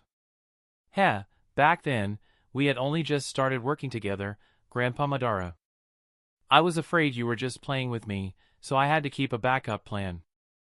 Madara smacked Obito over the head. #Oh, you brat. Obito didn't even try to dodge. He just winced, rubbing his head. Ouch! Grandpa Madara, that hurt. Seeing Obito willingly take the hit without phasing through it, Madara felt a little more at ease. Still, he spoke in a gruff tone. Good. It's supposed to hurt. Otherwise, why would I hit you? And besides... His gaze sharpened. Do you really think reviving a few people would be enough to pose a threat to me? Tell me, which old friends did you prepare for me? Madara stared at Obito intently, his heart growing tense. The answer would determine how he viewed Obito moving forward. Obito's expression turned slightly serious. Are you sure you want to know, Grandpa Madara? Madara hesitated for a moment before nodding slowly. He felt a strange mix of anticipation and fear, anticipation that Obito would be honest with him, and fear that a lie would make him lose everything. Obito finally spoke. Orochimaru has modified Edo Tensei. The resurrected individuals can retain their emotions and memories. He paused. So, to deal with you, I plan to resurrect Hashirama, Tobirama, your father, and your younger brother. He wasn't lying. Madara let out a quiet breath, his expression shifting from shock to controlled fury. Obito, you actually? Grandpa Madara, please hear me out first. Obito's bitter smile remained. I plan to resurrect the two Hokage to ensure Konoha's safety in case of emergencies. As for reviving your father and younger brother, I thought that if they were by your side again, maybe you'd abandon the moons I plan. He met Madara's gaze. I never intended to use them as hostages or to threaten you. No matter what, they were my predecessors. I wouldn't desecrate them like that. Madara crossed his arms and regarded Obito coldly. And yet, allowing your subordinate to dig up my father and brother's remains isn't desecration? You actually think bringing back Izuna and my father would be enough to change my mind about the moons I plan? Obito met Madara's sharp gaze, his tone unwavering. If, back then, someone had understood and supported you, I truly believe you wouldn't have taken this path. Besides, if there ever comes a chance, Edo Tensei might not just be a resurrection technique. Maybe one day, we could restore their physical bodies and truly bring them back to life. He continued, their bodies have long since decayed, but Edo Tensei can reconstruct them. With the power of the Ten Tails, you could. Madara cut him off, his voice unreadable. I could revive them, and under the influence of familial love, I might abandon the moons I plan? Obito nodded slightly. Yes. I think it's worth trying. Madara studied Obito with a cold, unreadable gaze. He appeared furious on the surface, but deep down, his resentment was fading. Though Obito had initially planned to use those resurrected against him, in a way, it was also for his sake. More importantly, Obito hadn't intended to desecrate Izuna's memory. That was good enough. After a long silence, Madara let out a heavy scoff. Humph. I'll let this slide for now. But don't make decisions for others so easily. What you consider a good thing may not be seen the same way by someone else. What you believe is right and what others believe can be very different. Do you understand, Obito? Obito chuckled. Heh, coming from you? Aren't you also making decisions for the entire world, deciding to give everyone what you think is happiness? He smirked. Have you ever considered that some people might rather find joy in this cold, cruel reality instead of living in a dream? Madara was momentarily stunned. He wanted to refute Obito, but found himself unable to. Chapter 228, Target, Iwagakure. Inside Uchiha Madara's base. Madara stared at his defiant grandson, his anger flaring up like an unstoppable wildfire. Are you, slap? Are you, another slap? Teaching me how to do things? Obito's head buzzed from the force of the two slaps. He let out a bitter smile. No matter the world, when you try to reason with an elder, especially when your argument is so sound they can't refute it, you're never far from getting smacked. After delivering a few slaps, Madara felt his mood improve significantly. Ha, so this is the joy of raising a grandson, he mused to himself. But looking at Obito's aggrieved expression, he couldn't help but feel a little guilty. Are you all right, Obito? What do you think, Grandpa Madara? Obito rolled his red eyes at him. If it were anyone else, their head would have exploded from those slaps. Madara looked slightly embarrassed but quickly regained his composure with a cold snort. Humph. If you make a mistake, you own up to it. If you get hit, you stand straight. Have you realized your mistake now? Obito sighed and nodded repeatedly. Yeah, I get it. You're actually lecturing your grandson. No, wait, you're really lecturing your grandson. Seeing his grandson's sulky expression, Madara thought for a moment and said, Obito, Do you need Grandpa to help you capture that Orochimaru fellow? Obito pondered for a moment before nodding slightly. That guy has the summoning scrolls of Lord Hashirama and Lord Tobirama, and he's always stirring up trouble. The sooner we deal with him, the better. But, Grandpa Madara, I came to see you for something even more urgent. Orochimaru can wait. Madara raised an eyebrow in curiosity. Oh? What's so urgent? Obito scratched his head and said, You've probably heard, right? My identity as the leader of Yora got exposed. I don't know which bastard leaked it.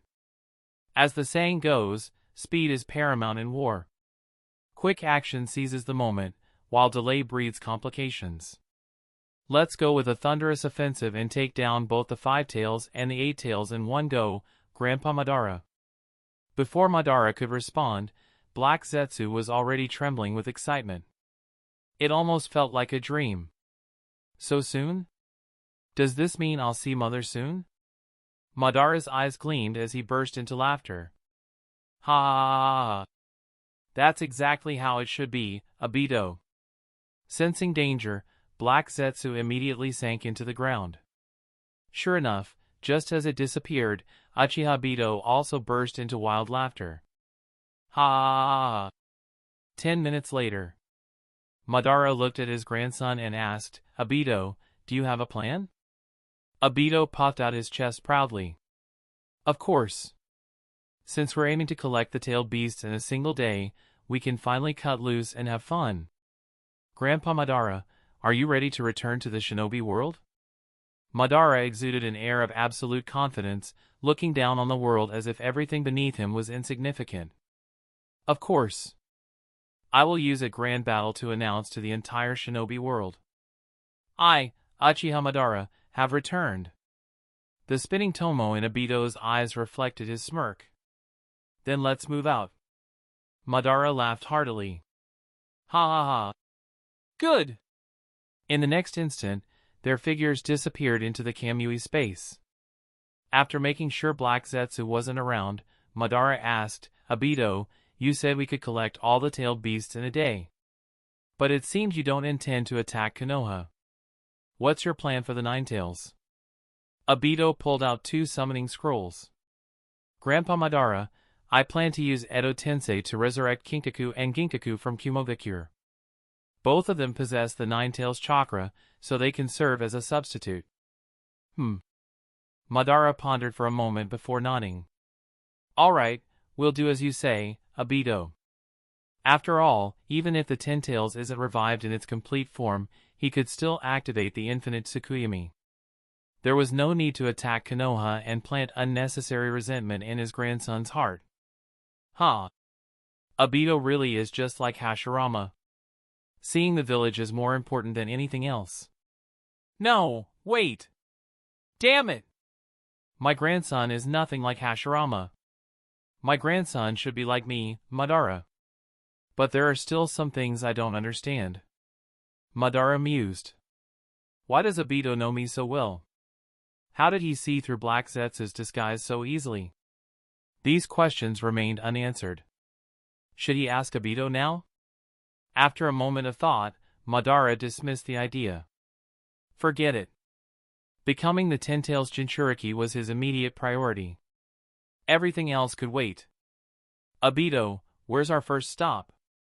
Madara asked. Obito grinned. Our first destination is Iwagakure. Our target is the Five Tails Jinchuriki, Han. Here's my plan, he leaned in and whispered, blah blah blah blah blah. In a desolate village outside Iwagakure. A red-haired man sat with a deep frown, staring at a scroll in his hands with a sigh. Sigh. Even with all my efforts, I could only salvage 30% of my figurines. Just as Sasori was lost in sorrow, an invisible distortion rippled through space beside him. The next moment, a masked Obito appeared next to him. Sasori, how's the progress on your puppets? Sasori shook his head with a complicated expression, remaining silent.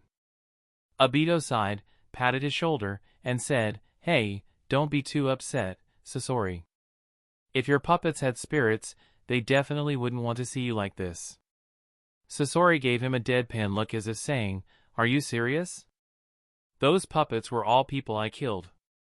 If they had spirits, would they really want their murderer to be happy?"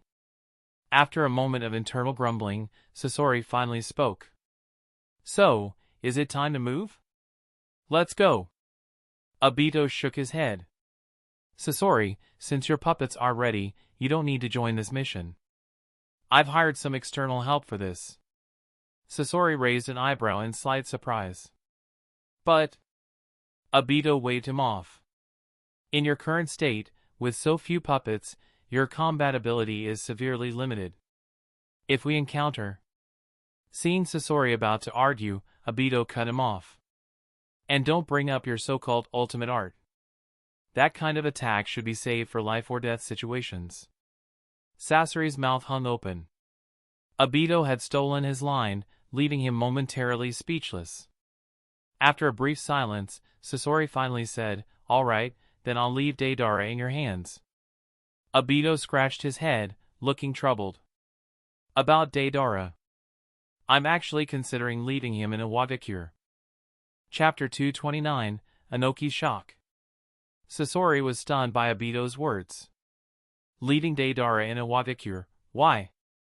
Obito sighed and said, "When we took Deidara away, he was just a kid. Looking back now, I can't help but feel a little guilty. So I want to give him a choice, to decide for himself what kind of life he truly wants. If all went as planned, he would become the Ten-Tails Jinchuriki today. There would be no need to exploit child labor anymore. Finding a proper place for the kid seemed like a good idea. Of course, if Deidara still longed for Yoru, then that was his own choice." Sasori was silent for a moment before nodding slowly. "Let's go with the leader's decision. I have no objections." With that, he lowered his head again and continued working on his figurines with a hint of melancholy. What is love in this world? The joy of reunion, the pain of separation, sigh. Obito shook his head at the sight and disappeared back into the Kamui dimension. "Are you ready?" Obito asked. Madara let out a wild laugh. "Ha ha ha, of course. I can't wait to dance again."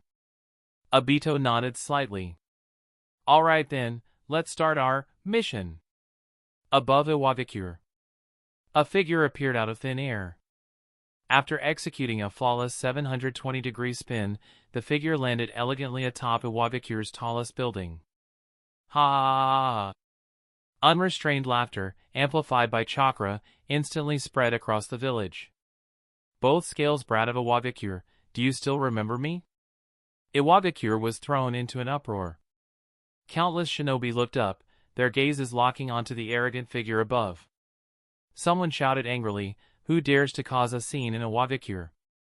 Damn it, how dare he disrespect the Tsuchikage?" Within moments, a group of shinobi charged toward the figure. "I've never seen anyone so brazen in my life. That bastard. I'm going to teach him a lesson he'll never forget." Yet, among them, some hesitated, their faces filled with uncertainty.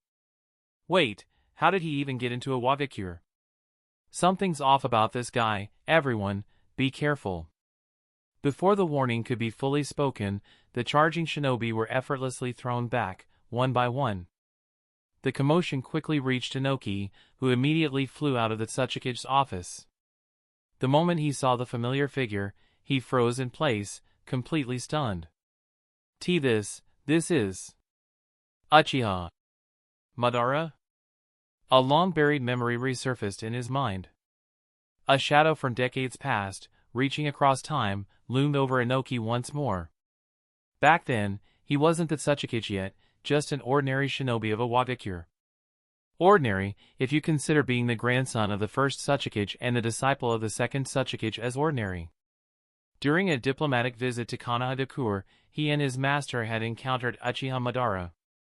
In Madara's presence, even his seemingly invincible master had been utterly powerless. With a casual strike, Madara had grievously wounded them both. Inoki had lost consciousness on the spot. Over the years, he thought he had moved past that incident. But now, standing face to face with the legend himself, the suffocating fear returned. Inoki muttered, impossible. Uchiha Madara has been dead for decades. This can't be real. The shinobi below him, upon hearing his murmurs, turned pale with shock. Uchiha Madara, the demon of the shinobi world? That Suchikage must be mistaken, this was absolutely impossible. Inoki slowly ascended into the air until he was level with Madara. He scrutinized Madara carefully, his voice heavy. You can't be Uchiha Madara. Who are you really? And why have you come to Iwabikure? Madara smirked, deliberately avoiding a direct answer. I was quite surprised when I heard that the brat from back then had become the Suchikage. Seeing you now, you do have some of Ishikawa's presence. Inoki's expression darkened. Madara's words were nothing short of blatant disrespect. With a cold voice, Inoki said, if you insist on playing tricks, then don't blame me for being rude. Madara rubbed his forehead with exaggerated amusement, then let out a chilling laugh. Heh, heh. Looks like you still can't accept my return, can you? How about this, I'll help you recognize reality. Susanoo. A colossal blue skeletal warrior manifested, its sinister grin locking onto Inoki. To make sure Inoki relived his childhood trauma properly, Madara had thoughtfully used the first form of Susanoo, the same one Inoki had seen all those years ago. It was, in a way, fulfilling an old nightmare. Faced with the towering giant once more, Inoki was forced to remember the overwhelming terror of the past. He stared at Madara, his voice filled with disbelief. You really are Uchiha Madara. How is this possible?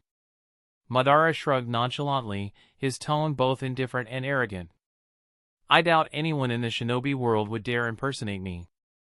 Well, except those I allow, cough, and that mischievous grandson of mine. Madara smirked inwardly at the thought. But the reality was undeniable, Susanoo stood before them. Inoki had no choice but to accept the bitter truth.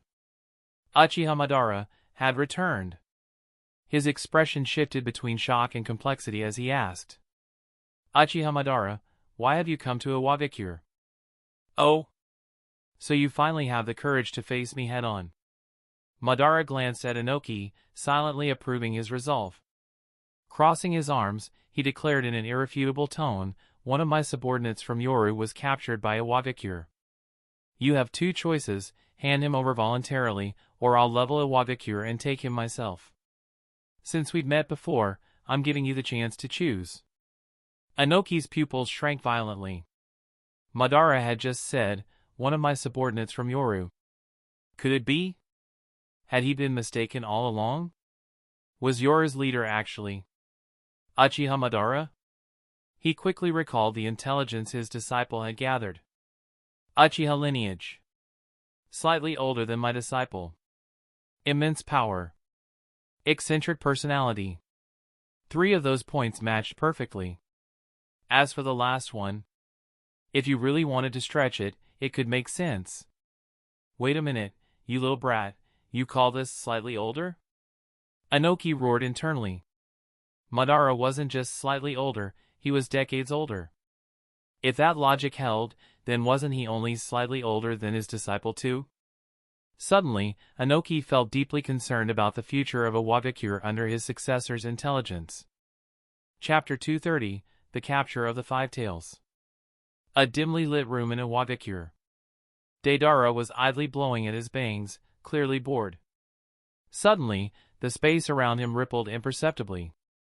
A figure materialized before him. Seeing this, Deidara pouted in displeasure and grumbled, Leader, what took you so long to rescue me, I feel like the organization doesn't value me at all, Obito, his expression solemn, responded, How could that be, Deidara? The organization has always been deeply concerned about your situation. As soon as I finished my other tasks, the very first thing I did was come for you. Deidara was both skeptical and secretly pleased. Really, Obito nodded confidently. Of course, I, Obito, never lie. Only then did Deidara seem satisfied. That's more like it. Oh, by the way.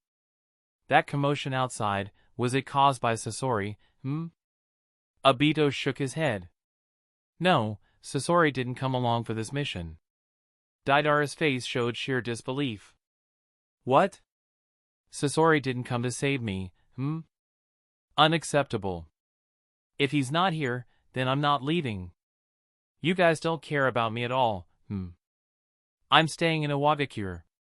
My treatment here is way better than in Yoru. Hearing this, Obito chuckled. If that's how you feel, great. I wasn't planning to take you back anyway. Deidara's angry expression froze in place. Huh? His voice faltered as he stammered, wait, maybe we should talk this over, Obito patted Deidara's shoulder and said in a serious tone, no need to discuss.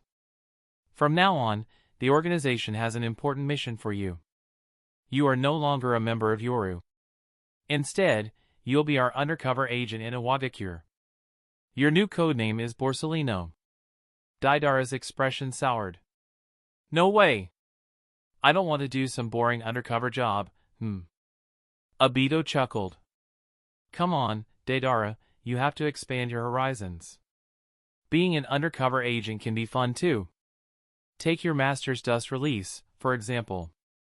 Such an artistic technique isn't boring, right? Just think of it as staying here to further your artistic training. Deidara appeared deep in thought. The old man did acknowledge his art, promising not to interfere with his pursuits anymore. And honestly, he had always been fascinated by dust release. Deidara hesitated before asking, so when will my mission be considered complete, Obito pondered for a moment. When you become the Tsuchikage and merge Iwagakure into Yoru, your mission will be accomplished. Deidara's eyes widened in shock. Wait. How could I possibly? Before he could finish, Obito covered his mouth and shook his head.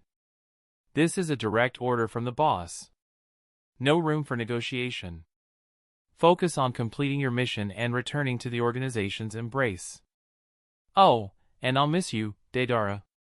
With that, Obito vanished into his Kamui dimension, leaving Deidara questioning his entire existence.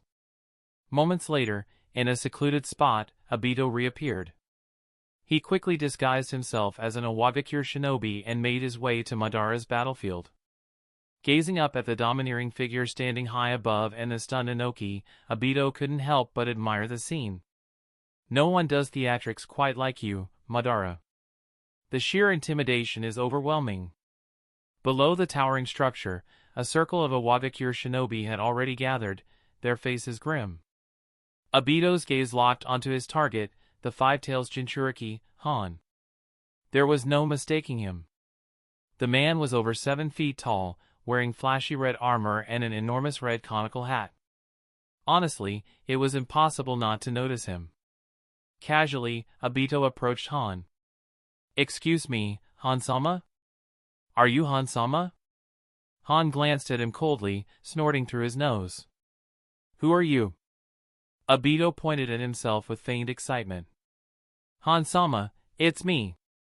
One tail, two tails, I'm... Han's instincts flared. There was something dangerous about this lunatic in front of him. Who are you, really? Suddenly, the voice before him lost its playfulness, turning cold. Oh, you're quite perceptive, Five-Tails Jinchuriki. A chill ran down Han's spine. Danger! Steam erupted from the vents in his armor. But it was already too late. Obito smirked. Kamui. A crushing spatial distortion engulfed Han. The monstrous strength he prided himself on was utterly useless against this technique. He couldn't even struggle. Within moments, Han was completely absorbed into the Kamui dimension. At such close range, unless the target possessed 6 paths level strength or had some way to counteract space-time ninjutsu, the double Kamui was virtually inescapable. As the surrounding shinobi watched in terror and confusion, Obito chuckled darkly. Heh! Now only the Eight-Tails remains. He lifted his head and shouted towards the high ground. Grandpa Madara, we're done here. Let's move to the next target. Hearing this, before Madara could react, Inoki was already stunned. Madara had no children, So where the hell did this grandson come from? Was this that legendary phenomenon, no spouse, yet a house full of grandchildren? Madara burst into laughter. Ha ha ha, very well. I'm almost finished here. Panic spread among the Iwabikure shinobi. He's Madara's grandson. Capture him. Everyone, attack. We can use him to threaten Madara. As the foolish shinobi charged at him, Obito sighed and clapped his hands. Susanoo. A towering, 200-meter-high warrior materialized. Clad in menacing armor, with colossal wings extending behind it, Susanoo's mere presence blotted out the sky. The charging shinobi were sent flying instantly. Swords clattered onto the ground. Some even collapsed onto their backsides in fear. What is this monster? Staring at the incomprehensible entity before them, the Iwabikure shinobi were consumed by despair. An overwhelming sense of helplessness settled in. How could they possibly fight against this? To Susanoo, their weapons probably weren't even as threatening as nail clippers. They might as well just lie down and accept their fate. That's the end of this tale for now. Thank you for watching, and I'll see you in part 11. Peace.